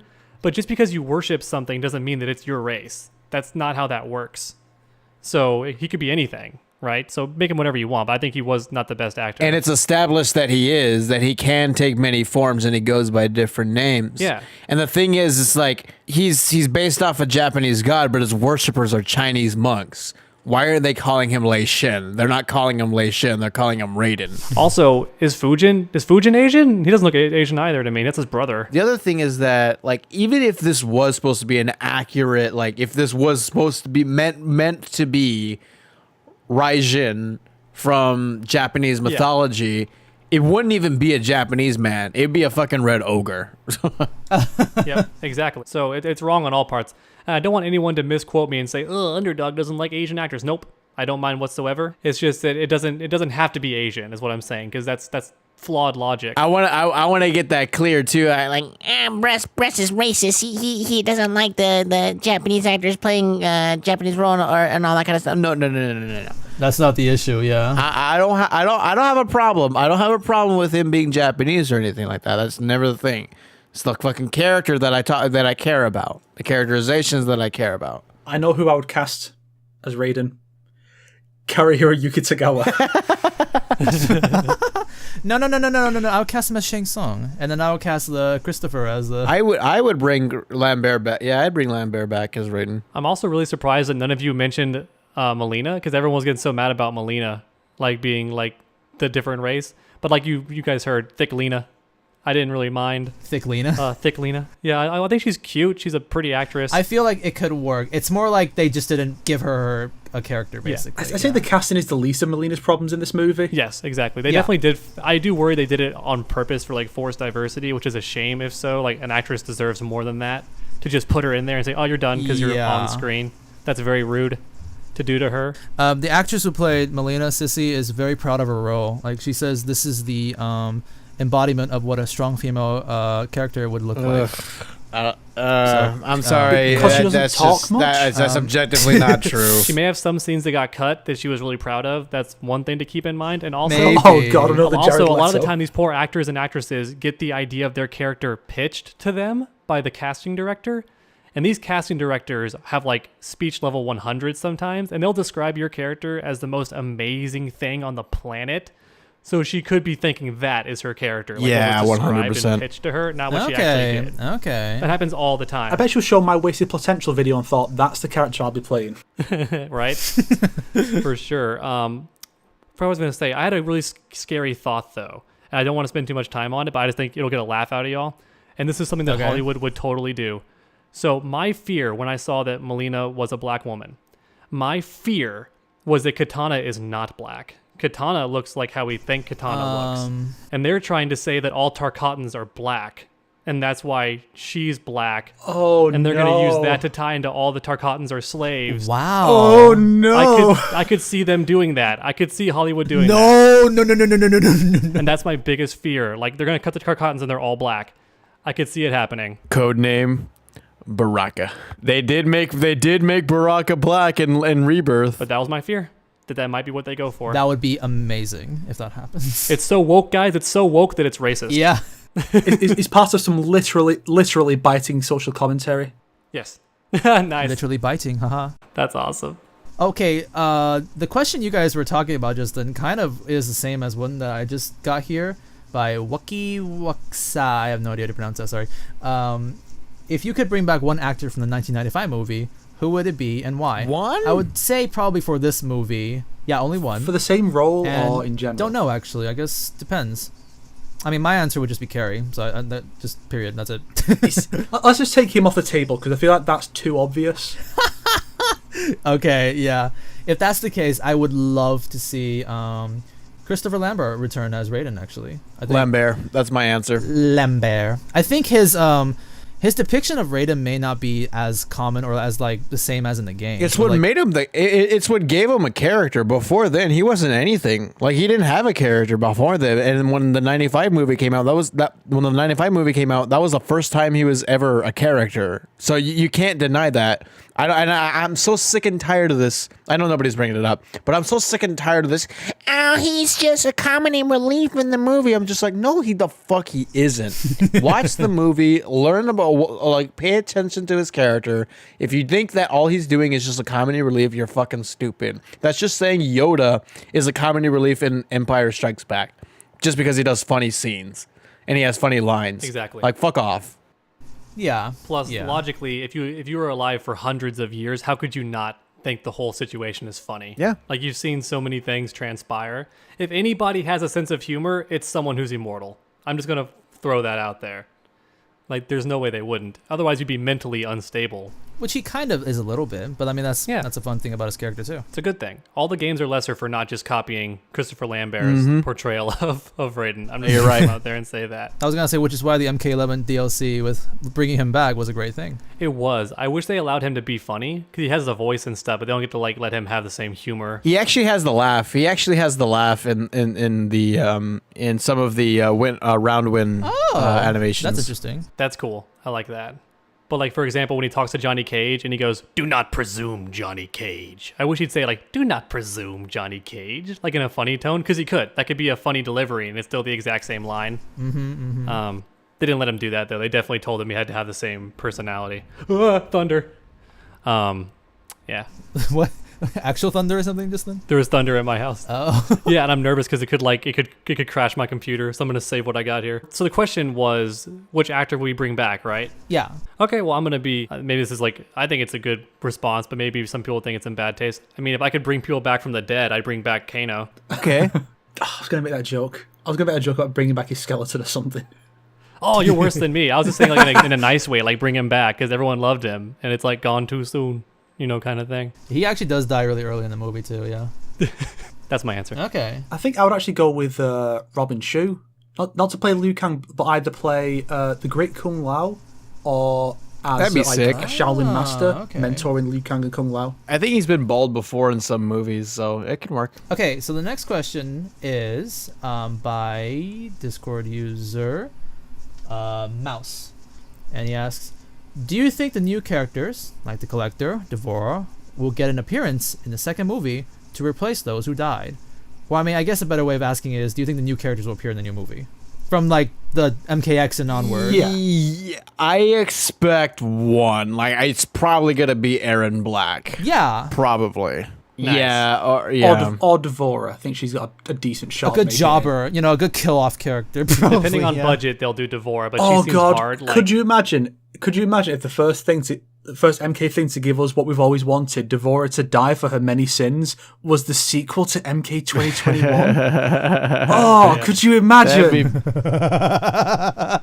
It'll be such a funny disconnect too for her to be a jobber, even though she's like killed off really strong characters, but then suddenly she's just like, meh, meh.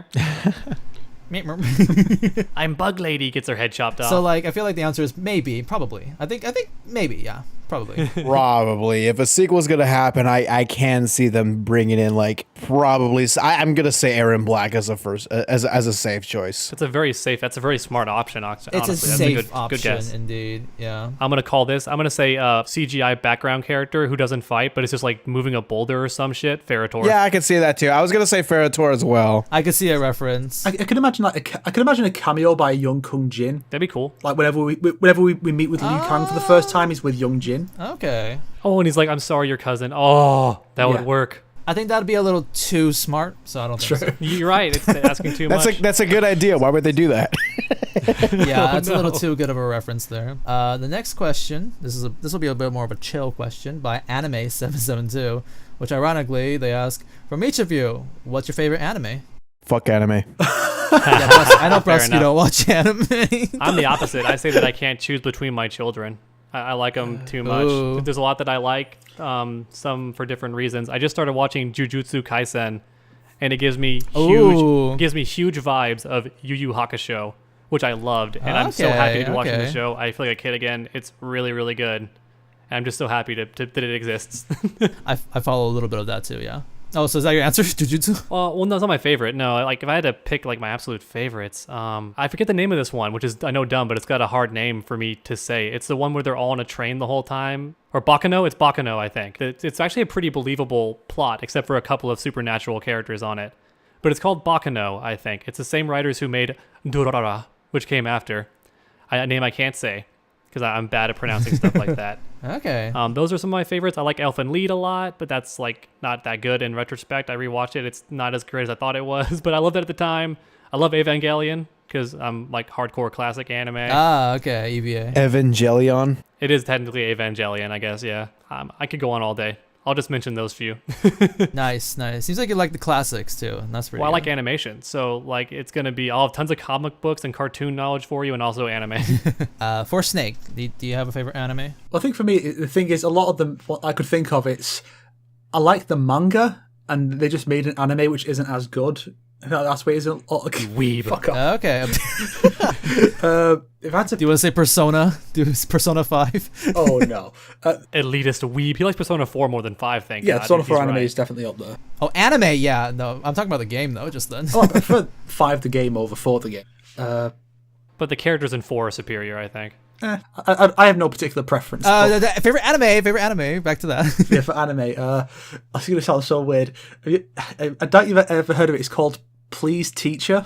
Oh, interesting. Please, No. teacher. It's a romance series about this student who, because of an illness and being held back, and that he's actually like 18, and then he and his teacher, who is an alien from Mars, he finds out her secret, and so due to various shenanigans over the first few episodes, they end up having to like pose as a married couple, Okay. and then they fall for each other for real. Oh, Interesting. nice. That sounds like a very heartbreaking slice of life. And then they did this weird. Instead of doing a sequel series, they did like a spin-off that's about this guy and these 2 girls, and one of them's his twin, but one of them's a stranger, and there's all these like romantic shenanigans. You're like, please back off. You're making me think about A Silent Voice, which is also one of my favorite animes, but it's a movie. Oh yeah, but that I came love out A recently. Silent I've Voice. heard really good things about that one. It makes you cry. like be warned. Okay. That's an interesting answer, actually. like when I expect like favorite anime, I thought it'd be like the mainstream stuff, but Dragon Ball Z. Yeah, shonen trash. Assassination Classroom's pretty good. it is. That one made me cry also. Yeah. I couldn't get into. But I'm a that one, teacher, personally. so that could be why I liked it even more. Because I'm like, what a good teacher. He cares about his students. Oh my God. I strive to be this good to my students and to be a great mentor. Oh my God. I didn't like some of the twists later on, but it was still really good. Similar to mine in a way, because mine's about a teacher, but she cares about her students, and that's why she fucks one of them. Eventually. Okay. In the OVA. That is a no-no. In the OVA. OVA's no canon until canon. Like, cue the Persona 5, that's the best part line. Yes. Very much. So I'll hurry up and say mine. It's, believe it or not Beastars. As much as I like that and can't stop talking about that show on my channel. Nice, a Gretzko. No. It's actually a tie between these two. Whenever I ask this question to myself, and I never can decide between these two, and it's Death Note, and the other one is No Game No Life. Why did that not get a second season? I know, right? Everyone jokes about that. Hey, how did High School of the Dead not get a second season? That's got so much TNA and it still couldn't get a sequel. How do you have that much sex appeal and don't get a sequel? I'm sorry. Instead, we have High School DxD. But yeah, Death Note, great story, lovely mystery characters. It's a great cat and mouse chase. Like I was. If you don't know what's gonna happen, it's still like, it's a great not mystery, but like great cat and mouse chase type kind of like a show, and like Good smart person show. smart person show. Yeah, I enjoyed it a lot. Even like the second half of it, like when people complain about like, I feel like the first half is like my favorite anime for sure, but like the second half is not. But like as a whole, it still is. And No Game No Life is like, it's a really fun premise. I like the characters in that one too, and most importantly, it's very funny. It's like it's a cool show. It's got a cool action, cool story, but it's also very, very funny in my opinion. And I think that one is just my favorite too. Does hentai count? No, I'm kidding. Get out. Okay, weep shit talk done, bros. You can come back now. So the next first question is from Scooter Dupe from Discord, and they ask favorite line from the movie. I'll start, and he puts the Cabal saying like you're gonna get your soul sucked line into. I was gonna say that one. That's probably my favorite line. There you go.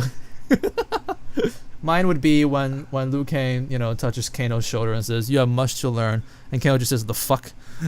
I like that. I love that one so much. I bet that's also like a line that he improvised, because I heard reports say that he improvised a lot of his lines. Fucking whoops. Fucking whoops. Yeah. Are you fucking gay, Liu Kang? It's hard to pick one. It's hard to pick one from Kano because there are so many.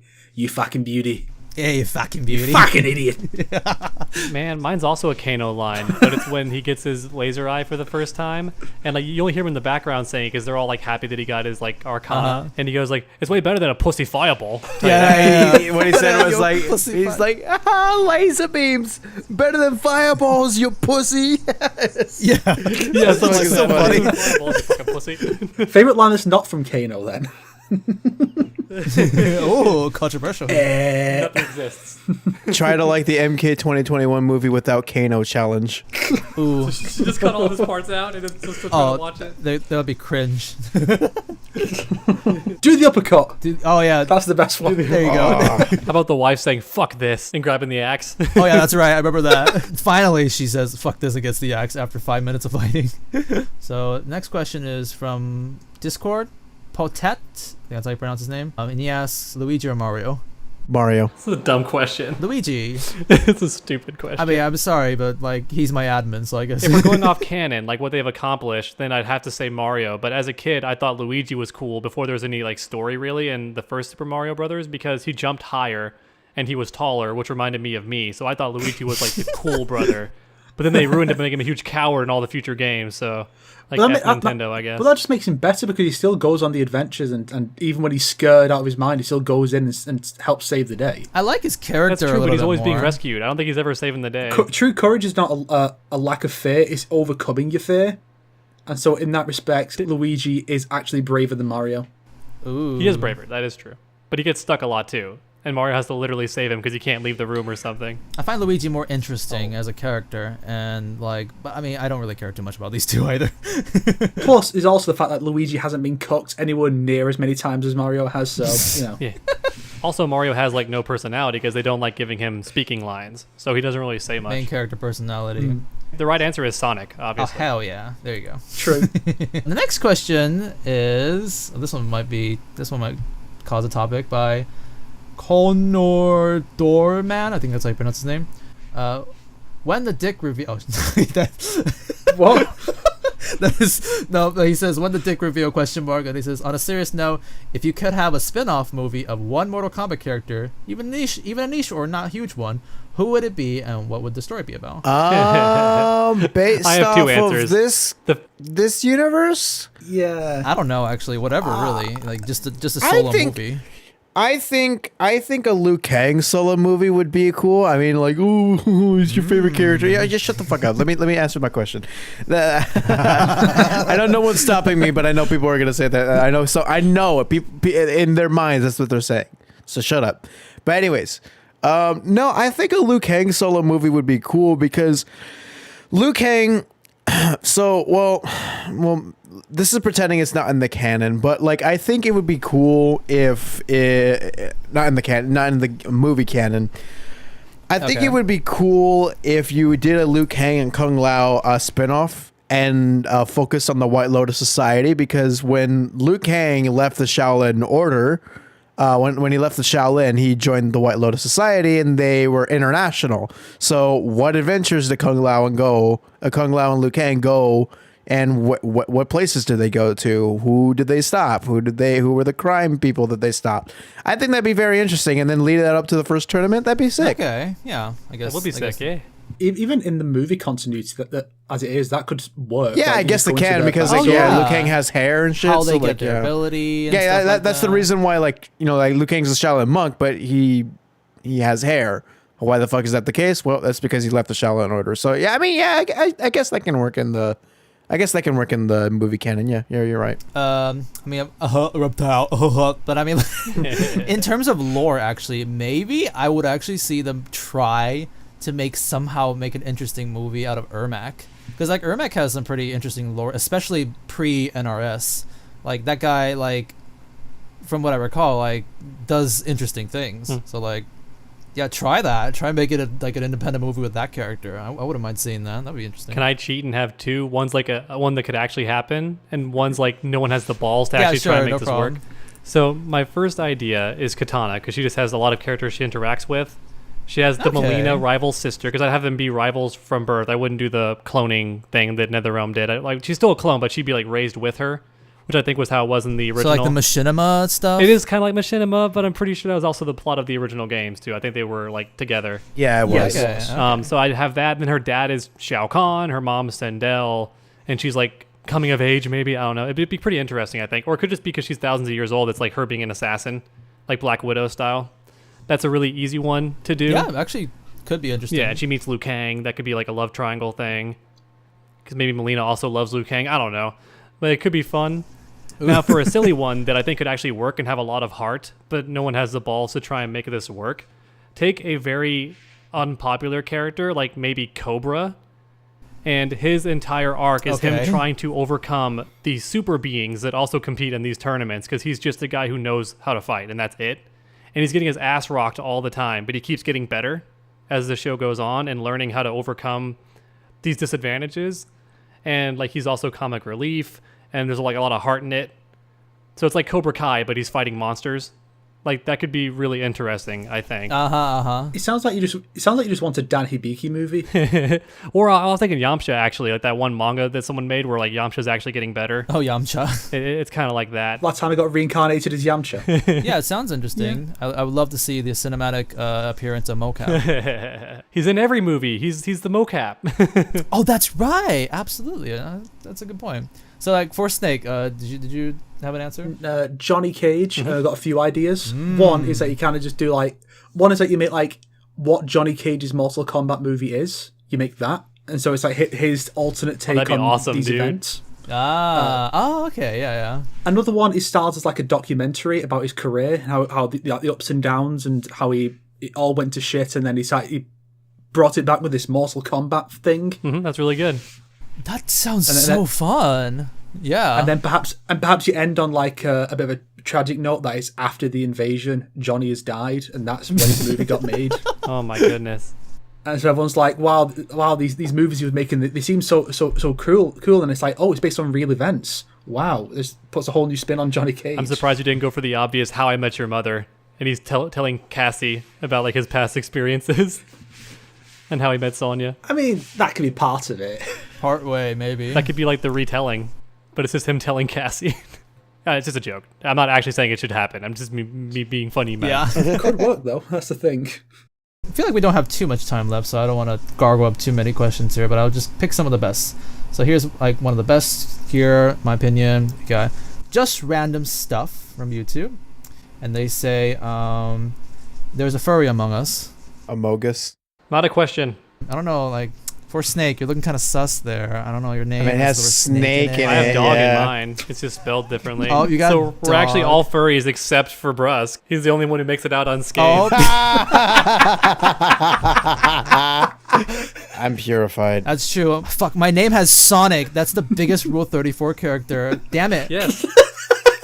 Next question, on YouTube by Owen Dixon 2003. I'm a few days late, but I would like you guys' thoughts on how this movie might affect the next game. Kano will be more comic relief going forward. I can say that for sure. I think you might see. I think you'll probably see that for Kano. You might see fake Italian accent Cabal again. Maybe, yeah. Other than that, I don't know if there's gonna be that much influence, considering the fact that I don't think Ed Boon really likes this movie. Yeah, that theory is still pretty strong. I can't blame him. Yeah, I mean, like, considering Ed doesn't really like it, I'm pretty sure he's probably not gonna have his game follow influence from something he doesn't like. Yeah. Because we don't get Annihilation influence. We don't get Legacy. Well, we kind of did with MKX, but they backtracked that 100%. So yeah, no, it's because this movie already follows the same kind of misconceptions that have already been with MK, like the feudal Japan era for Scorpion and Sub-Zero. That started with Legacy, and I think that's fucking stupid because like it's the studio and it's people and it's the creators and shit saying like, Oh yeah. oh, the ninjas can't work in modern day when Daredevil did it, when I think Shang-Chi is gonna do it, so it's fucking stupid. But the movie already follows a lot of misconceptions about Mortal Kombat that predates this movie's release. So, and plus, I don't really think Ed Boon likes this movie. It really doesn't seem like he does. So I don't think he's gonna. Yeah, I don't think he's gonna. Not too much influence his game over something he doesn't. Yeah, the only thing you might see is probably Kano, and maybe like fake Italian accent Cabal. That's pretty much it. Maybe Sonya's rings will be a power Oh, again. maybe. Yeah, I mean that's what Tobias wanted. Yeah, I forgot to mention Tobias actually wanted that. Like they originally intended. He originally intended the rings to be her chi. Yep. But then he kind of accepted that they were just technology. I was going to say nothing originally until y'all had really good ideas. Me too, I think that Kano being funny is going to be possible. I think it's also possible that this is something they could do, but hopefully not.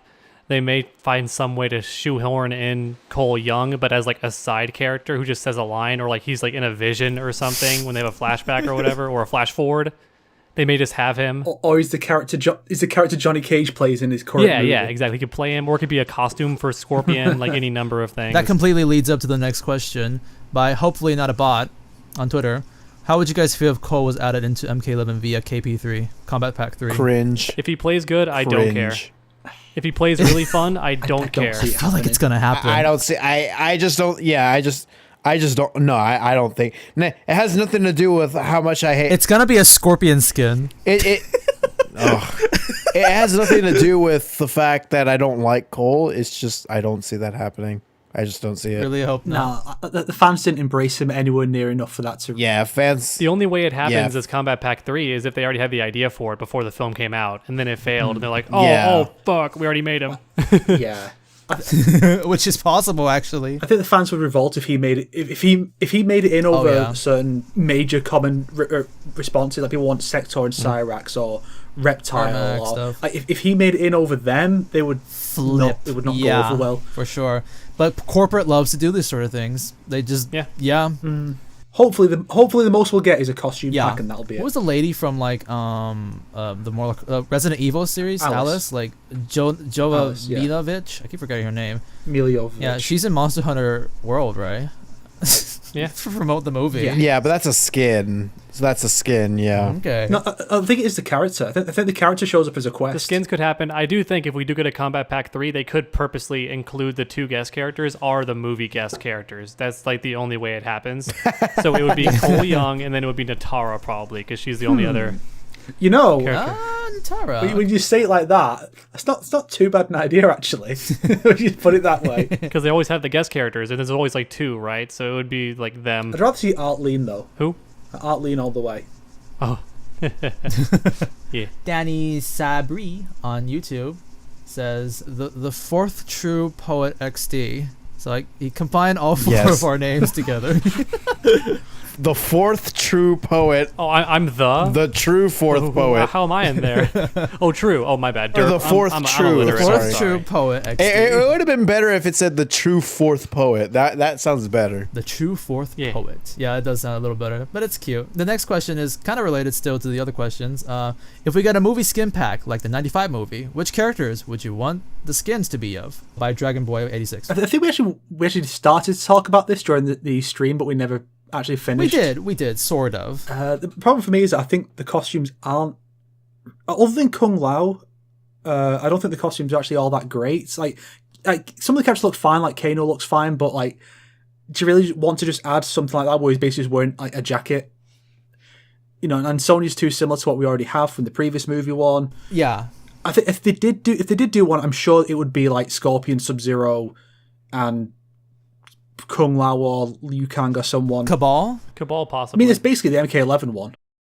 The only things that are similar, the only thing that's similar with a Cabal is just Cabal is just the color scheme and the skin.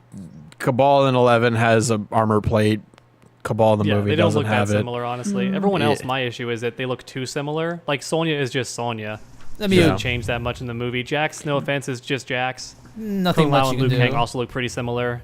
Liu Kang's a bit different, but it's still very similar to what he usually wears with like the cloth pants and the sash. In the game, yeah. Stuff. I think Liu is different enough. I made a tweet about this, so I'll just answer this already because I think he might be different enough. Liu is different enough. But outside of that, then I think it's a Scorpion, Sub-Zero, and probably Cabal. I would really like I'd like Cabal. I would like Cabal actually now to think about it, because then we'd actually have a skin where he's got the burns but isn't a revenant. Oh. Yeah, it has a coat. Well, the thing is in the movie, his burns, like the color is the same as the revenant. Aren't that obvious? Yeah, but you can work around that. Whatever. yeah, whatever. It's We're not that enthusiastic about this. yeah, because most of the fucking I fucking hate the costumes in most of. I'll genuinely sooner have an Annihilation skin. Oh, I would love an Annihilation skin. But I want Annihilation Scorpion. I want that shit. Brian Thompson, Shao Kahn. Yeah, dude, that'd be the fucking best thing. No. She's pretty hot. Oh, I hope she says the line. She's hot in the Annihilation, yeah. Yeah, she's hot. I won't pretend that she didn't teach us all the meaning of MILFs as a kid. Yep. Did. I made a tweet about this. So I have an answer already ready to go. Probably Liu Kang, or his first appearance. I think that's the most different looking one, and I think you can probably you can make a skin out of that. Kung Lao looks really good. I mean, like that's it's a modern MK. It's a perfect modern MK2. I love Kung Lao's costume in this game. Yeah. I mean, in this movie. I'm not a really big fan of Scorpion or Sub-Zero. Scorpion's look in the movie. No, fuck Sub-Zero. But I think Scorpion. I think Scorpion's is okay. I don't mind the armor stuff. It because especially considering Hiroyuki Sanada said like that's what he wanted. Like he wanted that was just like his own pitch to it. My problem with the costume in the movie is that it doesn't look yellow enough. I think they amplify the color a little bit, actually. Like, especially in the trailer, the yellow was just fucking like it wasn't even fucking there. But I think in the movie, they actually, I think they amplified the color a little bit. But I think if it was in the game, it would be a lot more yellow. and even if it wasn't, you would probably have the option with the alternate colors to make it more yellow. To switch it to more yellow look. Yeah. So I don't actually hate the armor stuff. It's just that the fact that it doesn't look yellow. You know, it's not his signature colors aren't there. But I think if it was in the game, it would be there. And then the last one I'd probably say is Cabal. Okay. I kind of like his Cabal. I kind of like the Cabal's look in 11. Yeah, in the movie. In the movie. Would you accept this a Sub-Zero skin if it wasn't for Sub-Zero but for Noob instead? That'd be weird. I feel like the armored look suits Noob more. You mean without the blue part? Well, Sub-Zero already looks almost like he's covered in black anyway. You can barely even tell it's blue in the movie. But I still think it's a cool armor. Like, I wouldn't mind having that at my house for Halloween. It's just fucking chainmail, bro. I don't want that. Like, whatever. Spiky shoulders. I would like to see how they would change it in the game. You know, it's like I want to see how they render it, if that makes any sense. Like, maybe it would look better in a way. Yeah, I don't like the MK9 Scorpion costume, but I kind of like how it looks. Yeah, fuck that costume. Yeah, but I don't like but I kind of like how it looks like in the game in MK11. Okay. I mean, I think if they're going to do it, because you can scan clothing to games, that's how Capcom does it for Resident Evil and Devil May Cry. So they'd probably just get the outfits from the movie and just scan them directly into the game. That'd be interesting. This one is by Turtle Guy Mick Turtle, who says, "What NRS game would you think is going to be next? MK vs. DC 2, Injustice 3, or a new IP?" By the way, this comment was left before the Marvel rumor has been happening recently, so we might as well just talk about that. Yeah, probably that Marvel game. I think there's a good chance there's gonna be like a Marvel game or a Marvel versus DC, because Ed Boon, like, he literally just mentioned that without even being like asked about that. Like, he was just like, yeah, it'd be cool if we made a Marvel game or Marvel versus DC. I'm just like, okay, something's happening here. Yeah, it can happen. It can. I mean, I that sounds super fucking like radical and all that, but at the same time, TT Games is able to make Marvel game. Like, WB makes Lego Marvel games. They could make Marvel versus DC with Lego and shit. Lego Marvel. So if if there's ever going to be a developer that makes a Marvel vs. DC game, there's literally no other developer out there than NetherRealm. Like, NetherRealm is the only person that would probably do that. I'm excited. I'm just glad it's not going to be Injustice 3. Thank fucking God. I fucking hate really? that franchise. How dare you? Oh, how dare you? Interesting. I was gonna say, like, if it's not Marvel, then it's probably Injustice 3. Cringe. But yeah, if they're making Marvel, I'm looking forward to seeing whatever they do. Good luck, guys. I just don't want them touching my babies. So I grew up on Marvel, not DC. I don't talk about Marvel as much, but I don't want to see the NetherRealm version of Spider-Man. My only concern with a NetherRealm Marvel game is that they make them fucking robots like they are in Injustice 2 with the fucking art style. They put them in these fucking unnecessary ass armor clothes. Yeah. They give like Doctor Strange a fucking head brace. They give Spider-Man a robot freaking things and shit like that. Doomsday costumes.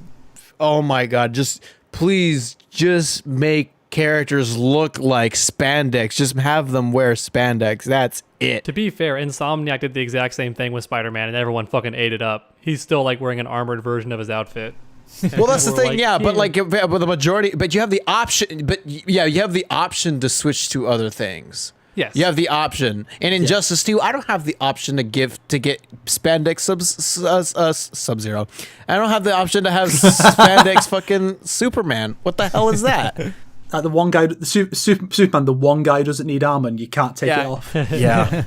I think that I think it'd be fine if we got an Injustice 3, but the Marvel game does sound the most likely. And I actually made a video on this already, but I didn't post it yet. Oh, sneak peek. I said in that video that I hope it's not Marvel versus DC. I hope it's just a Marvel like fighting game. Yeah, I'd be totally down for that, because I just like how the games play. I think story-wise they could completely ruin everything, but there's so much multiverse stuff in Marvel that I don't give a crap. Like, they've already ruined my characters before, not to mention the nightmare that is modern Marvel. If anyone's read that trash that's happened recently with a lot of the characters, they've like butchered everything already. Yeah, I mean, shots fired a bit. Imagine reading modern comics. The big question, though, I think, with the idea of a NetherRealm Marvel game is, who would be the guest characters? Which MK character would join Batman as a guest character. I thought about that too, because like they've already did Scorpion, Sub-Zero, and Raiden. He plans to be focused on very influenced by the movie, so I think Johnny would be a good fit. Maybe. Yeah, Johnny or Liu Kang. I hate guest characters, so you know me. I don't want any. Superhero-looking Johnny would be funny. Cringe. I'd like Mileena because she's my girl, but basically, I was going to say that at first I said in the video that I don't want it to be Marvel versus DC because I don't want them to share the roster. I want to have a full roster, just like how Injustice got to have their full roster. I want Marvel to have their full roster. Yeah. But I am wondering that what if this is their pseudo Injustice 3 when they make it Marvel versus DC, because they can just copy over a lot of the stuff that's already done and worked from Injustice. Like they could include Flash with his existing moveset, and it's like less work for them. So that could be something they do just to save time and to like save, like, it's just easier to copy over characters. Yeah, I can see that 100%. Kind of what they did in Marvel vs. Capcom Infinite. Yeah. I'm just imagining now, like the mid-credit scene, like a fucking portal opens up in Avengers HQ and Batman walks through and says, "I need your help against evil Superman." Also, it's that ending from Injustice 2. Oh. It would be very interesting to let them. I'm not even sure because like they purposely don't allow the comics to cross over anymore because Marvel and DC don't really get along. Okay. So I'd be very shocked if they allowed NetherRealm to make but this is and this is the thing. But this is the games. Marvel's never really had a competition with DC over games. They have nothing really to lose. Do they tie in though? Did they ever do tie-ins recently with their games? No, but it's also their own thing. They can literally do. They're so like not a thing that they can really do anything they want. That's the thing. Maybe, but keep in mind this is the same studio that didn't allow them to include characters that they owned comic-wise, but wouldn't let them be in the Marvel Infinite game because their movie versions were owned by Fox, and they still wouldn't let them be in the game. So they're pretty petty. That was a different time, and that's I mean that's a valid point, but I think that's an exception. That was a couple years ago already. Yeah, and I feel like that's an exception to the rule, though. I hope you're right. It's very optimistic, especially now that the new game Marvel Ultimate Alliance 3 has X-Men characters in there now too. So yeah, and and Fortnite because they bought Fox, I guess. So yeah, all problems. I'm just saying they don't own the DC characters, so they may still not want to put them in just because they don't want to give any screen time to their rivals. That's the thing. WB doesn't own Marvel, but they're making a Marvel game. So yes. Okay, yeah. Yes, I'm not saying they couldn't do it. I'm saying that DC wouldn't want to share with them. No, I see your point. It's just I don't think there's anything to worry about. I hope you're right though. I want to go on record. I hope you're right, and I hope that I'm wrong. I wouldn't mind either way. I do kind of want to see as many Marvel characters in it as possible, which is why I still kind of prefer the idea of it being just Marvel. Because I don't want to share a roster. We got our DC characters for Injustice. I want all the Marvel characters possible, for like a Marvel game. Yeah, I get that. And I'm also excited to play their version of Spider-Man because I don't like playing Spider-Man in the Capcom games. I don't like how he plays. Yeah, neither do I. It's fucking garbage. Oh, God. Spider-Man shoots his web. Get over here. He actually might say that. Venom would say that. If they put Venom in, he'd totally do that. He'd web him and go, get over here. I would like Venom saying Deadpool's going to be saying, finish him, fatality, false victory. Yeah, he's going to make all the memes. Okay, so we all agree we want a Marvel game. All right, next. Actually, no, this is the last like joke comment because someone just saying like, "How's your day?" Flaming Pit 1 2 3 wanted to be nice to us. That's really nice. It's been all right. Been here a lot longer than we thought. Yeah, I've been here a lot. Like 2 hours. It's been about 5. Neither have I. Yeah. Very different experience. I never had a marathon podcast before. Yeah, I'm so sorry. But other than that, it's not too bad. I've got videos to work on. I'm doing this almost till 4 a.m. Last question by Twitter, PepTopLesm, and he says, "You can change one thing about the new Mortal Kombat movie in an attempt to change its rating out of 10. Only one thing. What do you change?" That it exists. Oh, man. I think the answer is so obvious that I don't want to steal it from everybody, but you replace Cole Young with Johnny Cage. Yeah. I have an answer that's not that. If that it exists is off the table, I would probably say that. No, I'm going to say that. I would probably say, can I just change that it exists at all? Y'all are so mean. I would just change or completely just remove or nerf Raiden from the movie. Raiden breaks so much of the third act, actually. If they just take time just explaining some of the limits or anything for Raiden. One alternative to that is put the fucking tournament in the tournament movie. There you go. There's also that too. I mean, Yeah. we can only change one thing. I don't know how. I mean, tournament would change like a lot. How amazing would it be if like the reason why Shang Tsung and Raiden can't get involved is like they're fighting the whole time, and every now and then it cuts back to their battle, and they're just having a god level fight, and that's why they can't That would be intervene. amazing. That seems to be really honest. anime, actually. It would be very anime. Do you have an answer, Brusk, or nah? I guess take Cole out of the movie. There you go. Maybe.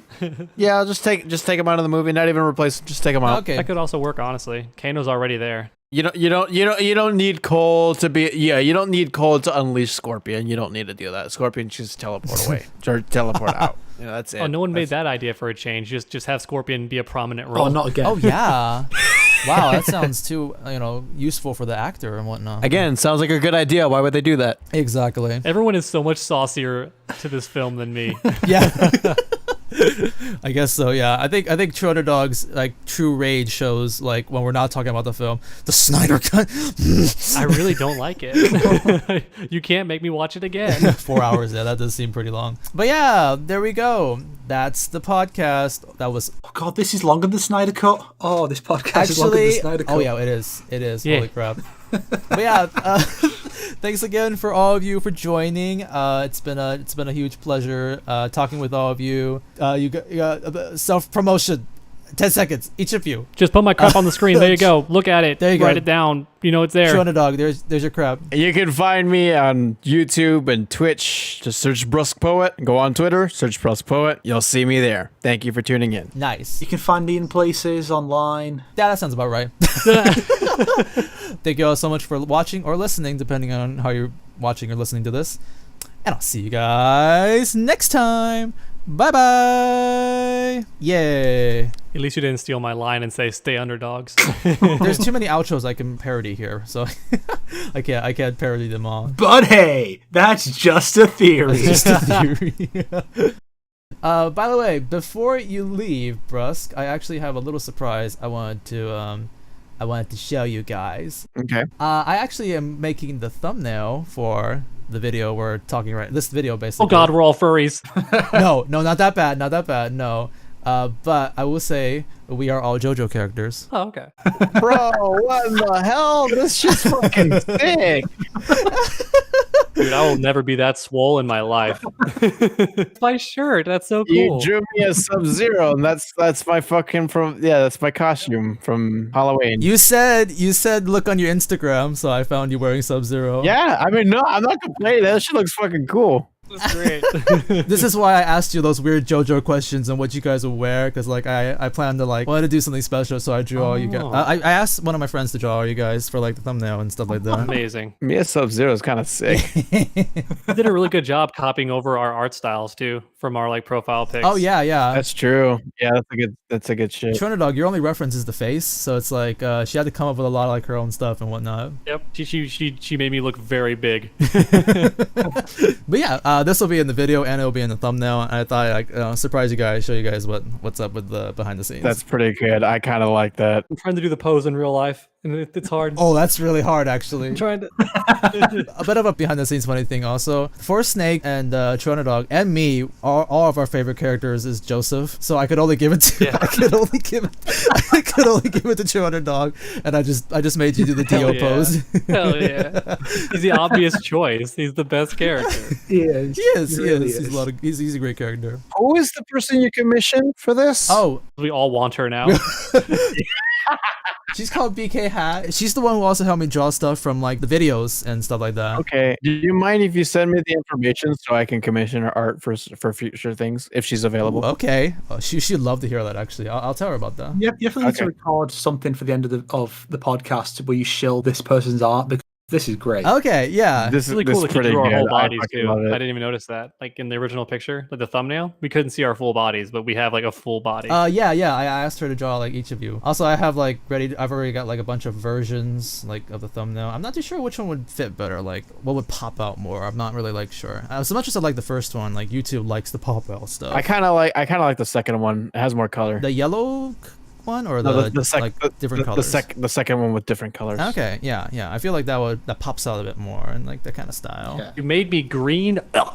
it's one out of 4. You gotta pick. And me and what do you call it, TrueUnderDawg can't both take red, so I took yellow. Oh, it's me and The4thSnake both can't take red. I always thought my color was more orange, but it wouldn't go well with my outfit because I'm wearing blue and purple. They wouldn't want to give me orange. Also, orange would be close to yellow. Well, green works because Yoshimitsu has the green eyes. I get it. I get it. There you go. Yeah. But okay, thanks so much for joining. Hope you guys have a good rest of the day. Hope I have a good night, basically. Yeah, that was awesome. It was a lot of work, but I have seen 5 hours. Those same guys I talked about earlier, EFAP. They've done, no joke, 10+ hour podcasts that were streamed. Wow. God. They had members fall asleep before while the rest of them just kept talking. They just gotta trash the Snyder cut. They just gotta. We trash everything. Was I the least venti out of all 4 of us in this? Maybe. Venti? At least venti, but you definitely had the sauce. You went direct for the throat when you could. What's the best change? Get rid of it. Yeah. Basically, yeah. You just went for the points. You were the definition of that waitress where it's do you have any gluten-free options? Yeah, your options are the door. Well, I'm tired. All right. Well, thank you so much, guys. Thank you. 5 hours of editing, but Well, thank you for the opportunity. Yeah. it's really awesome. I still gotta make a video, I guess. So catch y'all later. That was really fun, though. Yeah. So, I'd be down to do this more often. I just we'd probably have to just figure out how we can do this Shorter. always separate it into probably- more videos in the future. The Q&A Yeah, would be a separate video, and the set design would be its own video. They'll all be separate. or something like that. Yeah. I planned this to be a little longer than 2 hours, but somehow we got to 5. Yeah, I'm sure with editing, you could probably still get it around Maybe 2 3. hours. I hope the highlight will be Yeah. just 10 minutes or something like that. I don't know. Yeah, you definitely could. All the best jokes, the best burns. It's just all of us roasting Yeah. the movie. Yeah, you have. Am I able to find this BK hat person on Twitter? Yes, she's on Twitter. Oh, okay, all right. I was saying you could do an edited down version that's 2 or 3 hours, and then release the 5-hour version as the Snyder cut. Yep. I knew that joke was coming. The Sonic cut. I don't know. The XD cut. Static cut. I don't know. Release the XD cut. Alrighty, I'm gonna get prepared for my stream and probably eat something. Good luck with Yeah, that. thank you. And I hope to talk to you all soon. It's been fun. Okay. Thank you for the opportunity, Sonic. Thank you for joining. And also thank you for your time. Yeah, I know I gave you my time too, but thank you for your time as well. I really appreciate it. Alrighty, guys. I'll see you guys very soon. All right. Have a good Adios. stream. Adios. See ya. All right. Catch you fun. later, everybody. All right. See you later, TrueUnderDawg. Nobody wants to say goodbye, but we have to Underdog. eventually. Underdoge. UnderDawg. Oh, he's out. He just left. That was the last thing he said. Should I just call you Snake? I think saying Snake is always I don't know why anyone does that. It's just call me Snake. It just makes the most sense. So short and quick. By the way, I have a lot of troll questions on the people have sent me, such as God. where are the 3 other snakes? Play Metal Gear and you'll get your answers. Christ. Yeah. I know that's that reference. I don't even play Metal Gear, but yeah, I had a lot of funny questions. I just because I know we didn't have enough time. I just write. Somebody went on my comment sections just to trash TrueUnderDawg and BruskPoet. I'm like, what? This is a Q&A. Why are you just I love everybody here except TrueUnderDawg. That's the comment. I'm like, what? It's so unnecessary. You could be clever about it and say, I love 3 of the guys here. It's up to figure out which. Yeah, that'd be fun. But yeah, thank you so much for joining and spending another very long hours with us. Yeah, no worries. It's been fun. Awesome. Okay, I gotta stop recording too. All right, I will see you later then.